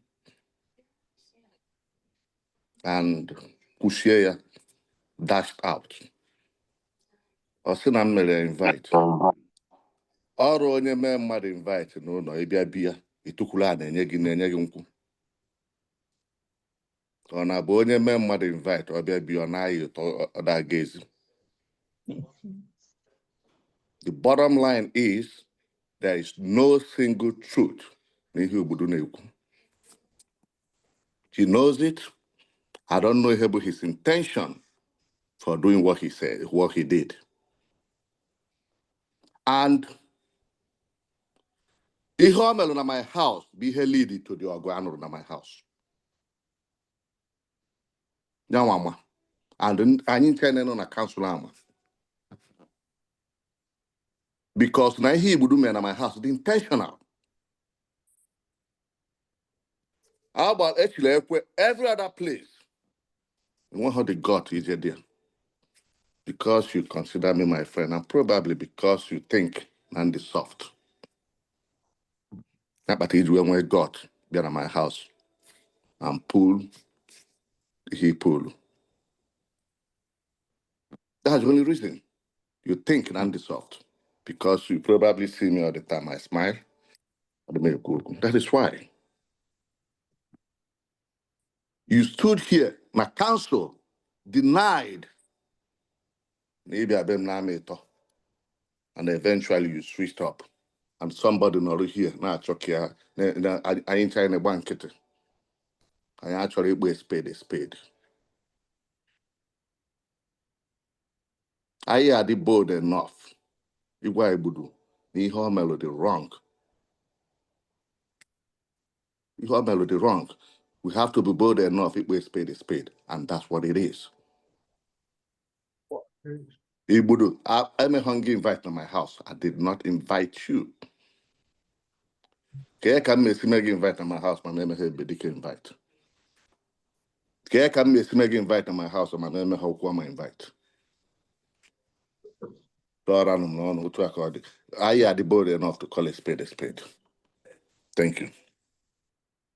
All right. I think, okay, so Omeselincha, you want to follow up again? Yes, just because Council Ekenemu, I think this matter, Barozulu, if I got as you wine, the Ibudo Emega apologize. So what I'm saying is this. Even the Kubiko, I have the floor and the protection of the house. Obi Agbaja, but our sovereign, na Agbaja. Obi onwe na-ekwu na adị enye respe mụ nwa abụọ mesịrị nche abatete kwete na Obi Agbaja mụ na ya dị na mma are given the respect, but that does not mean that I don't speak my mind.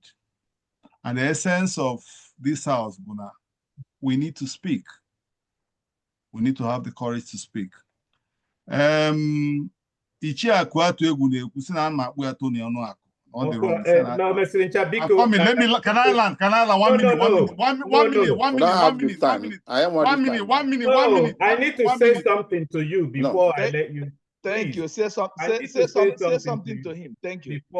Before you go on. Oh, I'll let you still finish what your thought.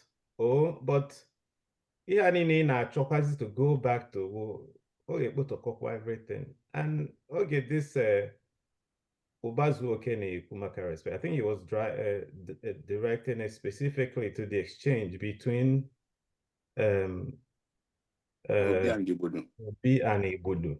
Very cool for all of the council, which was why I muted Ibudu that time, and he also understood. Okay, so please finish your thought. It just I just wanted to jump in and redirect this. Thank you. Oziuza because thank you so much for the correction. Imana, I've always I'm the procedural and I'm the compliant because onwe bensi say because other intentional. All I'm saying is that okua eto obuna osede. And that's what the first thing lower temperature, and I'm happy that we're able to control this. Ibudemegu apologize, and whatever it is, that's all I want to say. And let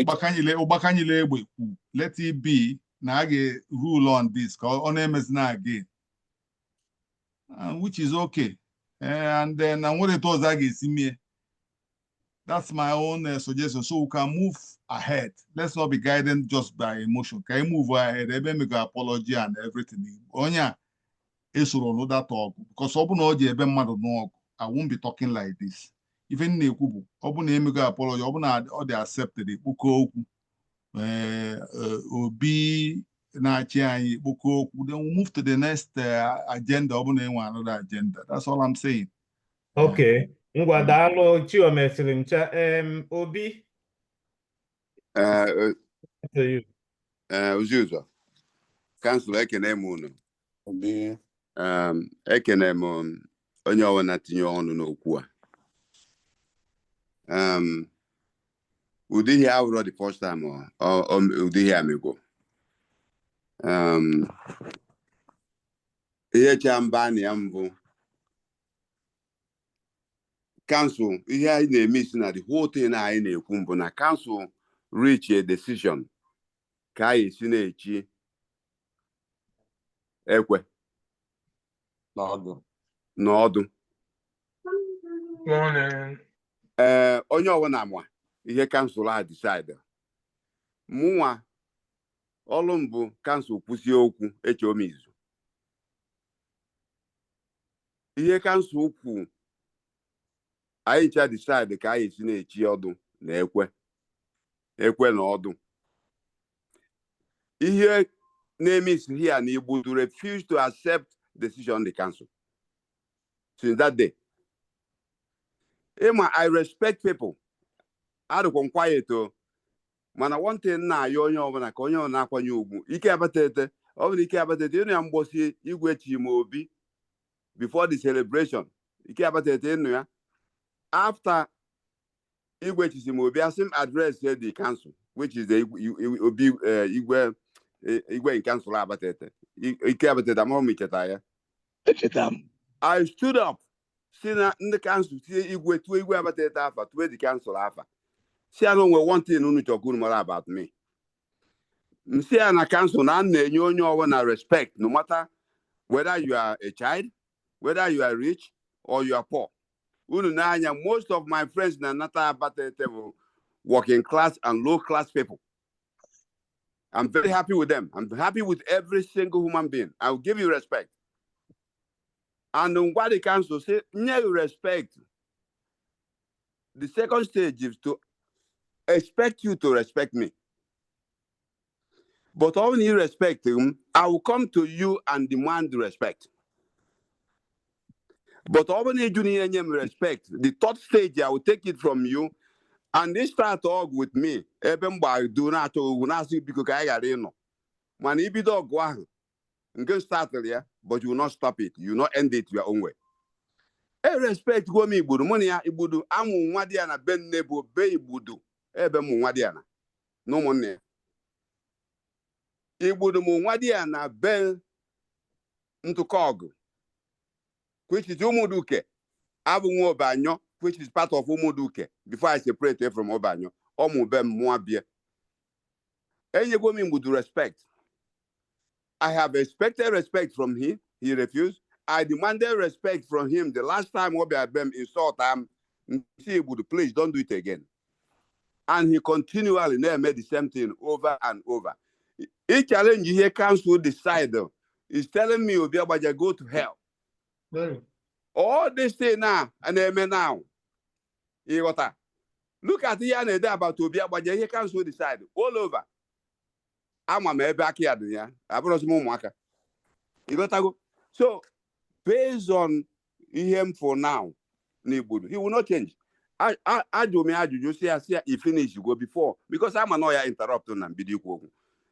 He finished you he went ahead and start interrupting me again. Imani ask him konyo na kwekuzie. Mwa adugo tired of ibudu. Rapo mmadụ edo na ya the crafty. Ịbịa instigate something inyefe. Onye ọzọ eme isi na aka ga-adịrị ya. Abụzi m ụmụazị ebi m America. I know all this system. Ịghọta. So ihe m na-ekwu bụ na Igbo refuse to accept the council decision. It has nothing to do with me. It has nothing to do with or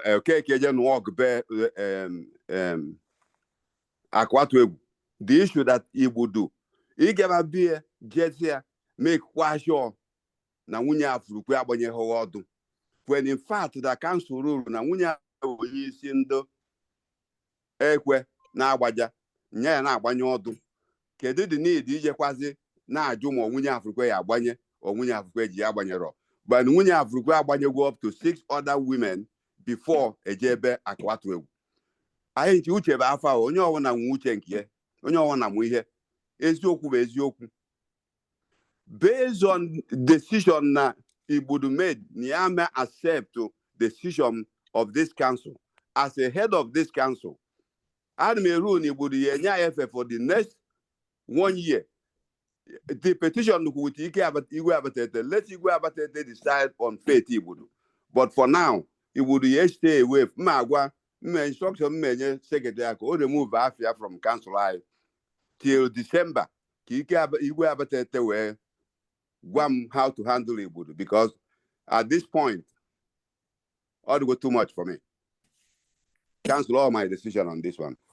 Onowu Abatete. Yeah. Nna m ochie, oke Nwadiara. Oh, yeah, The council. I feel for you. I don't envy your position, Onowu. With all due respect, I wish to apologize on behalf of Ibudu, as he is obviously, one name worker and one of my subjects. So, ihe mma ya bụ, I support you with if you analyze your case, it is very clear, it is very straight, and very simple put, and well, articulated there. So, but ihe mma ya bụ on behalf of Ibudu, Mayo Onowu and the house, ka Ibudu biko na the house, Kenya Ibudu the last opportunity, because this is my first time of being here and my first time of being involved in this situation. If you can grant me that, privilege, ka enye Ibudu, opportunity to put in writing his acceptance and respect for the office of Obi and also the council of Obi. Can you that the last opportunity?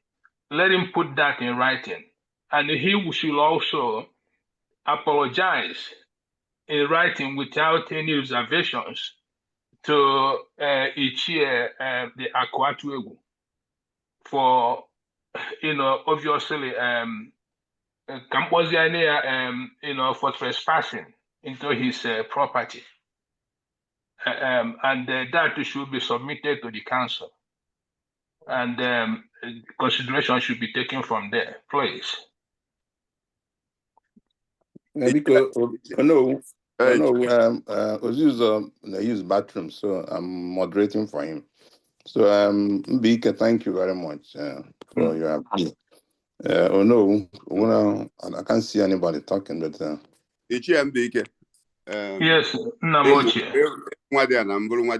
So Namona Ibudu were they share the same family lineage. Not the first time Ibudu may hear me. This is not the first time see enough is enough. Personally or teacher. You have a council decision. Council I decide in the Ibudu refuse to accept the council decision.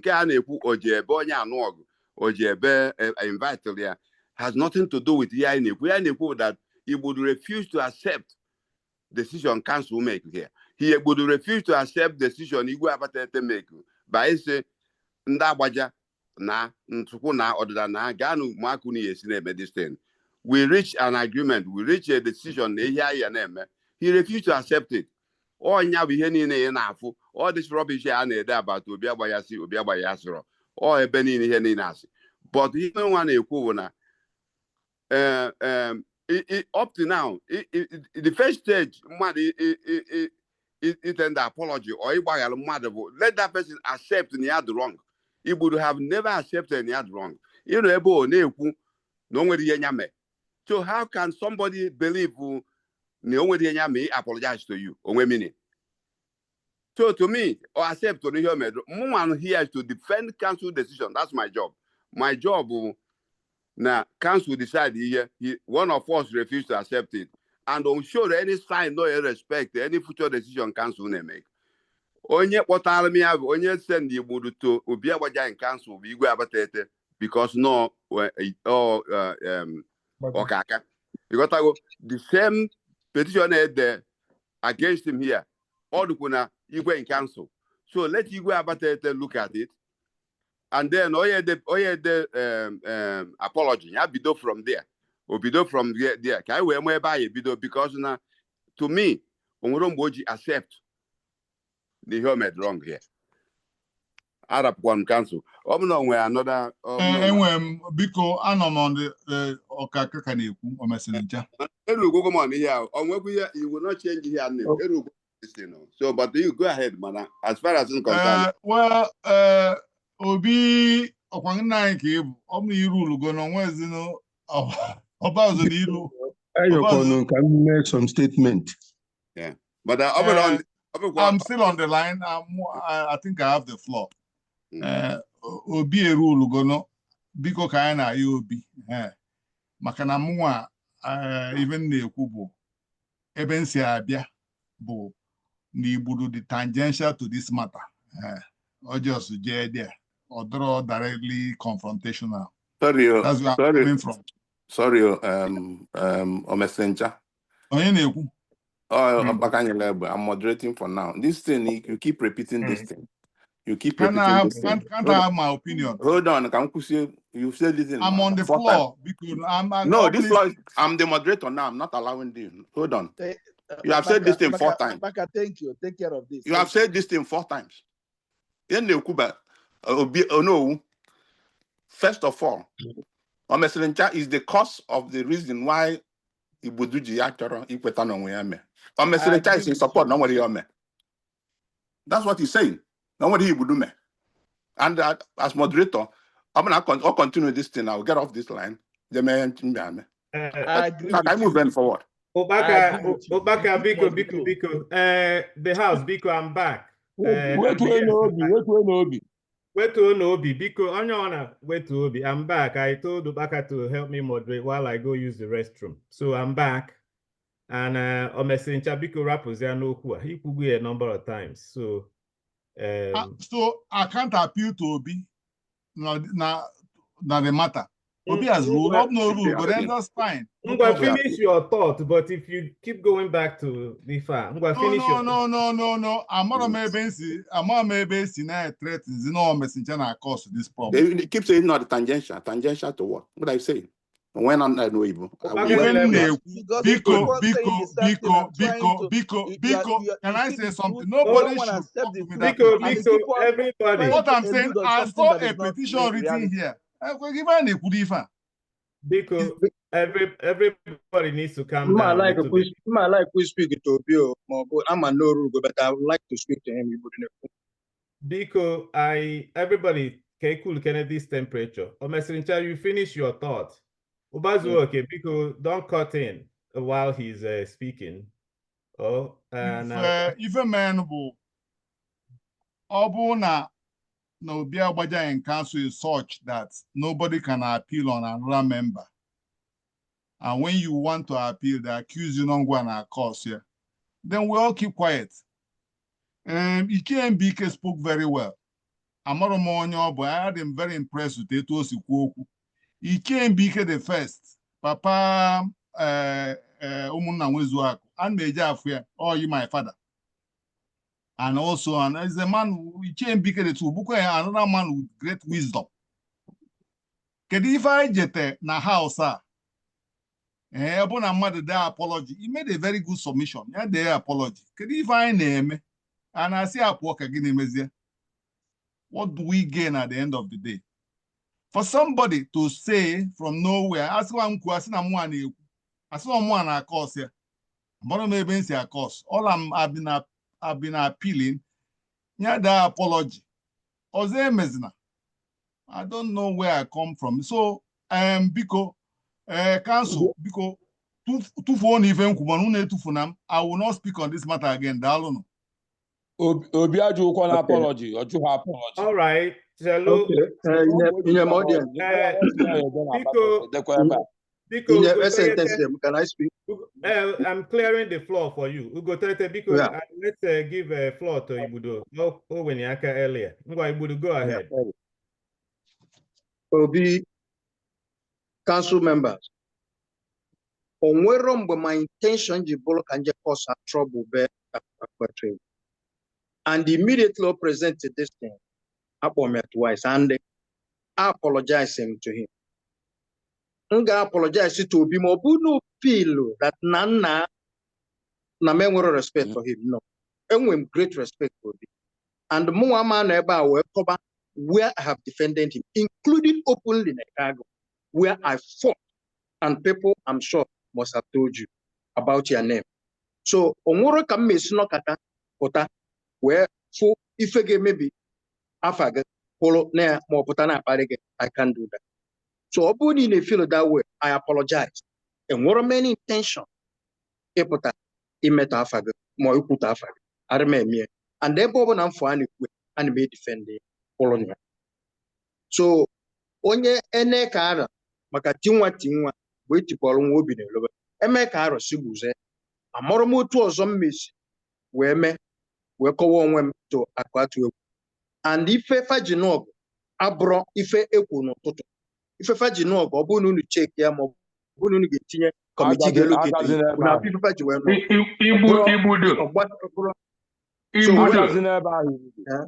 Igbudu. Ichie Mbike na-akpọ nna hapụ ihe a na ihe dị na ya bụ na ihe Obi kwu ndịka ihe Obi mbụ nna ya ochie bụ ịbụrụ nwa dị ya na ya onweghị ka ọ ya ihe okwu basically ọkwụ ọtọ dịka ihe mmemme ga expect here ma ọ bụ kịta ma ọ bụ later on is to simply accept that you wronged. And mụnwa atụgolu gị n'elu kwuo ya n'okwu. Na ndị oyibo say it's only a joke if the person you are telling the joke sees it as a joke. Ọ bụrụ na onye na-ama njakịrị afụghị as na ọ bụ njakịrị. It is your duty to apologize and withdraw. So that's what I'm doing. Can I finish? No. So Apologizing from you should be unreservedly. There should be no, commas or apostrophes in your statement. Okay, thank you very much. So, and nobody here make it up. No, he put it in writing to all I will, but the concerned parties. Thank you. And he got into me to mistake my thought. Thank you. So, thank you. So, if na-ekwu na onwero mgbe nji wee bụrụ ka m mbịa mebie ife edozi because na achọrọ m ife dị mma. So, ana m ayọ wee kwuo biko gbaghalụ onwero mgbe mbụ na nji eme iji wee butugo ma iji wee mee anything rather mbugo ka m na-ebugo n'ebe ọbụla afa gị. So all ife ka mee ka ịmalụ from ọbụlụ just like he said unreserved apology to all the members and to be and adding willing like otu osikwu ife asị m de yes mana ana m ayọ ka o gbuzie ka ọ rapụ ịga to the extent ọ ga ka agbaghalụ mmefu adịghị mgbaghara adịrọ. Daalụ. All right, so Daalụ Igbudu. The next person na-ewenibu aka bụ afọ adịrị, so it's Samsung SM9. Ukwuọma biko, mee Ukwuọma biko. But onye na-eweni aka before Ukwuọma. I see Ukwuọma. Ọmụ na-eweni. No, onye afọ ya bụ Samsung SM, o weni ya aka. Samsung SM abụrụ afa mmadụ, ya si wepụ ya.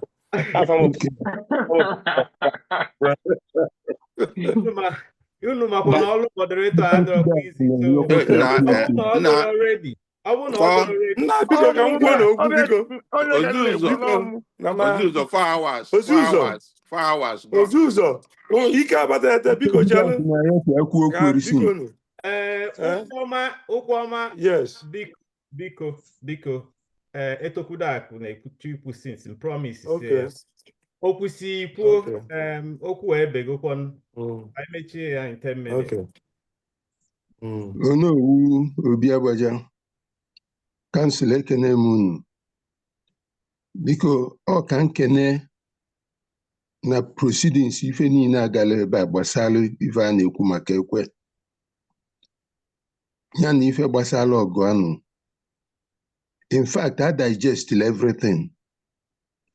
And I'm happy na every party to the case. Mugotala ebe ya si mee mistake. Mmakpọrọzi afa onye na ibi ekwula okwu analyze everything. maka na ife a si bụ ga na ọ bụrụ na ndị Amerịka ma ọ bụ ndị Britain na handle this very case o ebidogodu na onye batala kwuo mee kọmentị bụ ọgọ nwoke mana ịnwa mbụ Naijiria bịa bụla Igbo ghọta onwe anyị a sị na mmefu adịghị na mgbaghara ya adị weda ma mistake ma ọ kpacha anya ma whatever aṅụli m nwere n'ife a na-ekwu mbụ na o dolu kansụl anya n'onwe ebe o mee mistake nyanwa wee yọkwa apology especially apology nke ikpeazụ ọyọ dị very very defined and the council ukwa ka o dee letter of apology which he accepted. Onowu Obi Agbaja biko ayọ ka nna ayọ na ife inyesi as your reasons bụrụ onye nara aṅa ndị ọ na-achị ntị ka akpọchili na ya mana anyị na-ayọghị ebe ọ bụ na kansụl ekwugosi ka ubelebelu ọ bụrụzie na o mewekwazịa ịma na mistake na o mega correctly ya abụkwazịa mana ọ admit go na even later on ya ede and everything gosi na all these problems has been taken care of now na ọma mmezi ọzọ na o site adịba mma na ọdịba gboo ife ndị Igbo tụ n'inu so wee na-ayọ ka igbuze daalụ. Okay, Ukwama Abatete, go ahead, please. Biko, council ekene m unu. Onowu Abatete, ekene gị. Igbudu mụ na ya ndụkwanụ mma. Mana abịazie etu ọ dịka ya sị na anyị na-atakọ ọnụ for Igbudu. Ọgwụkwọ na ịtakọ ọnụ. Nọọ ka ihe wee dị mma ka a na-eme. So na ihe nchọrọ ihe Onowu mbụ ka ntinyekwu ọnụ wee yọọ on his behalf. Mana before then, na nchọkwa ịjụ Igbudu one question. And this question is simple. Igbudu ikwetakwa na this decision council reach gbasara ndị ekwe na ndị ọdụ.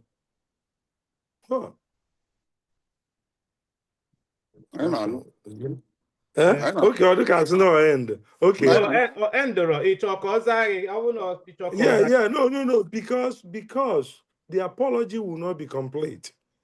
If no ọ kwetara n'ihe council reach, o mekwa again dịka ụkpaka anyị na-egbe kwu na ndị kwuru okwu. Because it has to be part of the whole thing. Na council has reached a decision and na anyị ncha niile ekwekọrịtago maka na ihe nwere inwe president or appoint inwe ndị ministers na-arụ ọrụ president kwusie ịpụ ikwugharị ihe ọzọ. Na anyị ncha niile ya ezukọ bụ ndị nọ na council wee sị na etu a ka anyị esi na-eme. And that's how we act. Ekwe na ọdụ na-agbaja ma ọsọ anyị this is here the council isi mmewe changes enwekwa m suggestion rule go so na-ekweta na ya and ekume wee o wee gwa ha because ha ya nụ ma ndị na-enye nsogbu ma ndị na-ede leta Obi Agbaja na nwere ọrụ onye ọbụla kwụzie ihe niile wee enda so if kwetara anụ na this we use Igbudu now wee gbasasị na kansụl a na ihe bụ n'ọkụ na etu a ka ọ ya ada so anyị ncha na-ayọzi aja anyị na-ayọ ya uniformity na ihe niile kwu na na-asọvụ niile na-agbaja kene m daalụ. So ịchọ ka ọzọ ya ma ọ bụrụ na this question because you help move. Okay, Ukwama Abatete daalụ. Mụnwa ya enwe okwu na Igbudu zasị ya because na m ga-atụlili okwu ọnụ as the only direct nna ochie. Ihe eti ngwa ọnụ. The only direct nna ochie Igbudu nọ ebe a. And anyị agabugwu ije a before mgbe gara aga. I remember speaking on his behalf. So Igbudu, biko ị ga-azanwu okwu ọma ihe ọjọọ. Yeah, as a member, hello, una even know. Yes, I am. Okay. As a member of the council, if a council passes a resolution yes, I'll go with the council's resolution. Simple. The question called more direct. So, aghọtara m o nwere ajụjụ Ụkwụọma jụ bụ on Ekwe, which council already decided on. Ụkwụọma, am I right? No, he na-ajụ ma Ibudu okwetakwa on ya. Yes, you are right. Yes, Ekwe Nodu. Direct question. Yes. So, Ibudu, this is the direct question to you. Because ịnụ ihe ọ jụ na ihe abụrụ ihe aka na-ekwu ekwu. No, you were in the meeting, it was all decided. So, ikwete n'ihe ekwu. That's the question we want. Yes.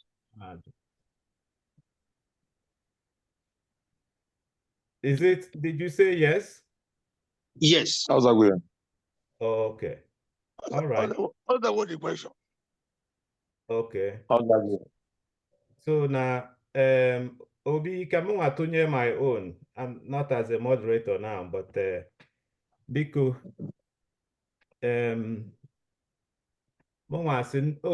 Obi want drop on the pot. I can make we admit. Zuzo. Hello. Hello. Obi, Hello. yeah, you're back. We lost you. Because anyway, I don't know what happened. I just okay. Okay. Oge Ụkwụọma ihe nụta nụ ihe Ụkwụọma kwuru oge ọ sị ọ na-ajụ Ibudu ma accept the decision the council. Ebe a ka m kwụsị. Okay. So can I brief gị Ibudu zalo no mela accept. No, you let Ibudu himself repeat it. Okay, all right.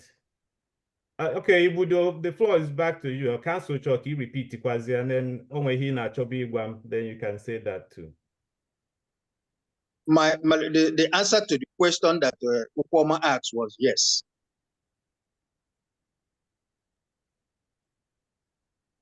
Okay. Then if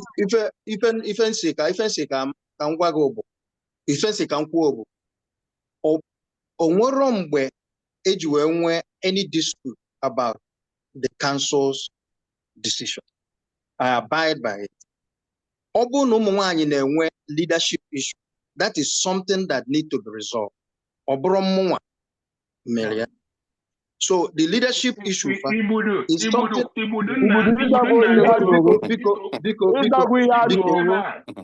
Kwụsị ebe a, biko nna, kwụsị ebe a.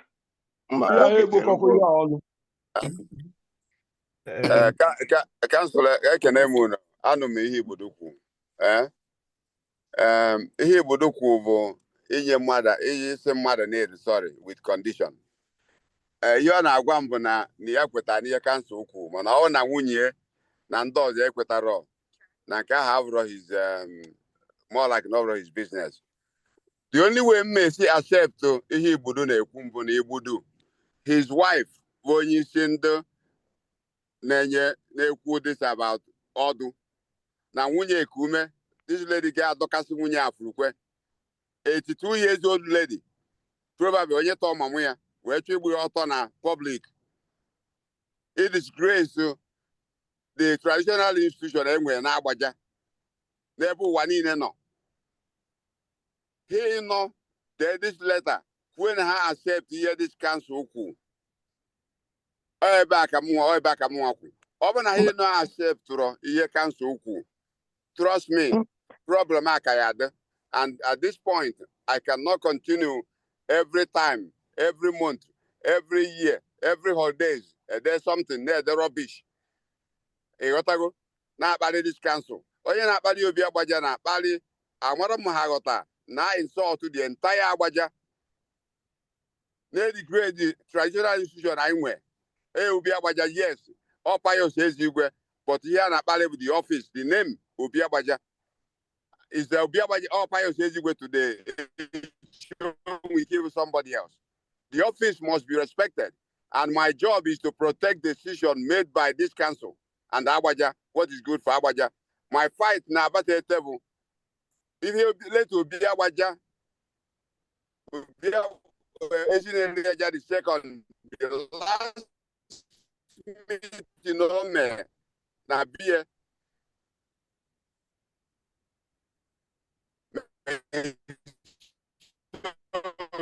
rest in peace. Statement to make that the OCI, that's my job. Anytime statement to make. So, all when you chalk here, he knows what to do.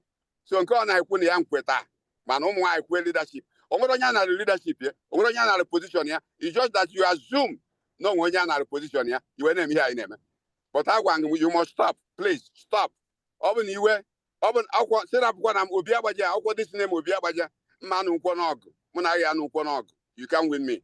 Mano can you can but you must stop. Una bali go better half and your wife. Una daily go for Obi Agbaja, Pius says you go. Oh, you're not one Pius says you go. Papi, I respect him Obi Agbaja the second to the last minute of his life. But enough is enough. Obviously, as from Kangali Kutata, I'm swallow not this anger. But isn't mad upset with Ibudu? I am. But I'm telling you, please stop, stop, and stop. Obviously, you cancel Arab Commune. Obi, I never insulted you. I never insulted you. Bigo challenge. Oh no, Bigo challenge. challenge. I don't make rap. The end of na rap go yobasa Ibudu. Oh, you don't want to. So okay, Ike Abatete, I'm still in charge. Biko.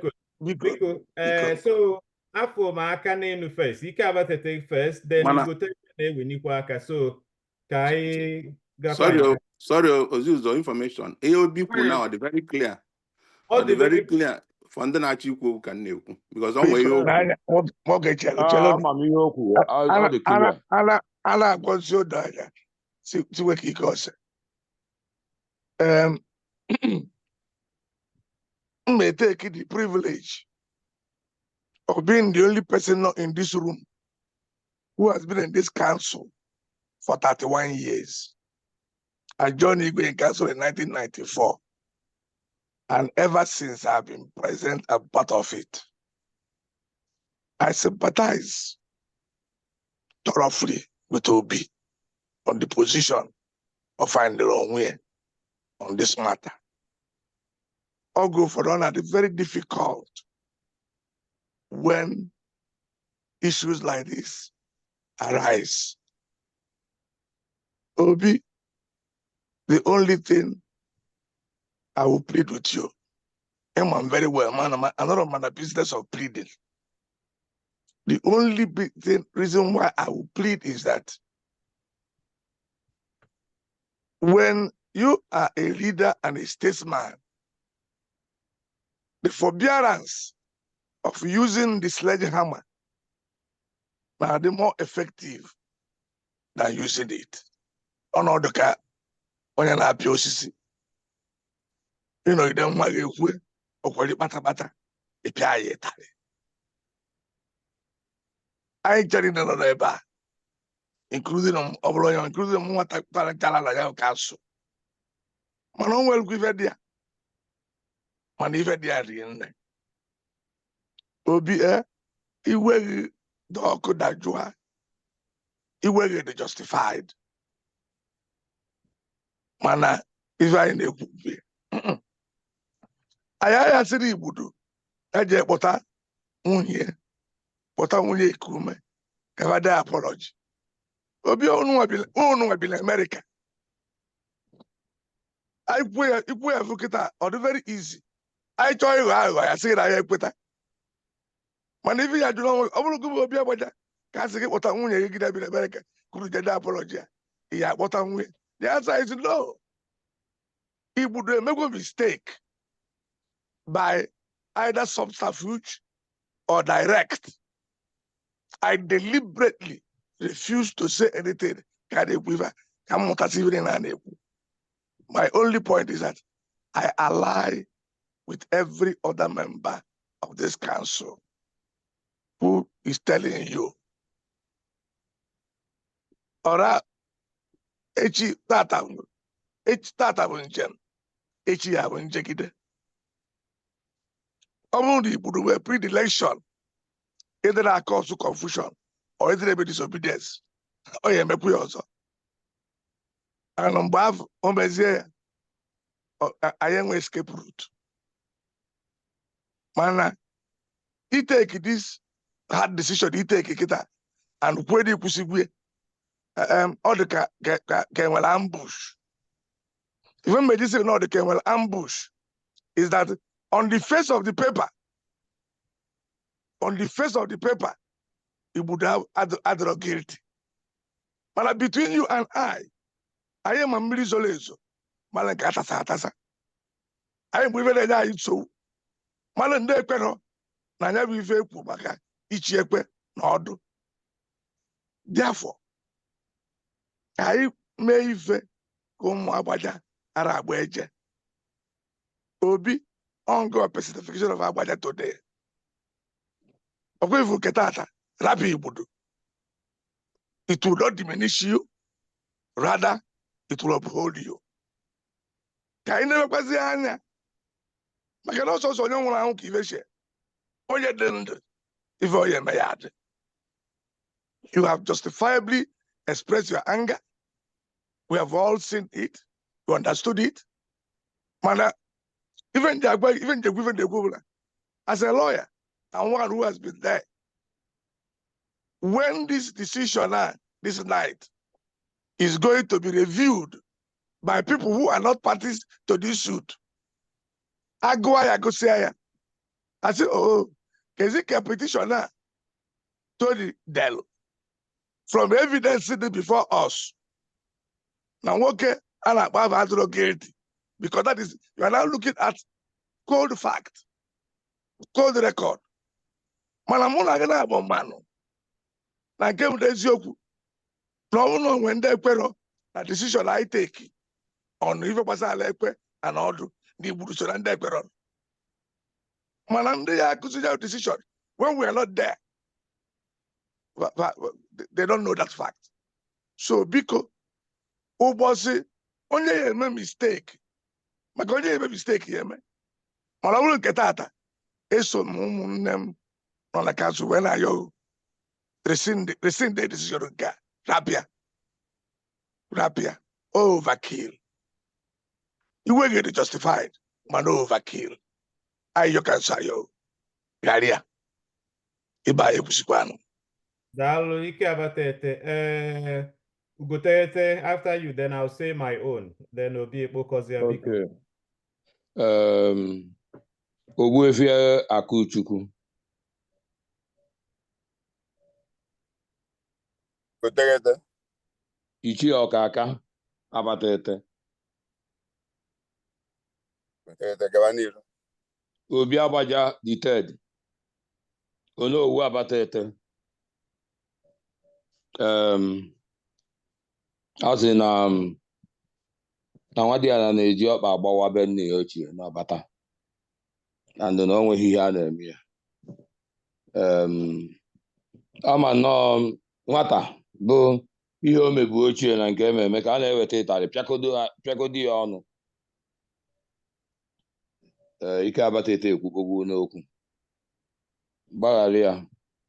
agbaghara ya nya dee o desie leta etu esi gwu ya ịgbaghara ya ndị onye dị ya dee ya nketa nke echi ma ya bụrụ na ịgbaghara ugwu ya ịgbaghara ozi ya ya ji ede dị leta na o mezi ụdị ihe ahụ ọzọ ọ bụrụzia kansụl ọ bụrụzighị ihe decide na kansụl ihe decide because na ụdị ihe a adọrọ mma. Ana m ayọ gị biko ka ịgbaghara gbuze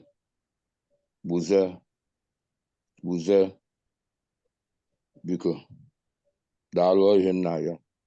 All right. Gotegete.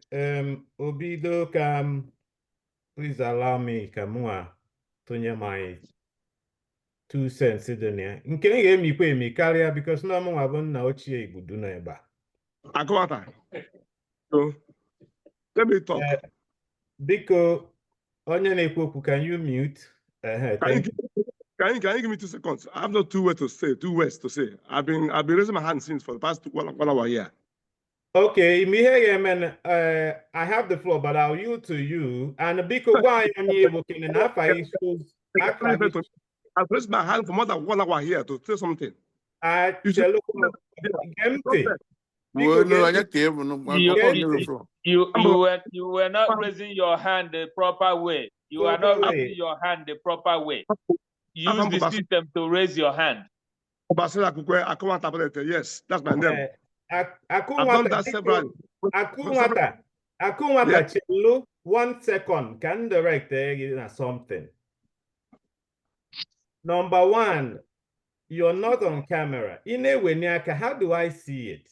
And you're not using your hand signal to raise your hand. So, we go to the extreme as if now Magali may recognize. Because let's be guided. Okay. Go ahead. Okay. What I want to say is this, so anyway, it's a very wonderful meeting. I enjoy every part of what all of you have been saying here, including you, the moderator. You've done a very good job, very fantastic job. But my point here is this: I don't want to take much of people's time, because if this meeting has been so long, why is that every time is a problem? Why is it a problem every time? That's the only thing I want to add, nothing else. And why can't us be decisive and be truthful to ourselves once in a while? Why? Biko, why was it one man every day? Why?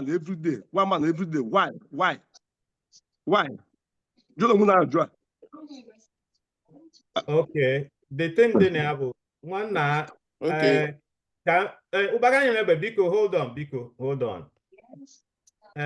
My brother Basil, Amaramo Afa Ani to you. I know it's going to this photo. I know it's going here now. No, Samsung. Samsung. That Samsung. No, when they before. Let me update it. Ka the name show. But Akunwata ibia ikwu okwu. Ibiakwa beakwa insult kwazi onye nwe na-ekwu si igbudu ka na-akpọ ya or what. Ima these things bụ ihe na-eso cause problem na meeting etu a. Your point is well taken, but the insult part of it is unnecessary. And we are. And all respect, he lose down people. I know him more than you know him. If I give you a story about that man, I mean, people would alive on this floor. This is not necessary here, please. This is unnecessary, please. It's necessary here. It's not necessary. Let's stay on the matter, Jinaka, please. It's necessary, please. It is. Okay. Thanks for your submission, Akunwata. So the floor is back to me. I yielded to Akunwata. So Obi. Hello. Gavanero. Obi ono abatete. Eza anyanwụ. As usual. Gavanero.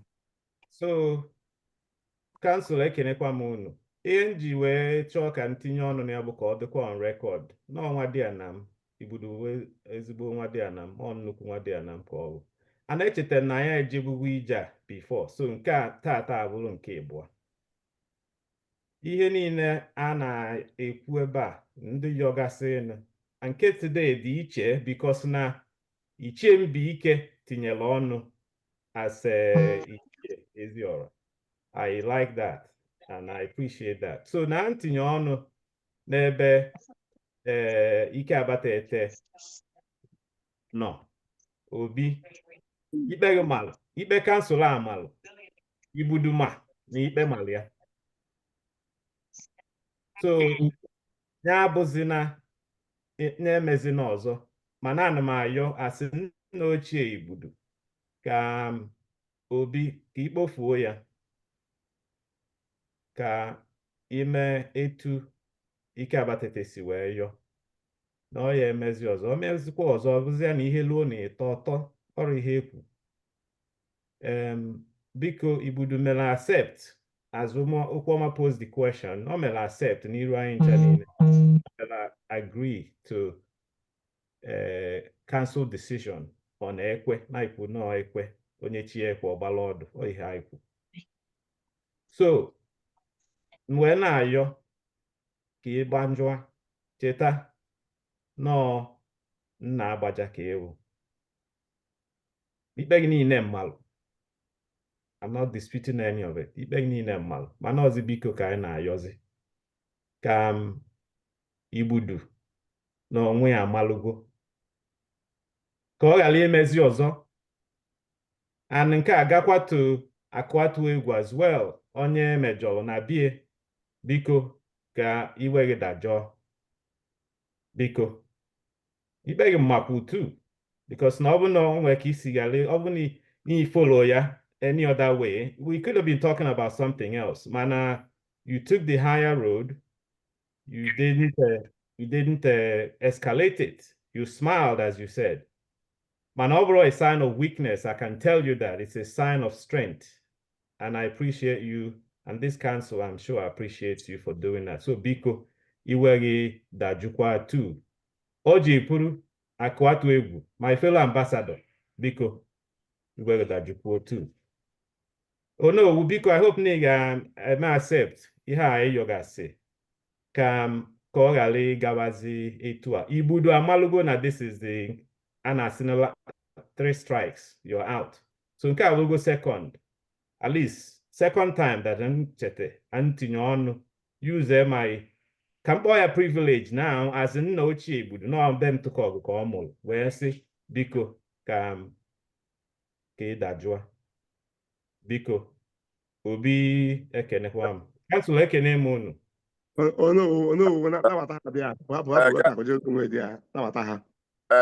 Council ekene m unu ka m bidogwodu na Ichie Mbike nna m ochie. Thank you. Ike Abatete, thank you. Ndị niile nọ na forum a o mesịrị nche ozi ụzọ ụkwụ ọma Obi ụkpaka nyere egbe idedunu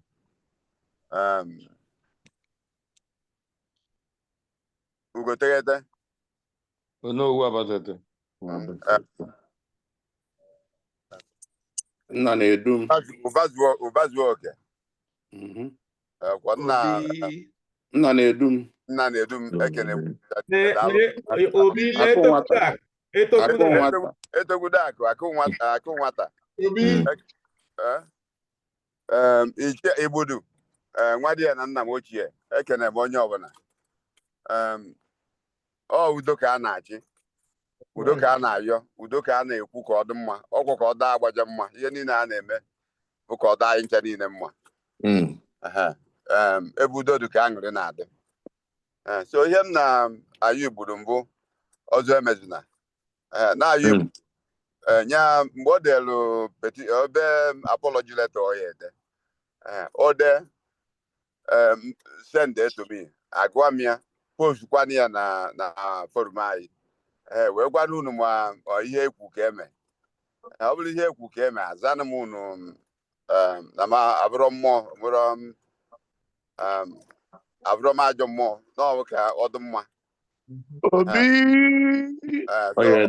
Ohe na-eme ka Onowu Abatete Obi, I salute you.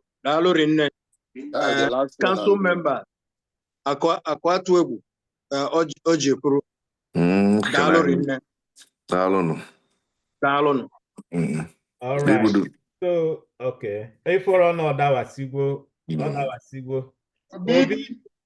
Obi ihe anyị nọzi na ya bụ na ihe anyị nọzikwa na ya bụ Obi ka anyị nọ na mana nga ayọ ka within 5 minutes na aya nwagokwu ka this online meeting is a dangerous meeting because there is no item 7. Yeah. Ike Abatete chie mi rugokwu n'ebe ị nọ.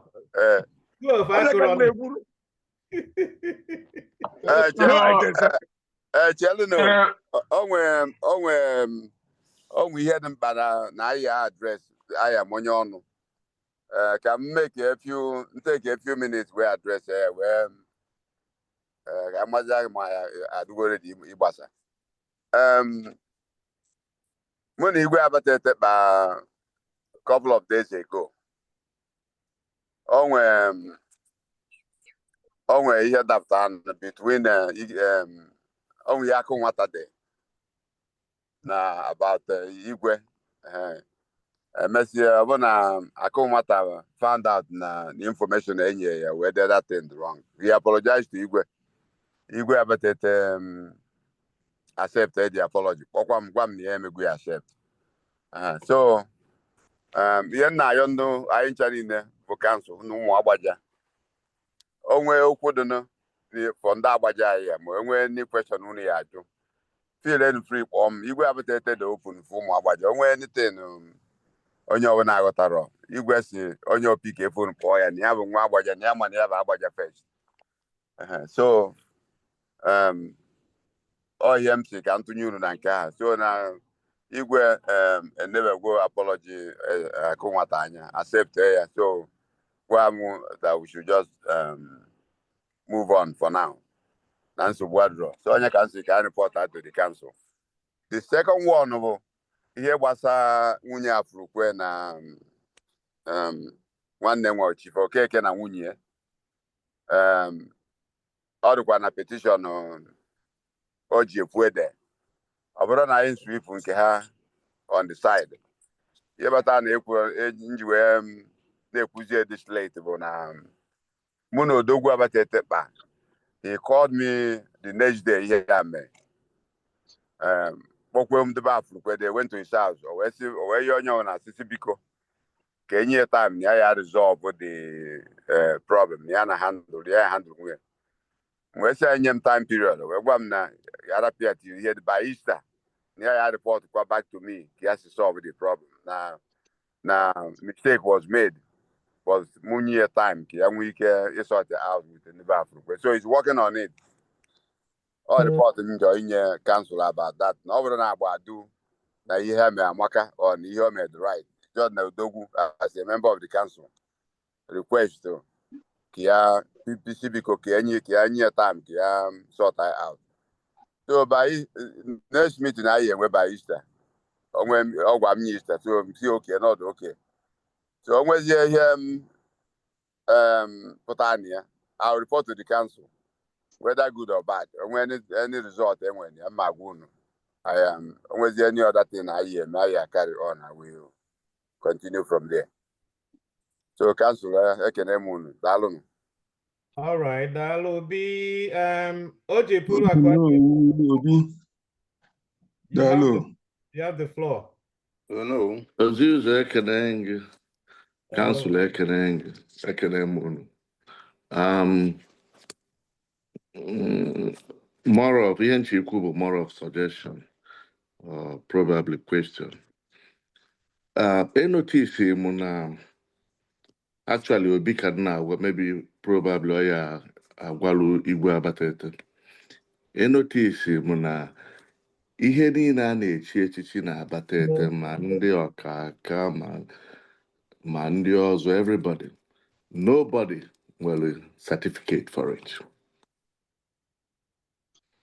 Ọ na-abụ onye ekpubere okpu ọ na-abịa jedo ogbu ala. So I'm suggesting ọ bụ na Obi Agbaja na ya liaise with Igwe ka enwe something like that. In addition, ka enwe central register just like I kwuru initially mgbe I bido meeting ka enwe central register ebe a na-record names and date everybody ji wee chi echichi. So just my suggestion, that's it. I thought I should bring it up. Daalụ. Daalụ OJ Pulu. Obi. I na-enyekwa certificate long time ago. Ka m kwuo a na-enye certificate Ụkpaka bụ secretary Igwe nke Kansụl. Ụkpaka nọ na meeting anyị Oh, Baka no in a better position. Makonyi asa no certificate. The assist the certificate now. Baka ni igwe. So Baka, you make a brief eye on what's going on with about this certificate. Yes, that don't know who I'm saying. Council members, even before now, people could be saying, "I'm going to go." And then I go sometimes. You can make a katana. This is chelo. Part of here you could be a problem. One, ụfọdụ amaghị ihe ha chi. Ụfọdụ na-pretend na ha amaghị ihe ha chi. Ụfọdụ na the register and n'ihe ha mbọsị izizi ha gwa ha ihe ha bụ ike eze. Ụfọdụ ọkaka. Mana onye ọbụla na-amata ete mbụ ọkaka onye ọbụla na-aza. Dekwuo mana akụpe. So onye ka njikwa ebo ya n'isi mbido nsi igwe ka anyị use this opportunity. And na some people emezuru ya kwesị ime na council.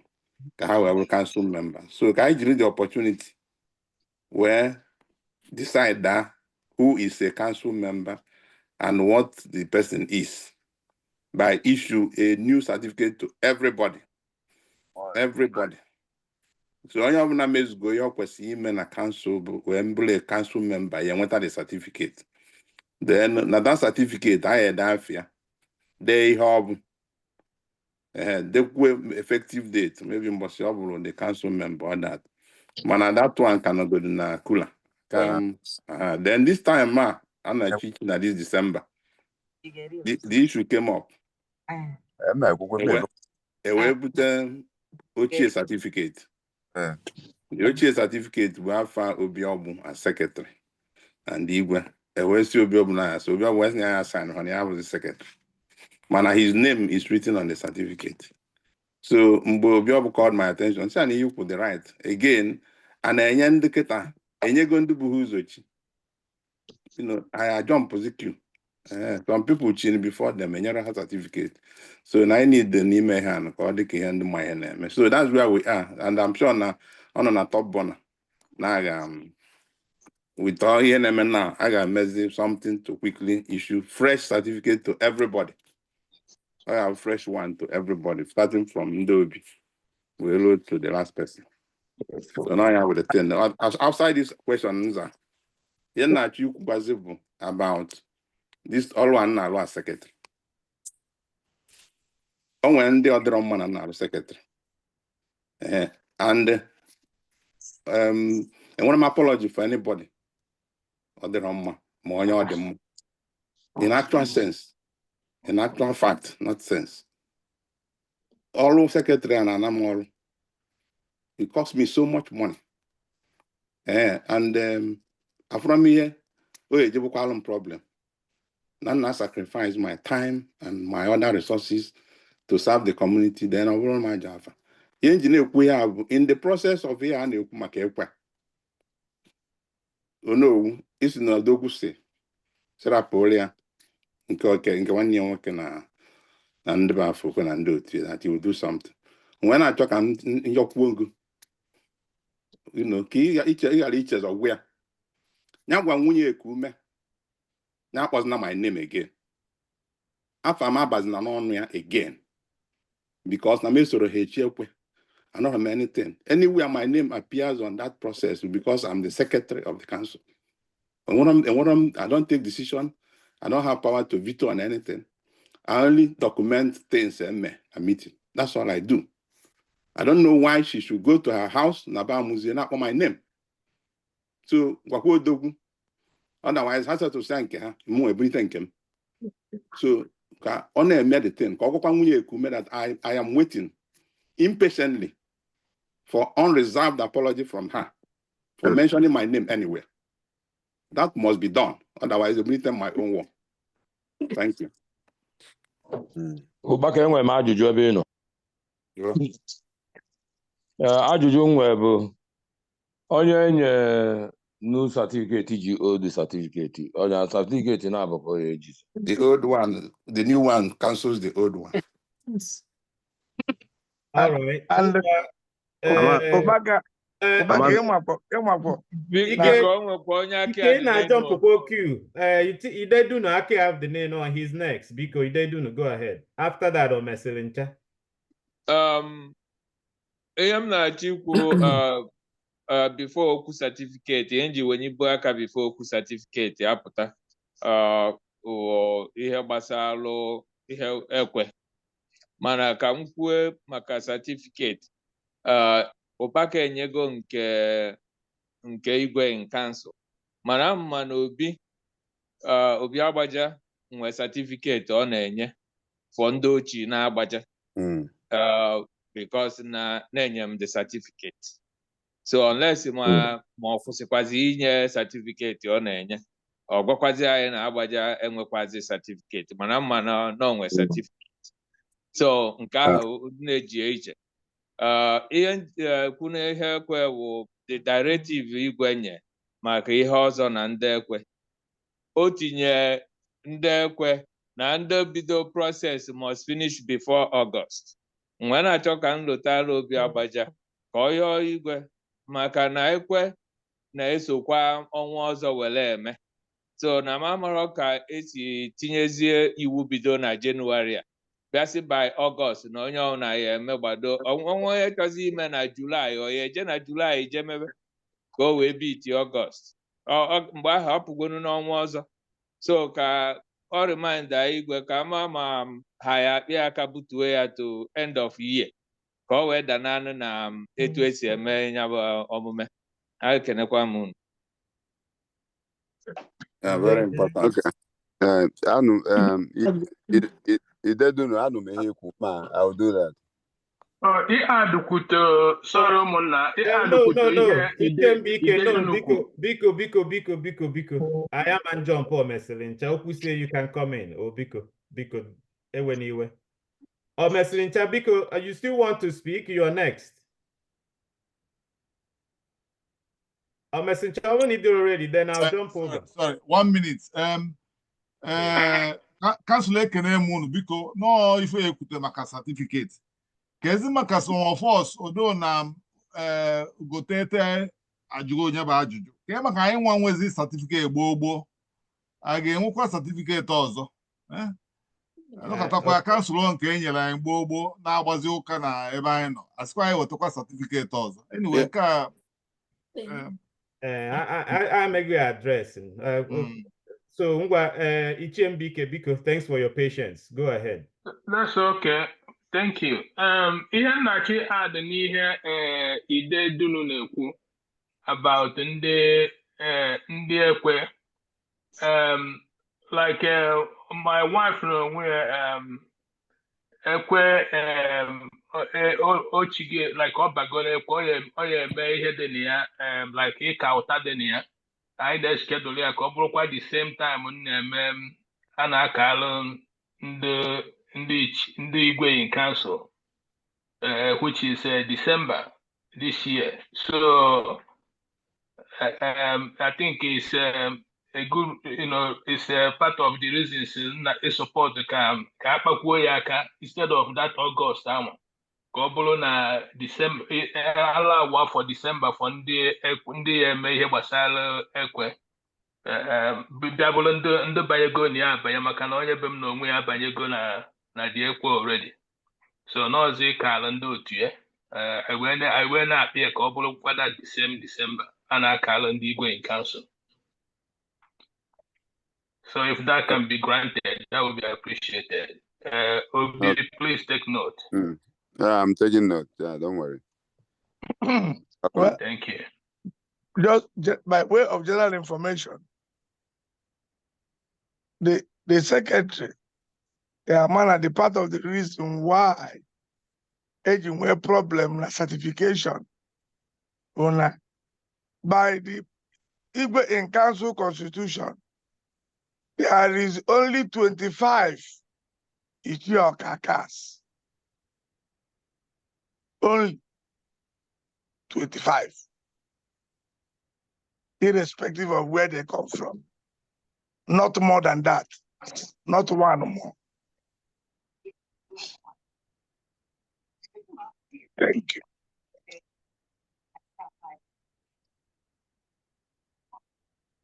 Okay. So no.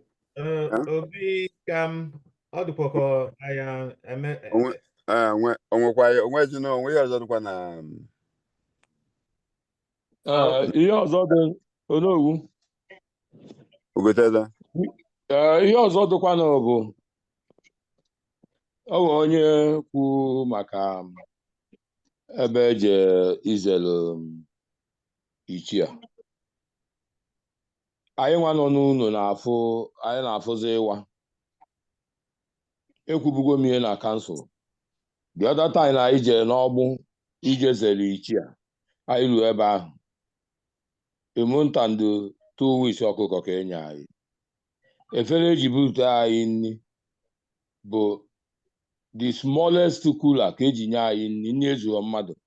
Ụfọdụ nna like ide onye ilo gba iwe wee na. So abịakwa anyị jekwa nke anyị je na ọdịda na nke ichie Mbọ nke ahụ bụ worst. Ọ dịka anyị asị na anyị na-abịa ayọrị mmadụ ihe ayọrị ma ọ bụ na ọ bụzi ihe o deserve ka ọ na-eme. Mgbe na-ekwu m sisi mee ihe a na kwọta ndị eme na kwọta si point enwe onye na-represent Agbaja ọ ya afụ maka ihe ndị Agbaja nwe onye na-afụ maka ọdịda ihe Odenigbo na-emezi ọ dị flexible ọ dịlọ good ihe ọ na-emezi awọkụ olu ebe ọ bụ onye nkie onye kwu okwu abịa na be akụnwa afọ enye ji na ọkụkọ ke ndị mmadụ 15,000 ọ nakwata 2,000 na ego na ji si na ya kwụ 2,000 atọpụatụ 2,000 na ji nwee ndị a nwere ọkụkọ ezu ha si na 15,000. Okay, upon 15,000 ahụ ụfọdụ complain na 10,000 ka enye ha 10,000 ka enye m. Mana ihe cheki 15,000 so the thing na-akọsụ problem ọ ga-akọsụ nwunye ya problem na nsogbu kpakanyere egbe enu ya na be Martin. So all these things adọrọ mma ajezie side nke ebe ọ ya efefu ya it cannot work like that. So ka anyị Agbaja tibe anya na that thing ọ dụzi njọ and ọ bụ ịbịazịa ọ dịka na-abịa ayọrọ nri onye ọbụla chọọ ka m gwa the truth onye ọbụla na-eselebreti ichie ya kwesị inye anyị ihe ọbụla anyị chọọ. Ọ bụ elu a na-ama na-eji ihe ama na-eji onye ahụ adịghị redio hapụba. Bakanyela egbe take note now. I got meeting. Yes. Okay. So n'ihe ikpeazụ ka nlota maka the committee a na-set up ka before anyị na-emechi meeting ka amalụ kedu mgbe the committee ya meet kwa Ike Abatete. Appoint one person secretary ka to take note. Appoint the secretary ka create a platform ka unu bido n'ọnụ. Idedunu create a platform. I will create the platform tonight or tomorrow morning. Platform will be on. So can I get through it in the next 1 week? Can I interim report? So I will create the forum. Yeah, another thing I'm to Can do none at the committee? Ichie Yeah, Ichie Ife melumma. Ife melumma. Ngwa Ike Abatete. Ngotete. I think Etokudako on there, right? Etokudako. Uno the 6. Yeah. Okay. Ngwa Ibudu with the floor now. Yeah. Obi on the Nekuze Ikwubuse nigga like ka iwelu some of them ka I were bulofu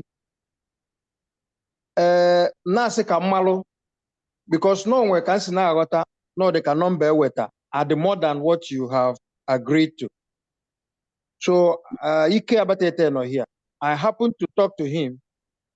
Onye okwukwa yes na ọ bụ na ọ dị mọda na amalụ one ịchọ iwelụ nụ ka amali onye ezimụkwụ ga-ewelụ na fa adịghị interested ka ekpokọ ya na-asị n'ọkwa a good thing ka enebe ya anya anyị wee kwụrụ ofu. Mba daalụ, mụ na ike ekwugo ịma oge ihe a bido is about 3 years ago ka m nye this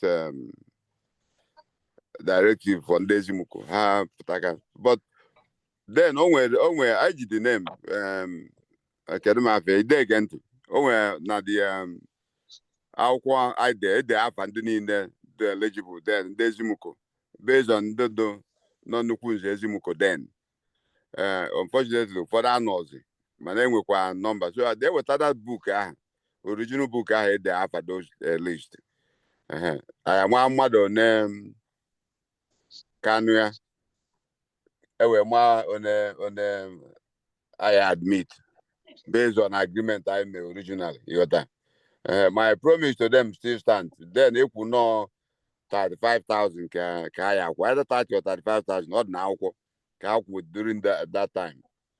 Mwa one day Ezimuko na ma each person 30,000 or 35,000 whatever. Then only 500. Ko no nya ji aki aba nnukwu nze. Mmadụ one ma one bata ndị ọzọ abatara, so amara mmadụ one fọn, but akwụkwọ anyị jide ndị Ezimuko ga straight to ide ege ntị with the list weta the 500 etu isi wee kwu vatụwatị anya. agwara m ndị Ezimuko, agwara m because ọ na ha gwa m n'aka asọ ya na ha gwara m because this onye isi ndị Ezimuko ka ogwu anụzie I made several attempts ka mụ na Ugo anọzie kpaa, mụ na Ugo anọzie egwu ya ọ sị na ya na igwe ya ekwu emesie ijikwa Ugo anọzie akpa meeting ọ ya bịa, so nwere they indicate to me na ha adịgo ready, ọzọ ha na-ege ntị kpaa ege ntị. I gave it that Ugo anọzie really was just representing. Ugo anọzie were represented. Ugo anọzie is a very junior member of Ivaneme. Kama ọ na anyị na-anọ na bie. Onye isi nnukwu nze Ezimuko bụ nna ya Ugo Akụchukwu. Mụ the vice chairman and the presiding officer. But like I said, anọ mfụba anyị ịkpọ ide ege ntị gwe ya mitie ya weta that list ka gị na bụ gatụ malụ ndị ikwu n'ọva ka ị ya settle their bill. Then the rest of the people, Ezimuko, then they take care of themselves. Also by force. If I could peace, Ezimuko's position was based on principle, or on capacity or inability. But that principle, I think, has now been agreed to by everybody involved. Because the candidate question I do all along, what was the basis why Igbeji put 84,000 put off with? No, Bruno also need cheer, keep Unavaya Bata. No mischief. So Nanguwa will be a take good responsibility. Abunum of mad, Bulumad 10, Bulumad is sick, is in a all well and good. I arrive at it. Malandia, Malumadone phone. I am a jaya because now Puna, that thing a more dangerous problem spot of Abaja than any other thing. Yeah, man, I know me but Kamunga naturally call them because then you had 2 years old, how we make it up their mind. Nobody I don't know if you almost like actually, I can meet in Ezimuko 2 times. I just Ezimuko with Ugano they have no meeting. You got to go. They still refuse, but everybody too. We'll go back. I did the list. I went mother na phone. I will still acquire who go. Kameka man and car. Keep cook ebido a man I have one. No problem. My book go again tomorrow. Come on, yeah, by Monday, my report to you. The money no problem. I'm available. Okay.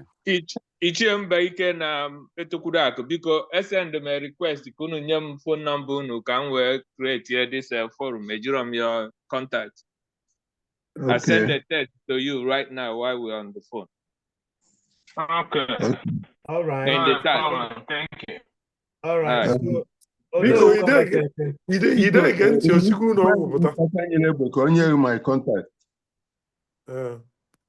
Maka ejiro nke oyi. Okay. Let me write it down. Don't worry, I'll send it to him right away. Onowu Abatete. Send Kuzelia my contact. Okay. Send Kuzelia my contact, Biko. Okay, let me just. Oziuzo, one question, Biko. Ugotegete. Ide ege ntị osikwu na ọgwụ pụta.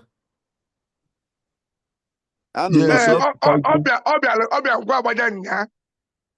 Okay, ihe nji wee jụọ that question mbụ because ọbịa ebe a na-ebute nkwụ nya. Ọlụ anyị na Nkwa Agbaja ndo stalled because nọ n'ụlọ ọgwụ and I didn't know na ọpụtago. Ọbịa ngwa agbaja nya. Okay, ego ekwesịghị release ma everything. So pakịta ọpụtago n'ide open account ọzọ na development account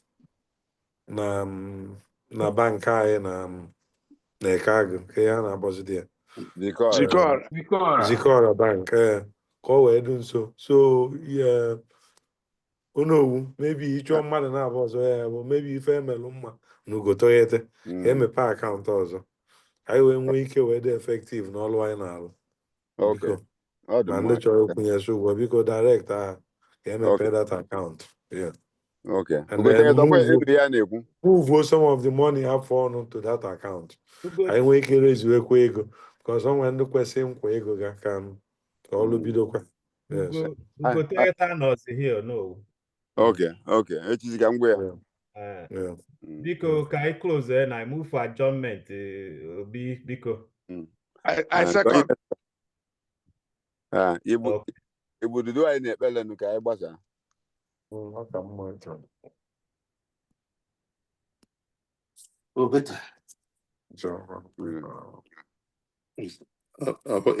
ọ na-eje ụka Obi. Ibudo Abatete ya si ka ido anyị na-ekpele. Mmanụ nakwa m anya ọ nakọta mmanụ nwe ka ezigbo mmadụ ya ma ebe ebido. Ọgbaka na-egbeche ka ibudo anyị na-ekpele na ọ dị ka iche njibe ego akwa na-awụ ahụ. Adụka nna achọ ewu m. Ngwachelụkwo ka m. Ichiedu na-esend golden text. All right, biko council members, check ibudo bele na ekpele mmechi ka anyị wee biko. Ibudo, please go ahead. Anyị na-akpọku onye kere ụwa, onye nke ma ife bụ n'uche, mara ife anyị ga-eme taa, mara ife anyị ga-eme echi. Eso maka nzukọ nke anyị nọ, na nchịkwa nke anyị chịkwa, oduna onye ọbụla ọlarụ ọfụma, teta ọfụma. Izuzu anyị kpa ezigbo izuzu, anyị wee nwee ike wee mee ya dịka otu anyị si wee pụkọrịta. Onye iwe dị n'obi ogbuze nọọ ije nwanne ije udo ife ndị a ka anyị na-arịọ site na Kristi onye kere anyị. Amen. Ibudo Abatete. Kansụl daalụ nọ. Daalụ hinne. Daalụ. Ndị nọ n'ụtụtụ ọma nọ, ndị abalị ọma nọ, ndị na-ehicha ọma.